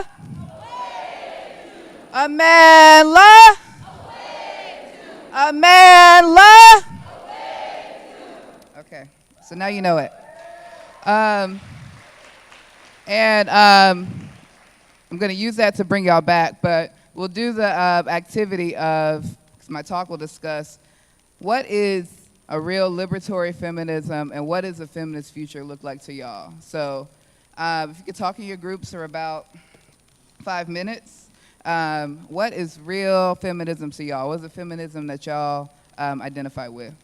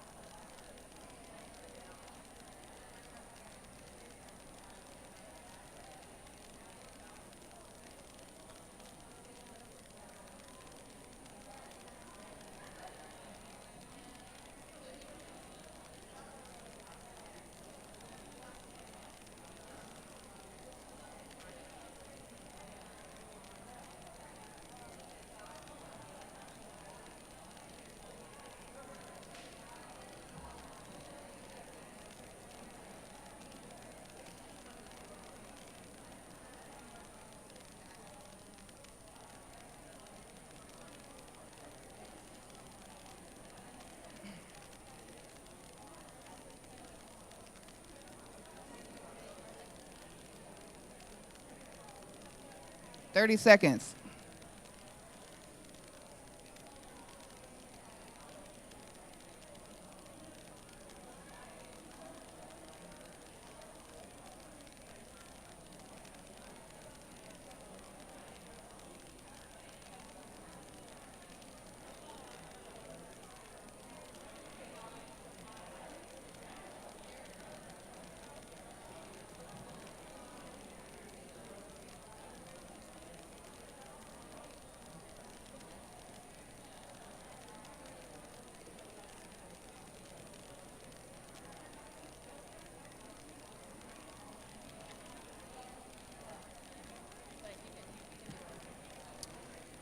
All right, y'all. Amandla. Amandla. All right, I want to hear some responses from the tables. I will need a mic runner. Thank you, thank you. What did y'all talk about? What was the red table talk focused on? Where are the hands?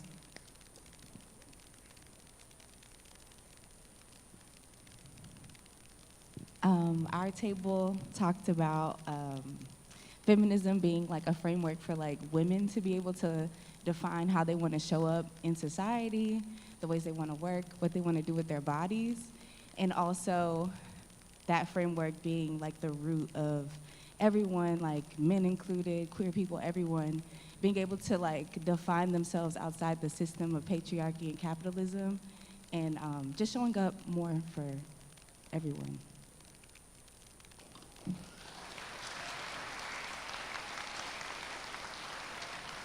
Who's next? Got it.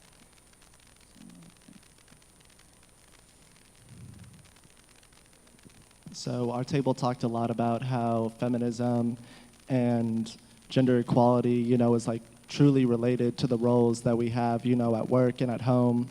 And the previous speaker was talking about how a lot of these roles, they come from revolutions in society. We had the agricultural revolution, as they mentioned. We have the industrial revolution, which they mentioned. And all these things inherently changed and formed the roles that women, and of course men, have to partake in their daily lives. So if we're really serious about changing what women can do, because women shouldn't have to do anything, everything should be a choice, really. If we want to change what women can do in our daily lives, we have to have another revolution. We have to revolutionary change everything around us in the way that we always have been. That's the way we do it. Facts. Facts. Okay, I can maybe take one more. We had someone in the front. Run. No. Great job, Mike Runner. Thank you so much. Our table talked about how feminism is essentially supporting life and human rights as a collective. Because when you support women, you are supporting the world. You are supporting life. You are supporting existence. So yeah, that's what we talked about. Fabulous, thank you. All of those were great answers. All of these were great answers, and I especially like the focus on we all have to be liberated from the shackles we're under, these gender roles. So today, we've discussed concretely the issues facing women and all of us oppressed by gender and the roots of this. And it's been an inspiring, impactful day with you all, and I'm struck by how unique this sort of space is. I'm 24. I've identified as a feminist for probably about 10 years now, since I was an adolescent in the early 2010s. But when I became a socialist in around like 2015, teenagehood, I actually felt something of an aversion towards feminism because I felt so strongly that the popular liberal feminism that I was seeing on Tumblr, mass media, was impotent and a distraction. I felt that it missed the forest for the trees, focusing exclusively on sex positivity and Hillary Clinton when millions of women across the world are facing conditions of life and death. I figured there had to be a reason behind this silliness, a reason for feminism to become more of a fun hobby than a mass movement. The capitalist ruling class saw that feminism created the Jane's Network, delivered us Roe versus Wade, gave us the ability to have our own bank accounts, demand space in the workforce, equal pay, and it would threaten their profits and their control. So just like after the civil rights movement, the ruling class picked a few women they could put on payroll, prop up as leaders that would help defocus the women's movement. Because the mass movements of the 60s and the 70s were uniting and becoming aware of the real enemy, capitalism. After all, without the profit motive, there wouldn't be unequal pay, there wouldn't be privatization of access to reproductive health care and everything else. So we see several Supreme Court decisions in rapid succession. Sex discrimination becomes prohibited on the basis of the 14th Amendment's Equal Protection Clause. Changes have come. But the 80s approach, the Equal Rights Amendment fails, and the right-wing backlash really begins. Reaganomics and neoliberalism win the day. In 1992, a third wave of feminism is declared, but something is different. Women are being elected to Congress, there are like feminist celebrities, people aren't scared of it anymore. But in lieu of fighting movements, we have sort of a celebrity feminism emerging. This certainly intensifies with the fourth wave of the 2010s to present. And the goals are less focused on improvement of material conditions and more focused on personal empowerment. It is now rather easy to build a platform and a career off of one's own journey to financial prosperity and to call trending hashtags movements. So we see feminism becoming even less relevant to the common woman, the working woman across the globe. Anaraja Gandhi, an Indian revolutionary socialist and feminist, said it well. Liberal feminism does not question the economic and political structures which give rise to patriarchal discrimination. Any feminism that is worth anything should call into question the capitalist system itself. That's revolutionary feminism. That's what I stand for, and that's what I believe you all stand for.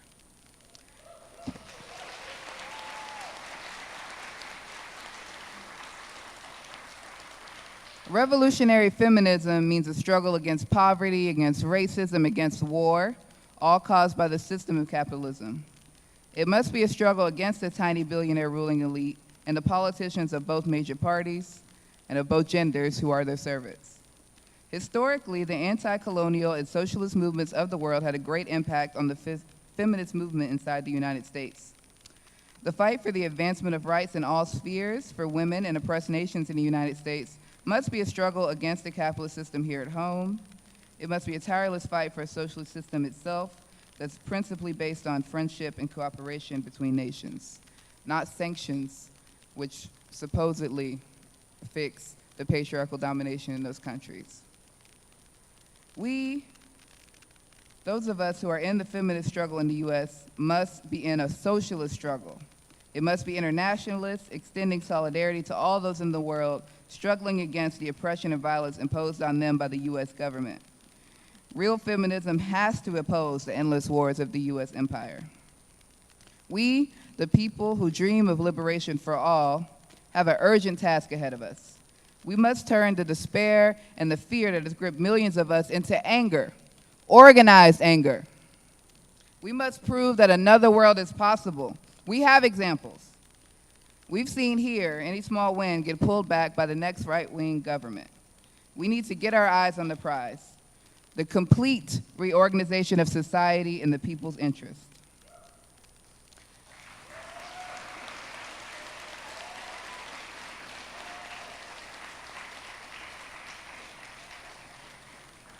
In recent years, we've heard the slogan, "We should all be feminists." I believe that, but with a slight tweak. We must all be revolutionary socialist feminists. Thank you.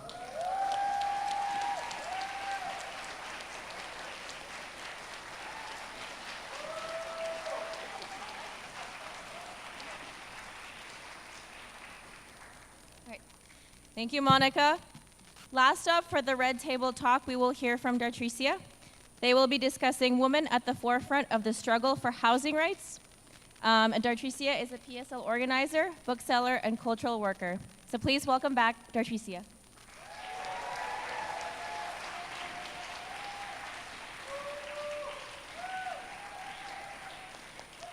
Did y'all miss me? All right, y'all. Everyday capitalism dehumanizes us and perpetuates the myth that people are poor because they made poor choices. But we know that people who are poor are forced to live in poor housing because this is how the system of capitalism functions. We also know the people who most often experience housing insecurity and homelessness are women, which is why women must lead the struggle for housing justice for all. In the United States, not even children are guaranteed housing. Under capitalism, housing is for profit rather than a guaranteed right. Do we really want to live in a country that doesn't even guarantee a child safe living conditions? They say that Atlanta is the blackest city in the country, and a city too busy to hate. But that can't be true when 86% of the homeless population is black. But we're only about 40% of the city. It can't be true when gentrification has displaced tens of thousands of people from the black community. Since the 90s, the black population has decreased by more than 20%. In Atlanta, the rent is too high, and the prices are increasing every year. Mine increased by $200 this year alone, and I live in a house where the walls are cracking, and the foundation of the house is literally collapsing. The conditions for housing in black and working class Atlanta neighborhoods are notoriously poor. The Atlanta Journal-Constitution Investigate series on the dangerous dwellings wrote that they had identified more than 250 chronically dangerous complexes beset by violent crime and often by horrific living conditions, rats and garbage, leaking pipes, and unmitigated mold that sicken many residents, especially children. But these conditions were not created by the renters. Renters across the city are demanding improved conditions. Housing is in such a poor state because landlords intentionally neglect the properties and let them fall apart. Why would they do this to their own properties? So that they can close the properties, kick everyone out, and sell it to another company that will fix it up and move in a new higher income and whiter population, and then drastically increase the rents. This is how the capitalist landlords are leading the process of gentrification. In 2020, when COVID first came, tens of millions of people suddenly lost their jobs and their ability to pay rent. While evictions were paused for a time, the landlords continued to demand rent. The capitalists and landlords made it plain that they did not care whether we had shelter or not, whether we lived or died. Their only care was that they increased their wealth by billions and to send billionaires like Jeff Bezos into space. As Gil Scott-Heron would say, the man just upped my rent last night because Whitey's on the moon. No hot water, no lights, but Whitey's on the moon. With mass evictions looming in 2021, we started the Risk and Assist program to help residents apply for the meager rental assistance that the state was supposed to provide. But instead of dispersing that money to ensure people could stay in their homes, the state of Georgia sat on the applications and sat on the funds. For a year, Georgia had only distributed about 3% of its $1 billion that were supposed to go to renters. Yeah, we submitted hundreds of applications, but only a few people we know ever received the money. And last week, everyone in Georgia who was still depending on those payments were suddenly and without warning cut off. PSL branches all across the country fight for the people's rights to housing. In Georgia, where it is illegal for city councils to enact rent control, we have launched a campaign demanding the state repeal its ban on rent control. This year, at the Forest of Columbia apartment complex, the property managers, Meridian Management Group, announced that the property was supposedly going to be renovated, but that everyone's leases were terminated and that tenants had only 2 months to leave.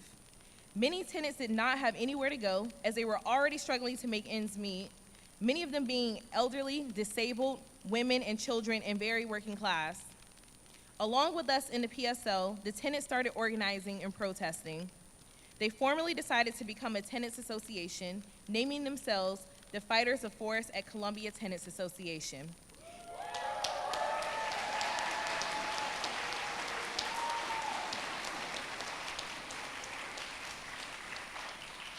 And they fought hard, y'all, and they won. The property managers were forced to cancel the mass evictions, and this is a huge victory made possible by the struggle of the tenants themselves, like Ms. Sherlonda up here.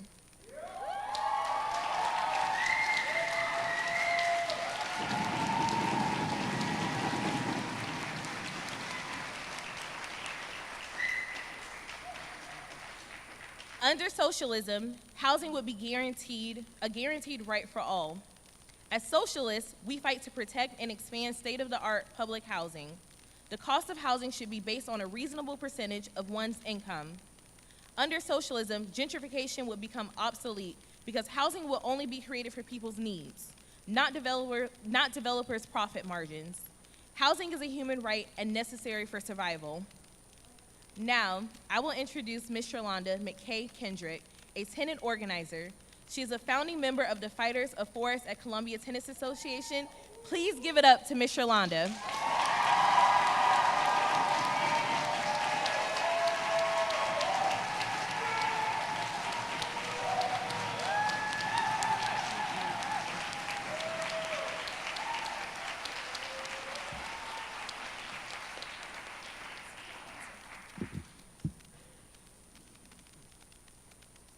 Hello, everybody.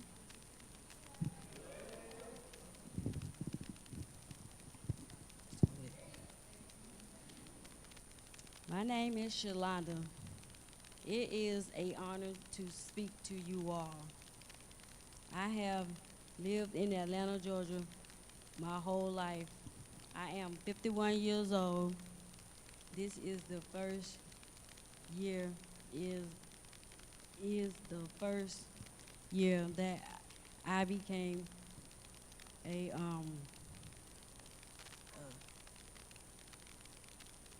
optimist with any part of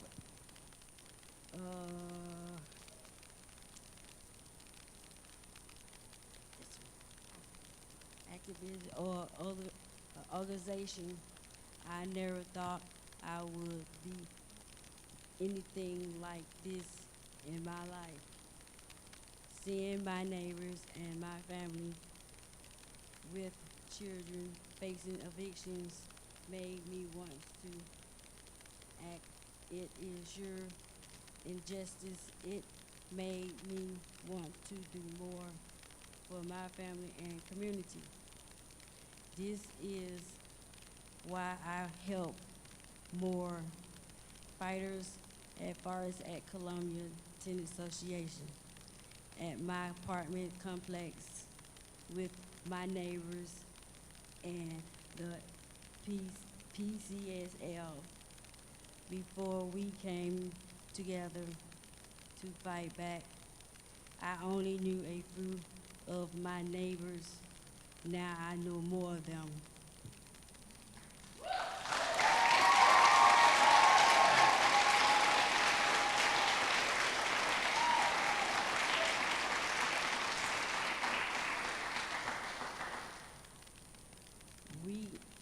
came together to beat the massive eviction using our tenant association. The landlord told us that it was impossible, that it wasn't nothing that we could do to stop the eviction, but we proved them wrong.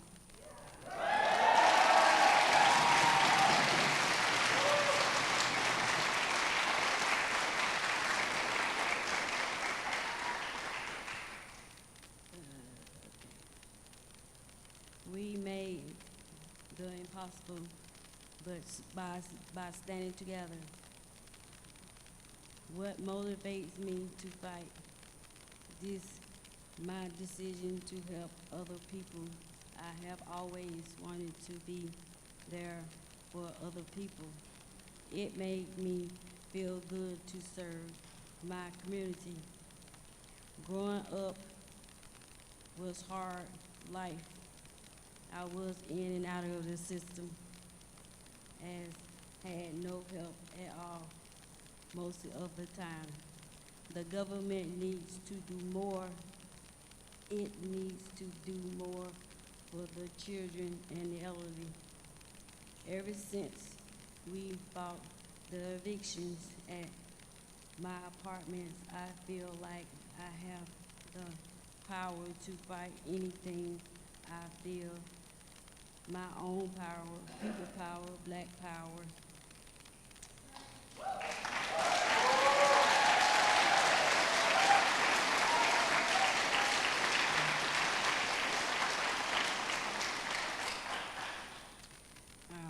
Keep fighting, don't stop, stand for your rights, and thank you.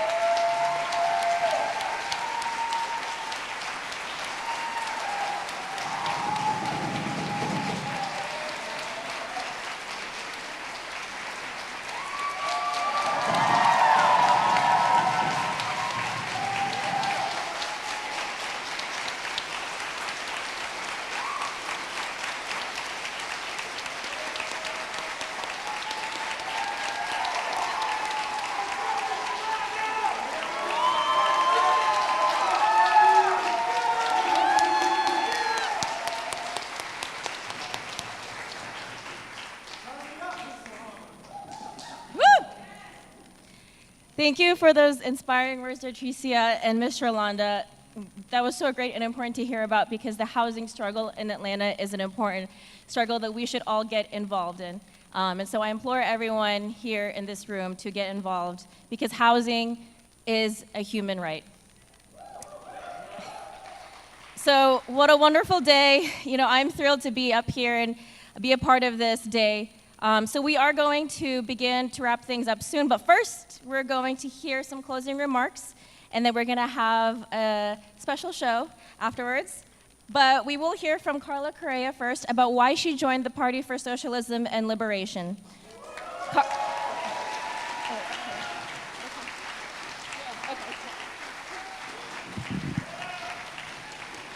Hey everyone, how's it going? Hell yeah. All right, I'm Carla. I'm an organizer in St. Pete with the Tampa Bay branch of the PSL. Shout out to Florida. And just for some background, I grew up in Florida in the Tampa Bay area, which is where I still live today. I was raised by a single mom who worked as a public school teacher. She was always struggling to properly feed and clothe my older brother and I, and we lived paycheck to paycheck. And she was left to work to provide for the three of us by herself with a teacher's salary. I also shout out to teachers.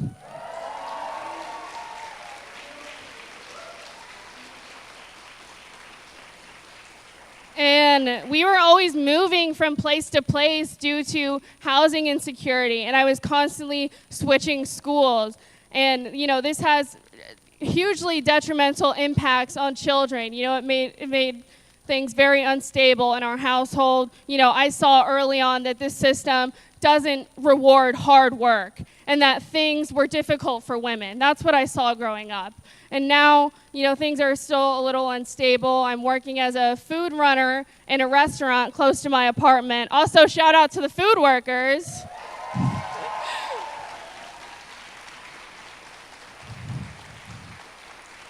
Yeah, so that's what I'm doing now. I don't own a car. I rely on public transportation to get around, which, if you couldn't have guessed, Florida has horrible, horrible public transportation.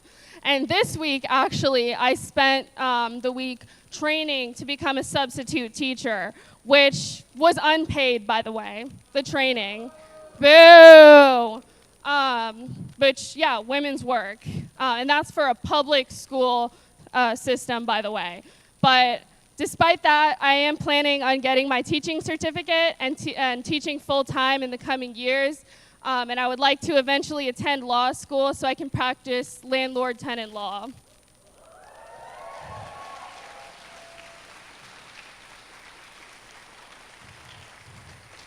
But I joined the PSL in October of 2020 following the uprising against police brutality after the murder of George Floyd. Who was there? Yeah. That summer was transformative for my political development. But it wasn't just that summer, it was the whole year. At the beginning of 2020, I did not identify as a socialist, let alone understand what socialism was. But that year had a pretty bizarre start when Trump ordered an airstrike to kill Iranian General Qasem Soleimani. And that was the first protest that I ever organized. It was in response to that. And through that struggle, I started understanding the importance of international solidarity and opposing imperialist aggression from right here in the United States, in the belly of the beast.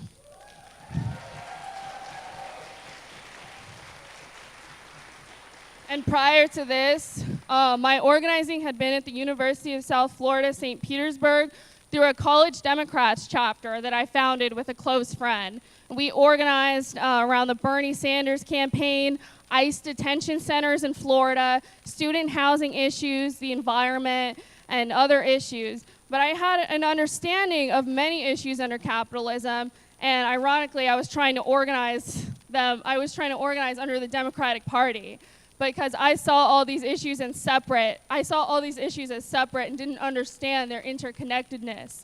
And at the time, I even had a job with the Florida Democratic Party as a student organizer, and then I got hired on full-time to work in 2020. I know, embarrassing. But Bernie Sanders was still in the race at this time. And as a side note, something else that radicalized me, when I was working for the Florida Democratic Party, I was part of a unionization effort in which the leadership of the Democratic Party did everything in their power to stop us from winning the union. Although we did win the union, for the record.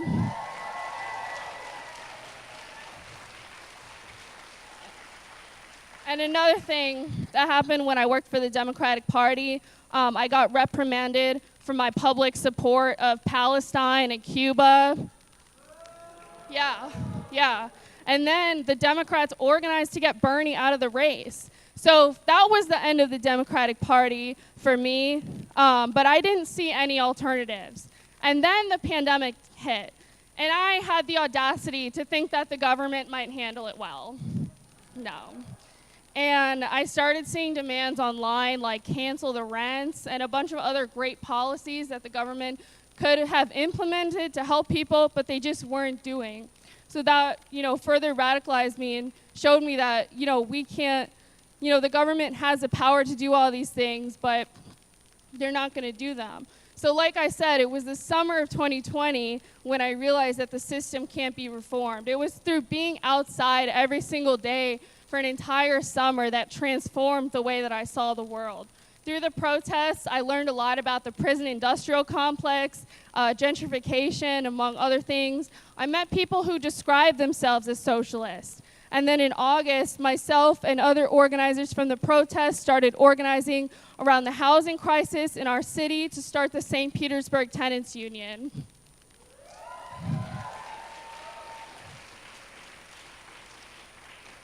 And then finally, I saw, shout out to Gloria, first of all, Gloria La Riva's presidential campaign. And that's what it was. It spoke to every issue I cared about. I remember the first bullet point about her campaign, it was to cancel the rents. I remember it was my first time seeing stuff like nationalize the banks.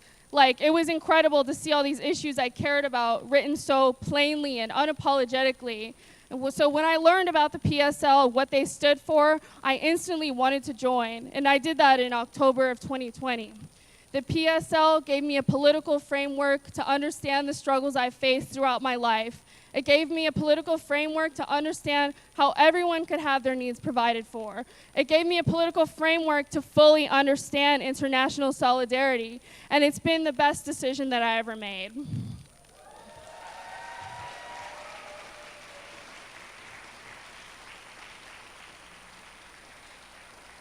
And since then, I've been involved in countless struggles, but I never thought that we'd be seeing this moment, like seeing something like Roe v. Wade overturned. I thought that was done. I thought that was settled history. If you would have told me 2 years ago that, Roe v. Wade was going to be overturned, I wouldn't believe you.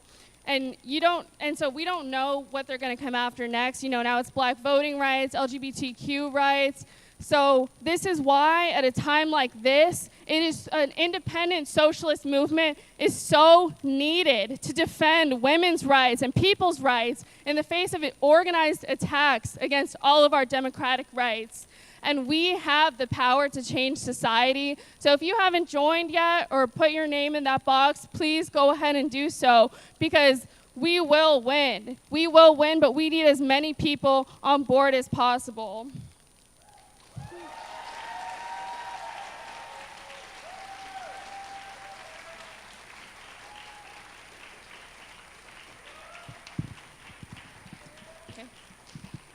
Thank you, Carla. We'd love to hear about your story, getting involved, and love to see all the work that y'all are doing in Florida. And again, as she mentioned, if you're interested in getting involved or joining the PSL, you can fill out the form that's in your folder and put it in the red box at the front.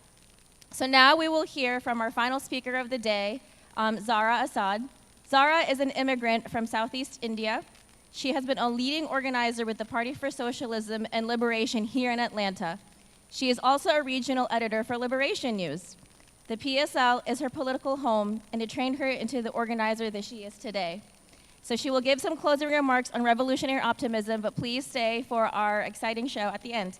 So give it up for Ms. Zara.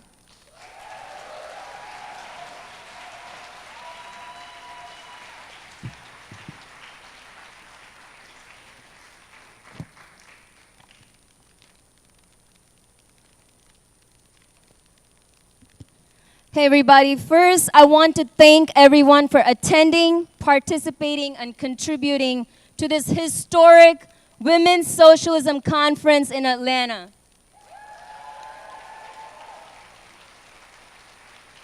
This event would not have been possible without every single person here. 26 billionaires, just 26 billionaires own as much wealth as half the world. 26 individuals have more wealth than 3.8 billion people on this planet. Meanwhile, over 50 million people right here in the United States, in the richest country in the world, in the wealthiest country in the world, are food insecure. Food insecurity or food insecure is just a fancy way of saying 50 million people in this country are hungry on the daily. It means they don't know where their next meal is coming from. Of these 50 million people, many are children. So what gives 26 individuals the right to own obscene amounts of wealth? Who gives them that right? Why should they have that right?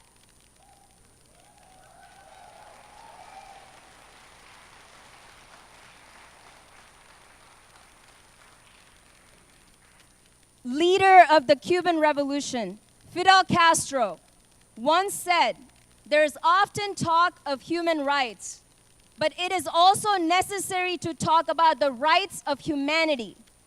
Why should some people walk barefoot so that others can travel in luxurious cars? Why should some live for 35 years so that others can live for 70 years? Why should some be miserably poor so that others can be hugely rich? We in the PSL are building a revolutionary socialist party because we refuse to accept the injustices of this world.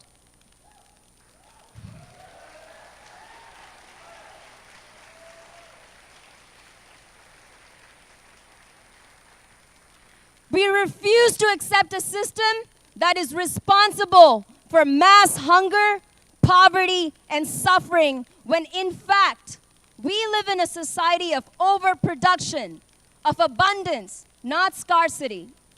We refuse to passively sit by while the government that acts in our name bombs, ravages, and devastates entire nations and wages war on the people of the world. We completely reject that.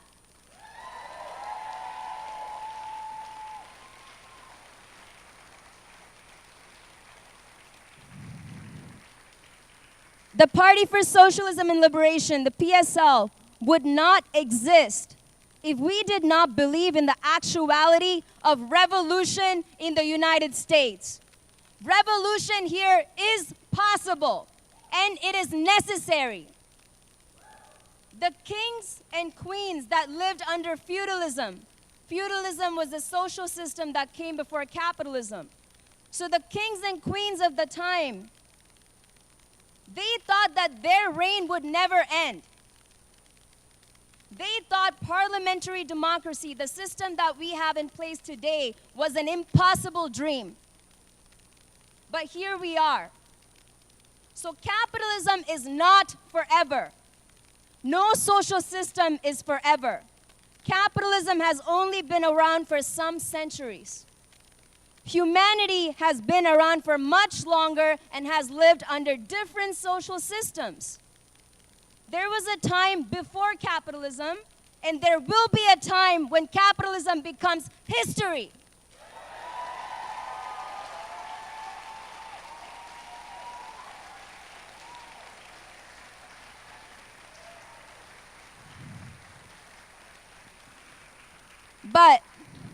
But capitalism will not disappear by itself. It will end if we, the people, end it. We have to make it happen.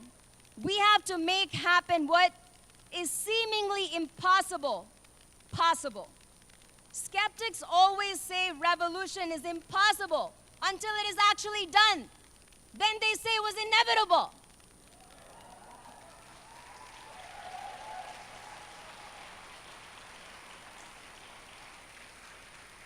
As many speakers before me have said, the South has a long history of revolutionary struggle.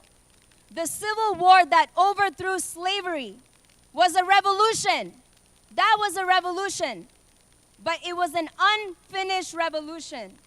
And it is only a matter of time before the American people, the working class people in America, rise up once again in response to the conditions imposed on them by the capitalist ruling class in power. And we, the PSL, we have complete and full confidence in the millions of workers and people of oppressed nationalities inside this country to become a force of resistance to the capitalist ruling class.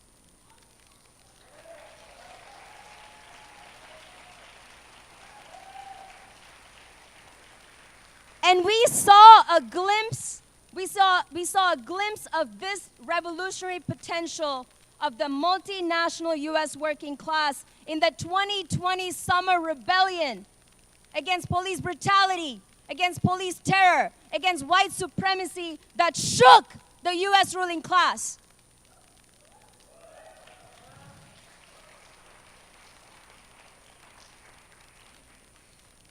The last century has seen many revolutions across the world, some of them socialist in character.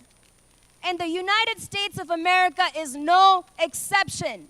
There is nothing exceptional about the United States that makes it immune to revolution. Revolution is possible here, and we are going to make it happen.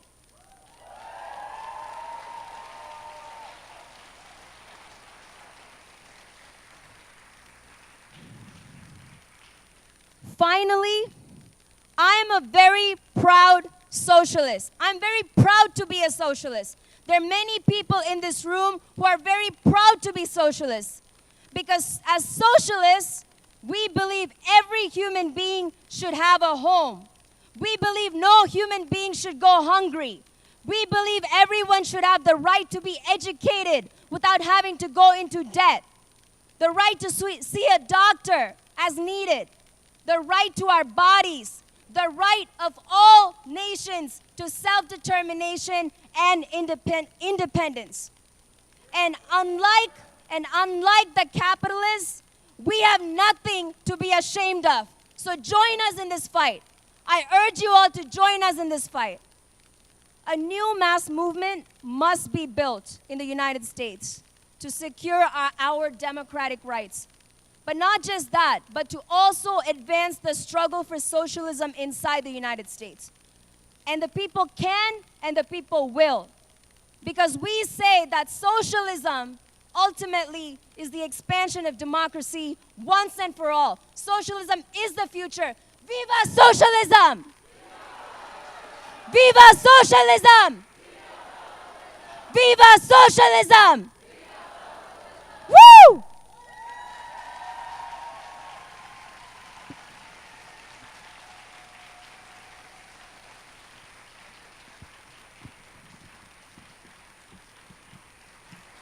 Okay. Let's have one last round of applause for all the organizers and speakers today. Woo!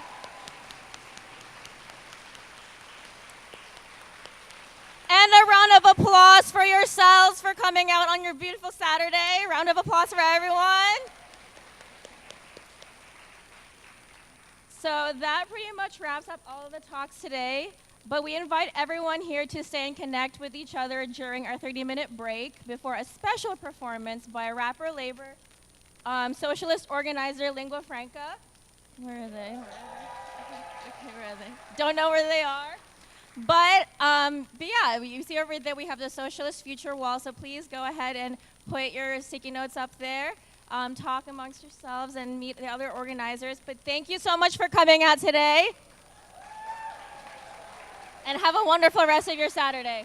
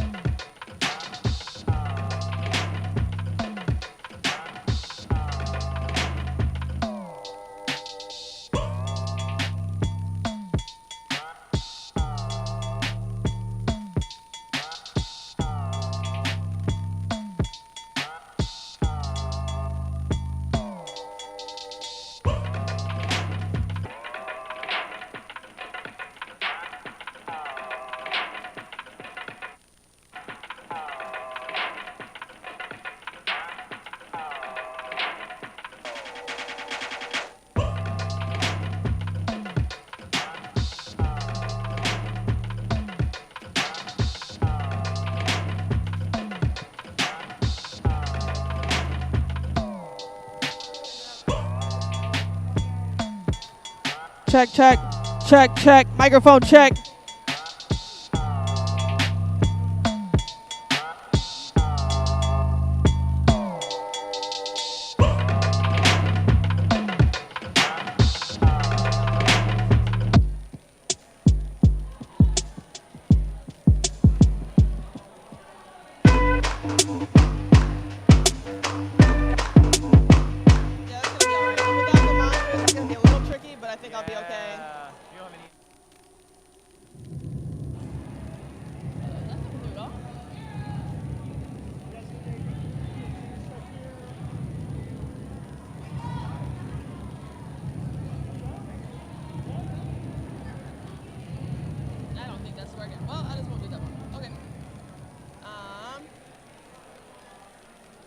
You see me in the street, I felt a reek of a pill, but only superficially, cause underneath it is silk. Giving people peace, helps to cheapen the dirt. I never thought the sun would shine again. Okay. That sounded good. That is the wrong version of that track, but otherwise that was all right.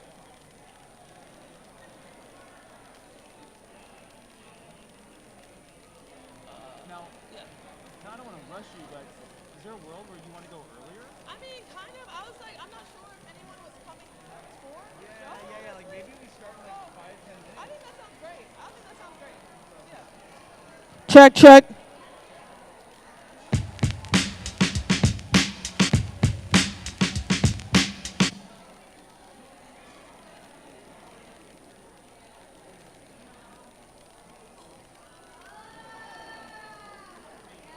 Yo, what's up?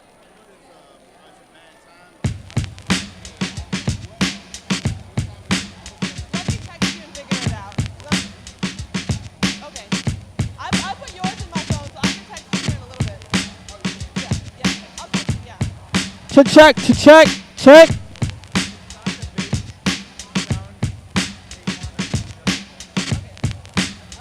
I think I might like get into it a little bit, and then like if there's anything needs to get adjusted, I might make a note. I won't.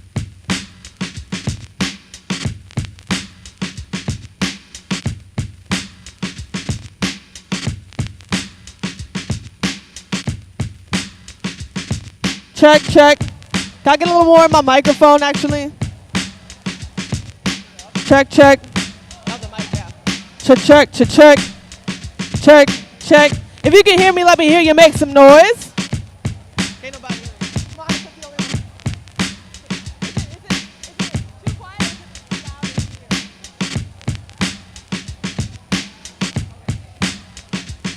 All right.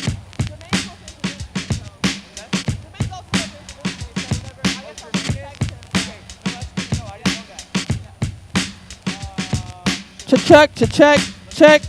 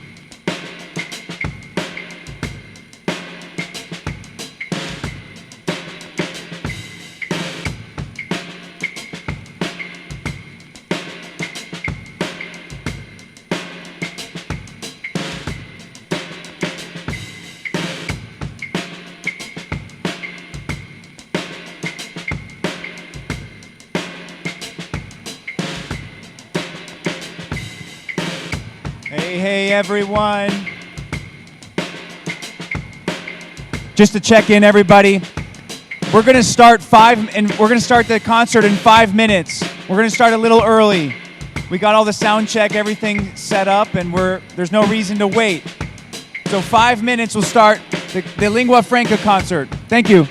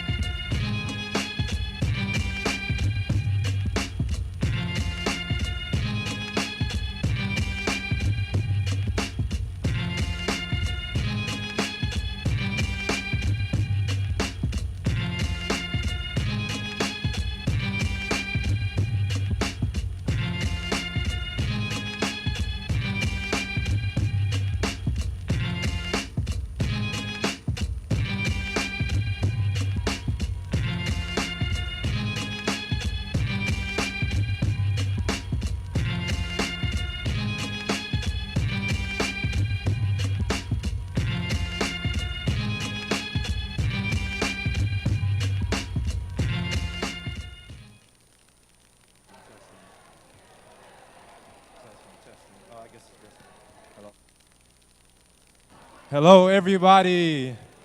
Can I get your attention, please? All right. We are about to get started with our last event, which is the concert. So I want everybody to stand up. I need everybody to stand up, everybody. I need everyone's attention, please. All eyes on the stage. All right. Everybody stand up. I need everybody paying attention. This is a special moment right here. First off, I want you all to give a round of applause to yourselves for showing up and showing out. Yeah. Also, I just want to give a quick shout out to our tech crew out back there making it happen. Wouldn't make what happened without them. Shout out to the comrades. All right, check this out. Well, you know they say the South gonna hold it down and the South got something to say. That's the damn truth. Because we are about to turn it up in here. We are about to have some fun. We are about to get lit like a Christmas tree up in this thing. All right? I need y'all to make some noise. Make some noise. No, that's not good enough. I need y'all to make some noise up in here. Yeah. First, I want to introduce y'all to the greatest, the best, the lyricist, the amazing, bar-spitting, hard-hitting, bars dropping, roof topping. We about to blow the roof off McClendon Church. You heard me? Make some noise. Now.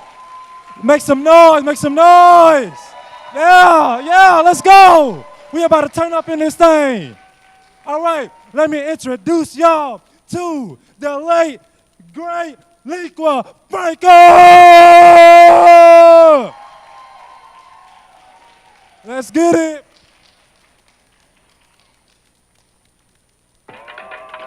How y'all doing? How y'all doing? Make some noise if you're feeling good. I know I'm feeling great. I'm excited to be here with y'all today.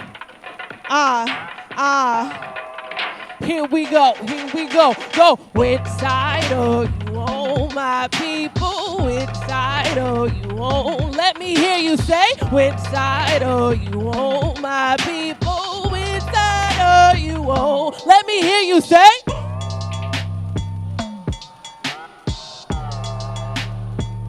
Everybody say, which side are you on, my people? Which side are you on? Workers ship the boxes, they swiffer and they mop and look chipper when never talking. Whipping the shopping carts, they pack the beer in the walk-ins. Stack away little cartons, keep our kitchen fridges stocked and not financial market solvent. They clocking for a pitty bucks, bear the coffin of like 60 thrifty chuds, get spit on like sitting ducks, and they are sick of it. Enough, so you ever wanted to honor them? Here's my ask for all my hominids, collective bargaining. Amazon and Target and FedEx and Walmart, Instacart and Whole Foods, till we all get what we ought to get. Workers run the company, there isn't any argument, so are you with them, aren't you in? El Pueblo, unido, jamás será vencido. El Pueblo, unido, jamás será vencido. El Pueblo, unido, jamás será vencido. Jamás será vencido, jamás será vencido. Which side are you on, my people? Which side are you on? Let me hear you say.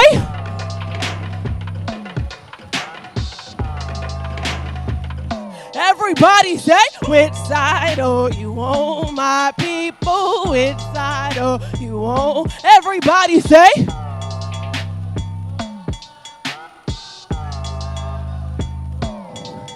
Imagine a minute, millions of average women and men in the tragic position of trading passion for wages and cash they shackled by capitalism.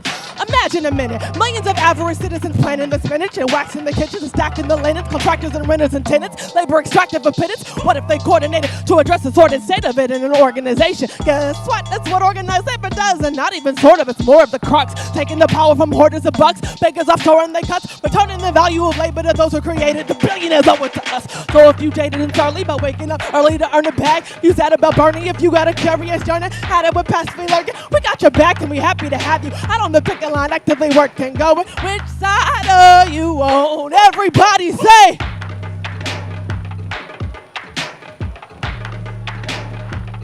Everybody say. All right, keep it going, keep it going, keep it going, keep it going. El Pueblo, unido, jamás será vencido. El Pueblo, unido, jamás será vencido. El Pueblo, unido, jamás será vencido. Jamás será vencido, jamás será vencido. We must also realize that the problems of racial injustice and economic injustice cannot be solved without a radical redistribution of political and economic power. Hey, this ain't business usual, boss. Nah, y'all ain't finna continue to use us as pawns. We coming for ours. Stacking double using this, John. We coming for everything in a union for all. Hey, this ain't business usual, boss. Nah, y'all ain't finna continue to use us as pawns. Coming for ours. Stacking double using this, John. We coming for everything in a union for all. We providing the child care. We the baggage handlers. We care for your elders. We security. We janitors. We making the campus work, stacking hamburgers, and now we standing up, cause every worker on the planet Earth deserves to really thrive in a union for all. I'm talking about 25 in a union for all. We coming for 35 in a union for all. We coming for everything in a union for all. Courageousness, even when it's dangerous to agitate. Been fighting to hike the wages since 2008. And when we change shifts, wondering whether the patrons came in sick and how is $7.25 an hour pay the rent. But if it's David and Goliath, we the ones who are giant. Simply an unbeatable alliance. Bargaining together cause we scraping when dividing. It's okay to be afraid, but it's better when you're beside us. Recited. This ain't business usual, boss. Nah, y'all ain't finna continue to use us as pawns. We coming for ours. Stacking double using this John. We coming for everything in a union for all. Hey! This ain't business usual, boss. Nah, y'all ain't finna continue to use us as pawns. Coming for ours. Stacking double using this John. We coming for everything in the union for all. We coming for sick leave in the union for all. We coming for everything in the union for all. We coming for bigger checks in the union for all. We coming for some respect. We coming for health care. We coming for child care. All them bosses better beware in the union for all, because we coming for everything.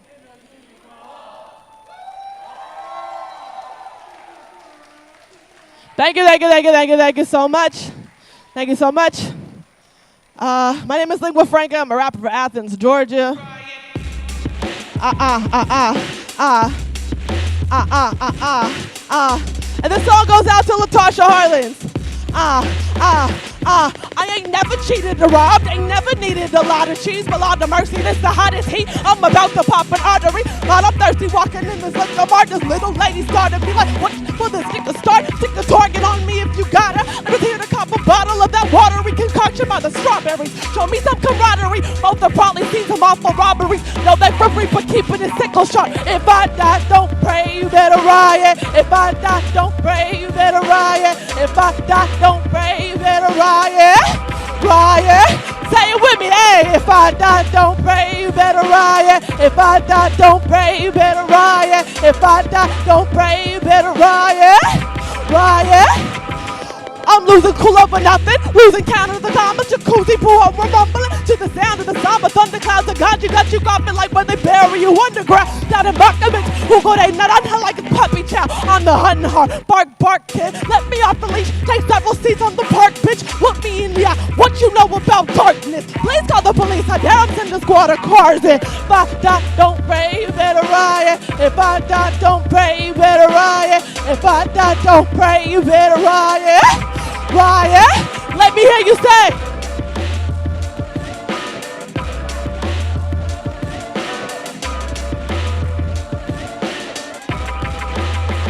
One more time, hey, if I die, don't pray, you better. If I die, don't pray, you better. If I die, don't pray, you better. Riot, riot, if I die, don't pray, you better. If I die, don't pray, you better. If I die, don't pray, you better. Riot! Riot! Riot! Riot! If I die, don't pray, you better. Thank you so much. I wrote that song from the perspective of Latasha Harlins, as I shouted out at the beginning. Anybody know who Latasha Harlins is? So when we talk about the LA riots of 1992, y'all know what the LA riots is. So when you think of the LA riots, who you think of? Who you think of?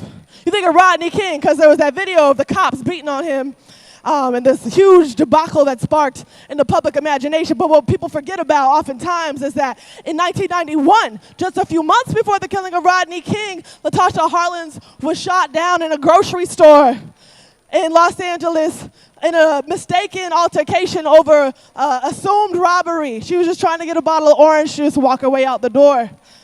But she was struck dead and killed at 15 years old. And I bring this up for a couple reasons. First of all, this set off in Los Angeles a lot of interracial tension because the grocery store owner was Korean and Latasha was a young black woman. But it reflected the fact that Under capitalism, we are encouraged to see one another as threats and as enemies and as competition instead of seeing the fact that our communities are in turmoil because of the people at the top who are keeping everything that we create, all the wealth that we create. And I bring that up as well because there are so many black women who have fallen to police terror, to racial violence of many kinds, whose names don't often get said in these conversations. So I just had to say her name one time and be reminded of the fact that nobody chooses that future for themselves. She didn't choose that for her. But what happened afterwards were that people rose up in the streets of Los Angeles to demand an end to the policing of their communities, to the theft from their communities, from all these exploitative employers, et cetera, that sometimes the seeds you plant grow into things that you couldn't imagine.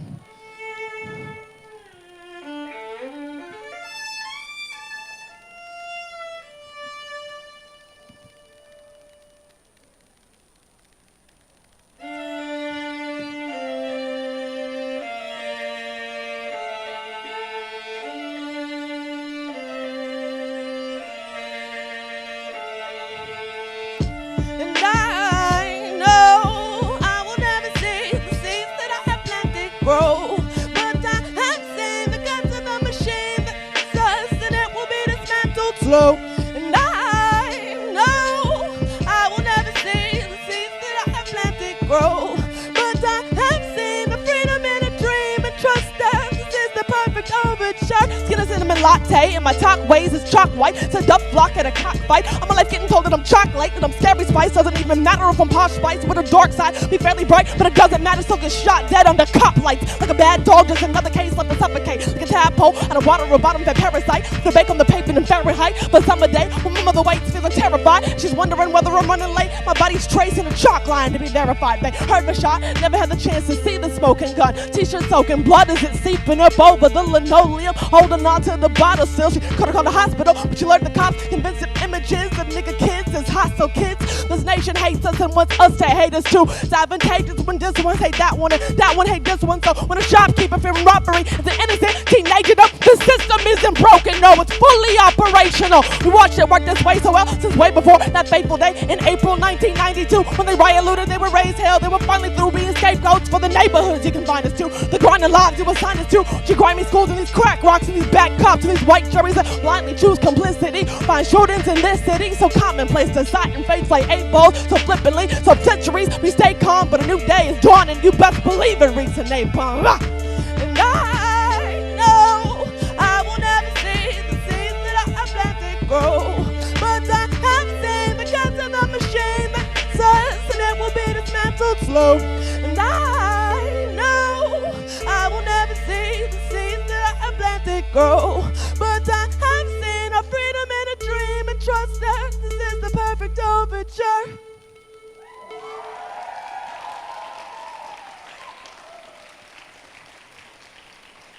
Man, shout out to black women one time. Shout out to black women one time. Black women, where you at? Make some noise for black women. In the context, of course, of the Women's Socialism Conference, I'm so glad that we addressed the disproportionate black maternal mortality rate here in the state of Georgia, which is such a disturbing and underappreciated phenomena that's truly frightening, especially for folks like myself, who last year had my first, and hopefully last son. And as a person who has also had an abortion before, I've realized that the choice to say yes to having children and having a family is not the rosy picture that they want to paint in the Facebook, gender reveals with the smoke and the balloons and all that. It's not that pretty.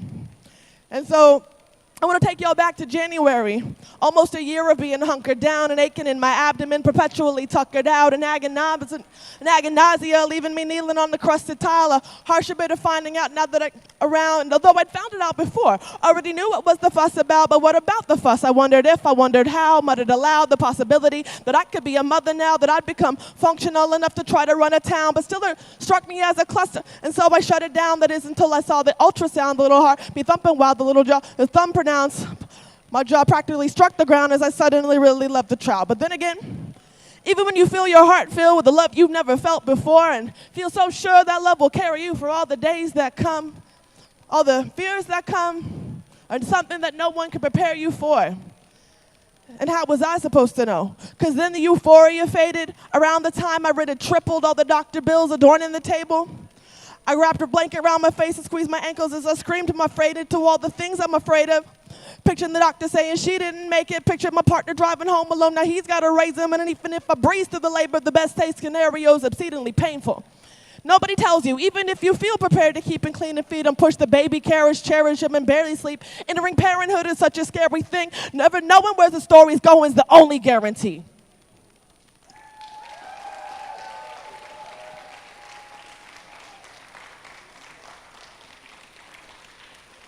And so I say all that to say that we got to have a feminist future in this country in which childcare and housing and healthcare, and particularly maternal healthcare and neonatal healthcare, are all guarantees to the people so that we can have the families that we want under the conditions that we want.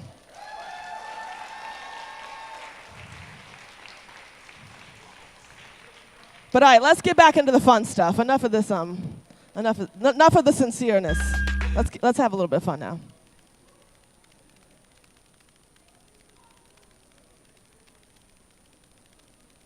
Y'all still with me? Let me hear you make some noise. All right. I appreciate whoever it was in the back who got it popping off for the rest of the crowd. They're like leading the charge.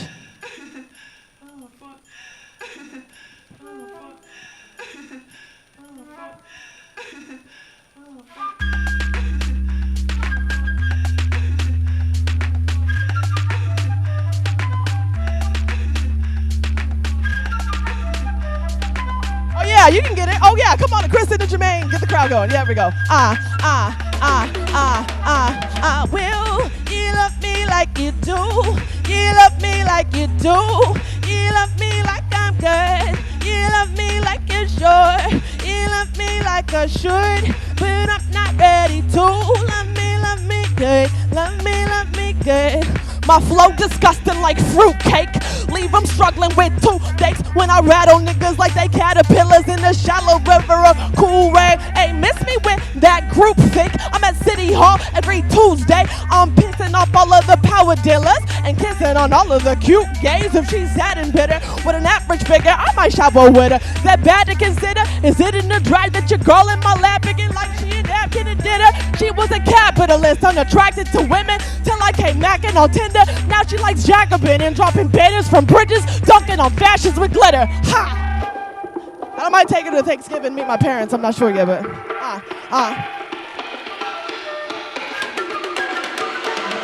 Will you love me like you do? You love me like you do. You love me like I'm good. You love me like you're sure. You love me like I should, but I'm not ready to. Love me good. Love me good. Love me.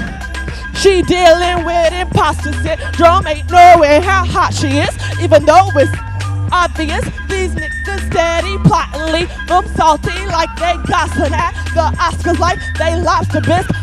Yeah, that's my kid, that's my kid, that's my kid. She baddie, yeah, she wild as she grinchy, but she prosperous. Bewitching with her foxiness. She magic, yeah, she sorceress. She glossy like she phosphorus. I'm fire, but she's oxygen. She's marvelous. Yeah, that's my. And back when I went off the pill, she called me in the hospital to tell me that she loved me more than popsicles.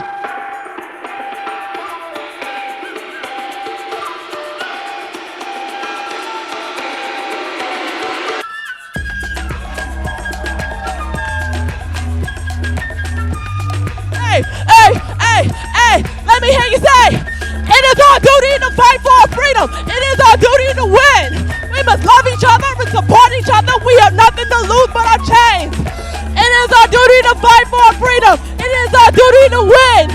We must love each other and support each other. We have nothing to lose but our chains. We have nothing to lose but our chains. We have nothing to lose but our chains. We must love each other and support each other. We have nothing to lose but our chains. Will you love me like you do? You love me like you do. You love me like I'm good. You love me like you're sure. You love me like I should, but I'm not ready to. Love me love me good, love me good, love me. Give it up one time for my hype man, Jermaine.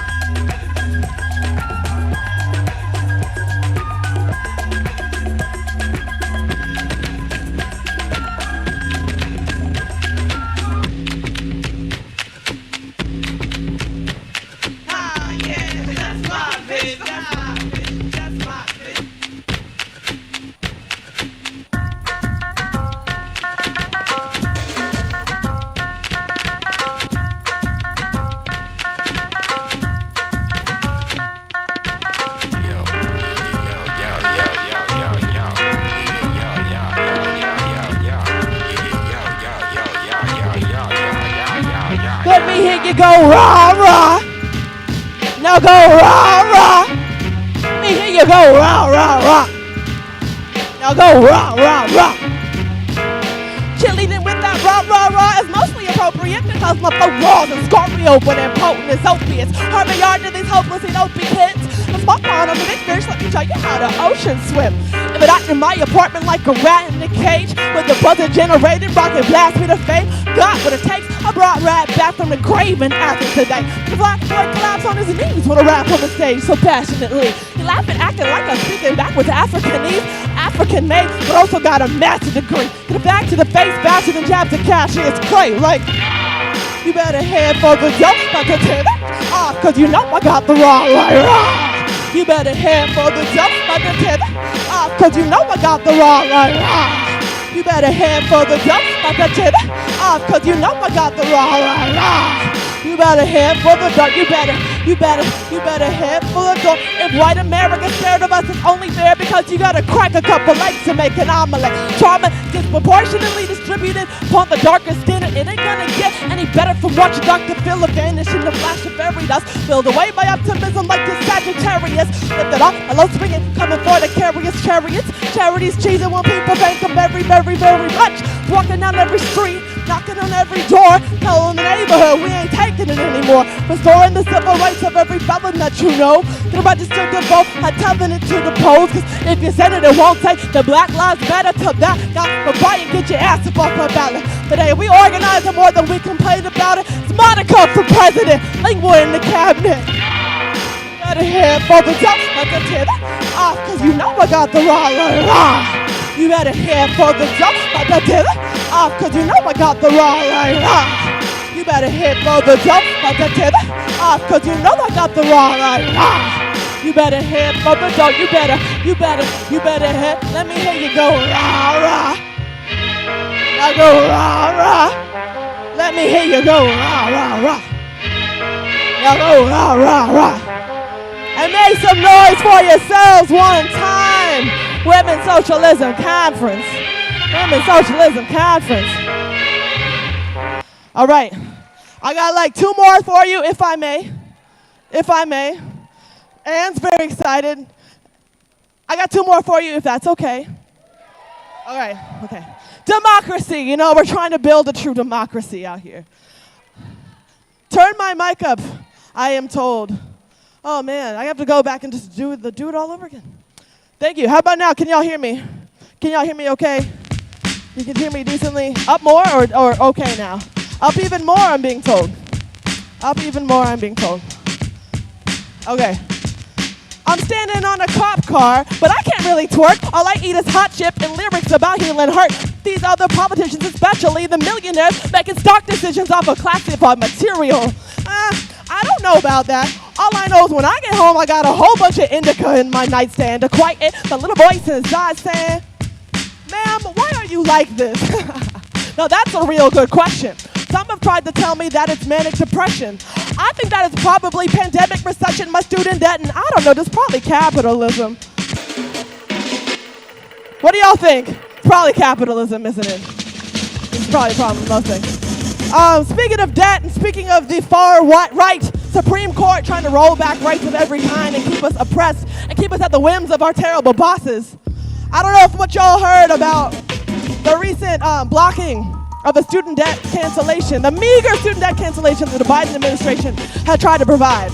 Once again, proving that these undemocratic institutions that are completely unelectable, completely unaccountable to the public, can only be overruled, overturned by the power of the people united. Is that the case or what? All right, let's take them out. If the question is student debt, then the answer is cancel it. If the question is medical debt, the answer is cancel it. If the question is prison debt, the answer is cancel it. We could do it with the movement, baby. You can bet your ass on that. Question is how much of it, the answer is all of it. If the question is how many for, the answer is all of us. If the question is should debt exist, the answer is abolish it. We can do it if we do it with the union of borrowers. If the question is student debt, then the answer is cancel it. Joe could do it with the movement of a pen or a pencil. It's just a fancy flick of the hand that all of it vanishes, and all my homies hoping to be parents get a fairer chance. I know y'all hear us in Hyderabad screaming, let us catch our breath of it. So if the question is, can you shred the records of indebtedness, then the answer is just as simple as I said it is. Second question, should I get in the pit, make you scatter you and smother you in costs that are recovered by insurance when your hip is reconstructed? Student loans for studying the subject with substance, the ankle monitor mandated for being the plug or an engine that's starting to sputter. Blatant bury you under the interest, wasting your life indentured. 8 to 5 and then some, just to pad our pockets with the payments we invented. Breaking your resistance isn't an accident, it's exactly as it's intended. But guess what? But guess what? But guess what? We are the ones with the power. With the power. Y'all finish fleecing us with your greasy agreements. We can bring it in if we tell you no and we mean it. Y'all the ones that owe us and we are the ones behemoths. Withholding what we're told before it over to you till you free us. In our fighting for collective liberation, we be taking on the titans, telling the big bankers we ain't making any payments for our hospitalizations or our cars or our credit cards. Tell them they should thank us. All the paper they making off the weight of all these student loans can't pay, won't pay. Time to tell these looters no, from Seattle to Nevada, Lewisburg to Louisville. In privatization, erase the debts we shouldn't owe. I'm serious, abolish it. Give us free college and joblessness. Give free health care to all of us. We can't pay, so we won't pay. Unite and debt strike, cause together we own the whole bank. Then the answer is cancel, let me hear you say. Hey, the answer is cancel, let me hear you say. Say the answer is cancel, we can do it with the movement, baby. You can bet your ass on that. Question is how much of it, answer is all of it. The question is how many for, the answer is all of us. The question is should that exist, the answer is abolish it. We do it if we do it with the union of borrowers. Ha. Let me hear you say the answer is cancel it. The answer is cancel it. The answer is cancel it. Everybody let me hear you say the answer is cancel it. Yeah. We coming for all that.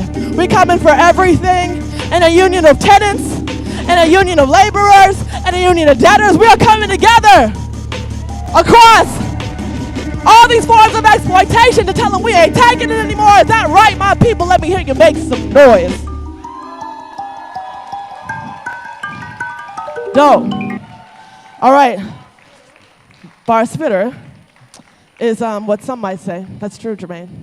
Give it up for Jermaine one more time, the best hype man I have ever had. All right.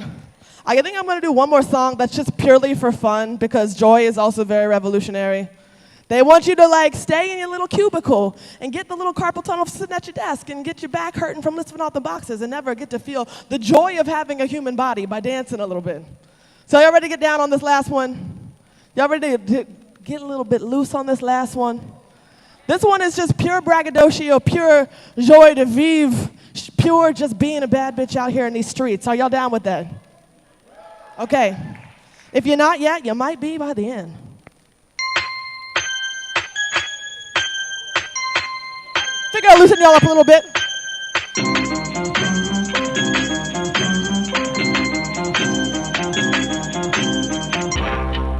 Oh, there we go. Go. Yes, we love to see it. You see that girl on that go bike, that girl rides, that girl writes such cold rhymes, that girl might go worldwide. Buying in a coupe might have been wise to do, but I feel twice as cool riding by on my shiny bicycle. In high school, I considered cars priceless jewels, but it's incredible. But some pedaling exercise I do, tighten up your thighs and glutes. If my derriere can be any more recognizable. Hey, I see you staring at my derriere when I'm riding through. Or was you staring at a very glittered chariot like Harriet the Spy would do? Peeping as I went down home, above the locket, the light reflecting off it, looking so kaleidoscopic. Group of people talking, obviously I'm the topic. They ask if I'm a doctor, I told them hell yeah. But if I was a doctor, I'd be like Dr. Seuss, mixing up the alphabet. Woo! Now that's some proper soup. Hopping back on my rocket, people behind and hopping soup. They can't stop us, so people, don't you know that's impossible? You see that girl on that gold bike, that gold bike, that gold bike. You see that girl on that gold bike, that gold bike. That girl rides, that girl rides, such cool rides. That girl might go worldwide. Now let me hear you say worldwide. Now let me hear you say worldwide. Now let me hear you say worldwide. Now let me hear you say. You see that girl on that gold bike, that that girl rides, that girl writes such gold rhymes, that girl might go worldwide. Thank you all very much. I'm Lincoln Frege.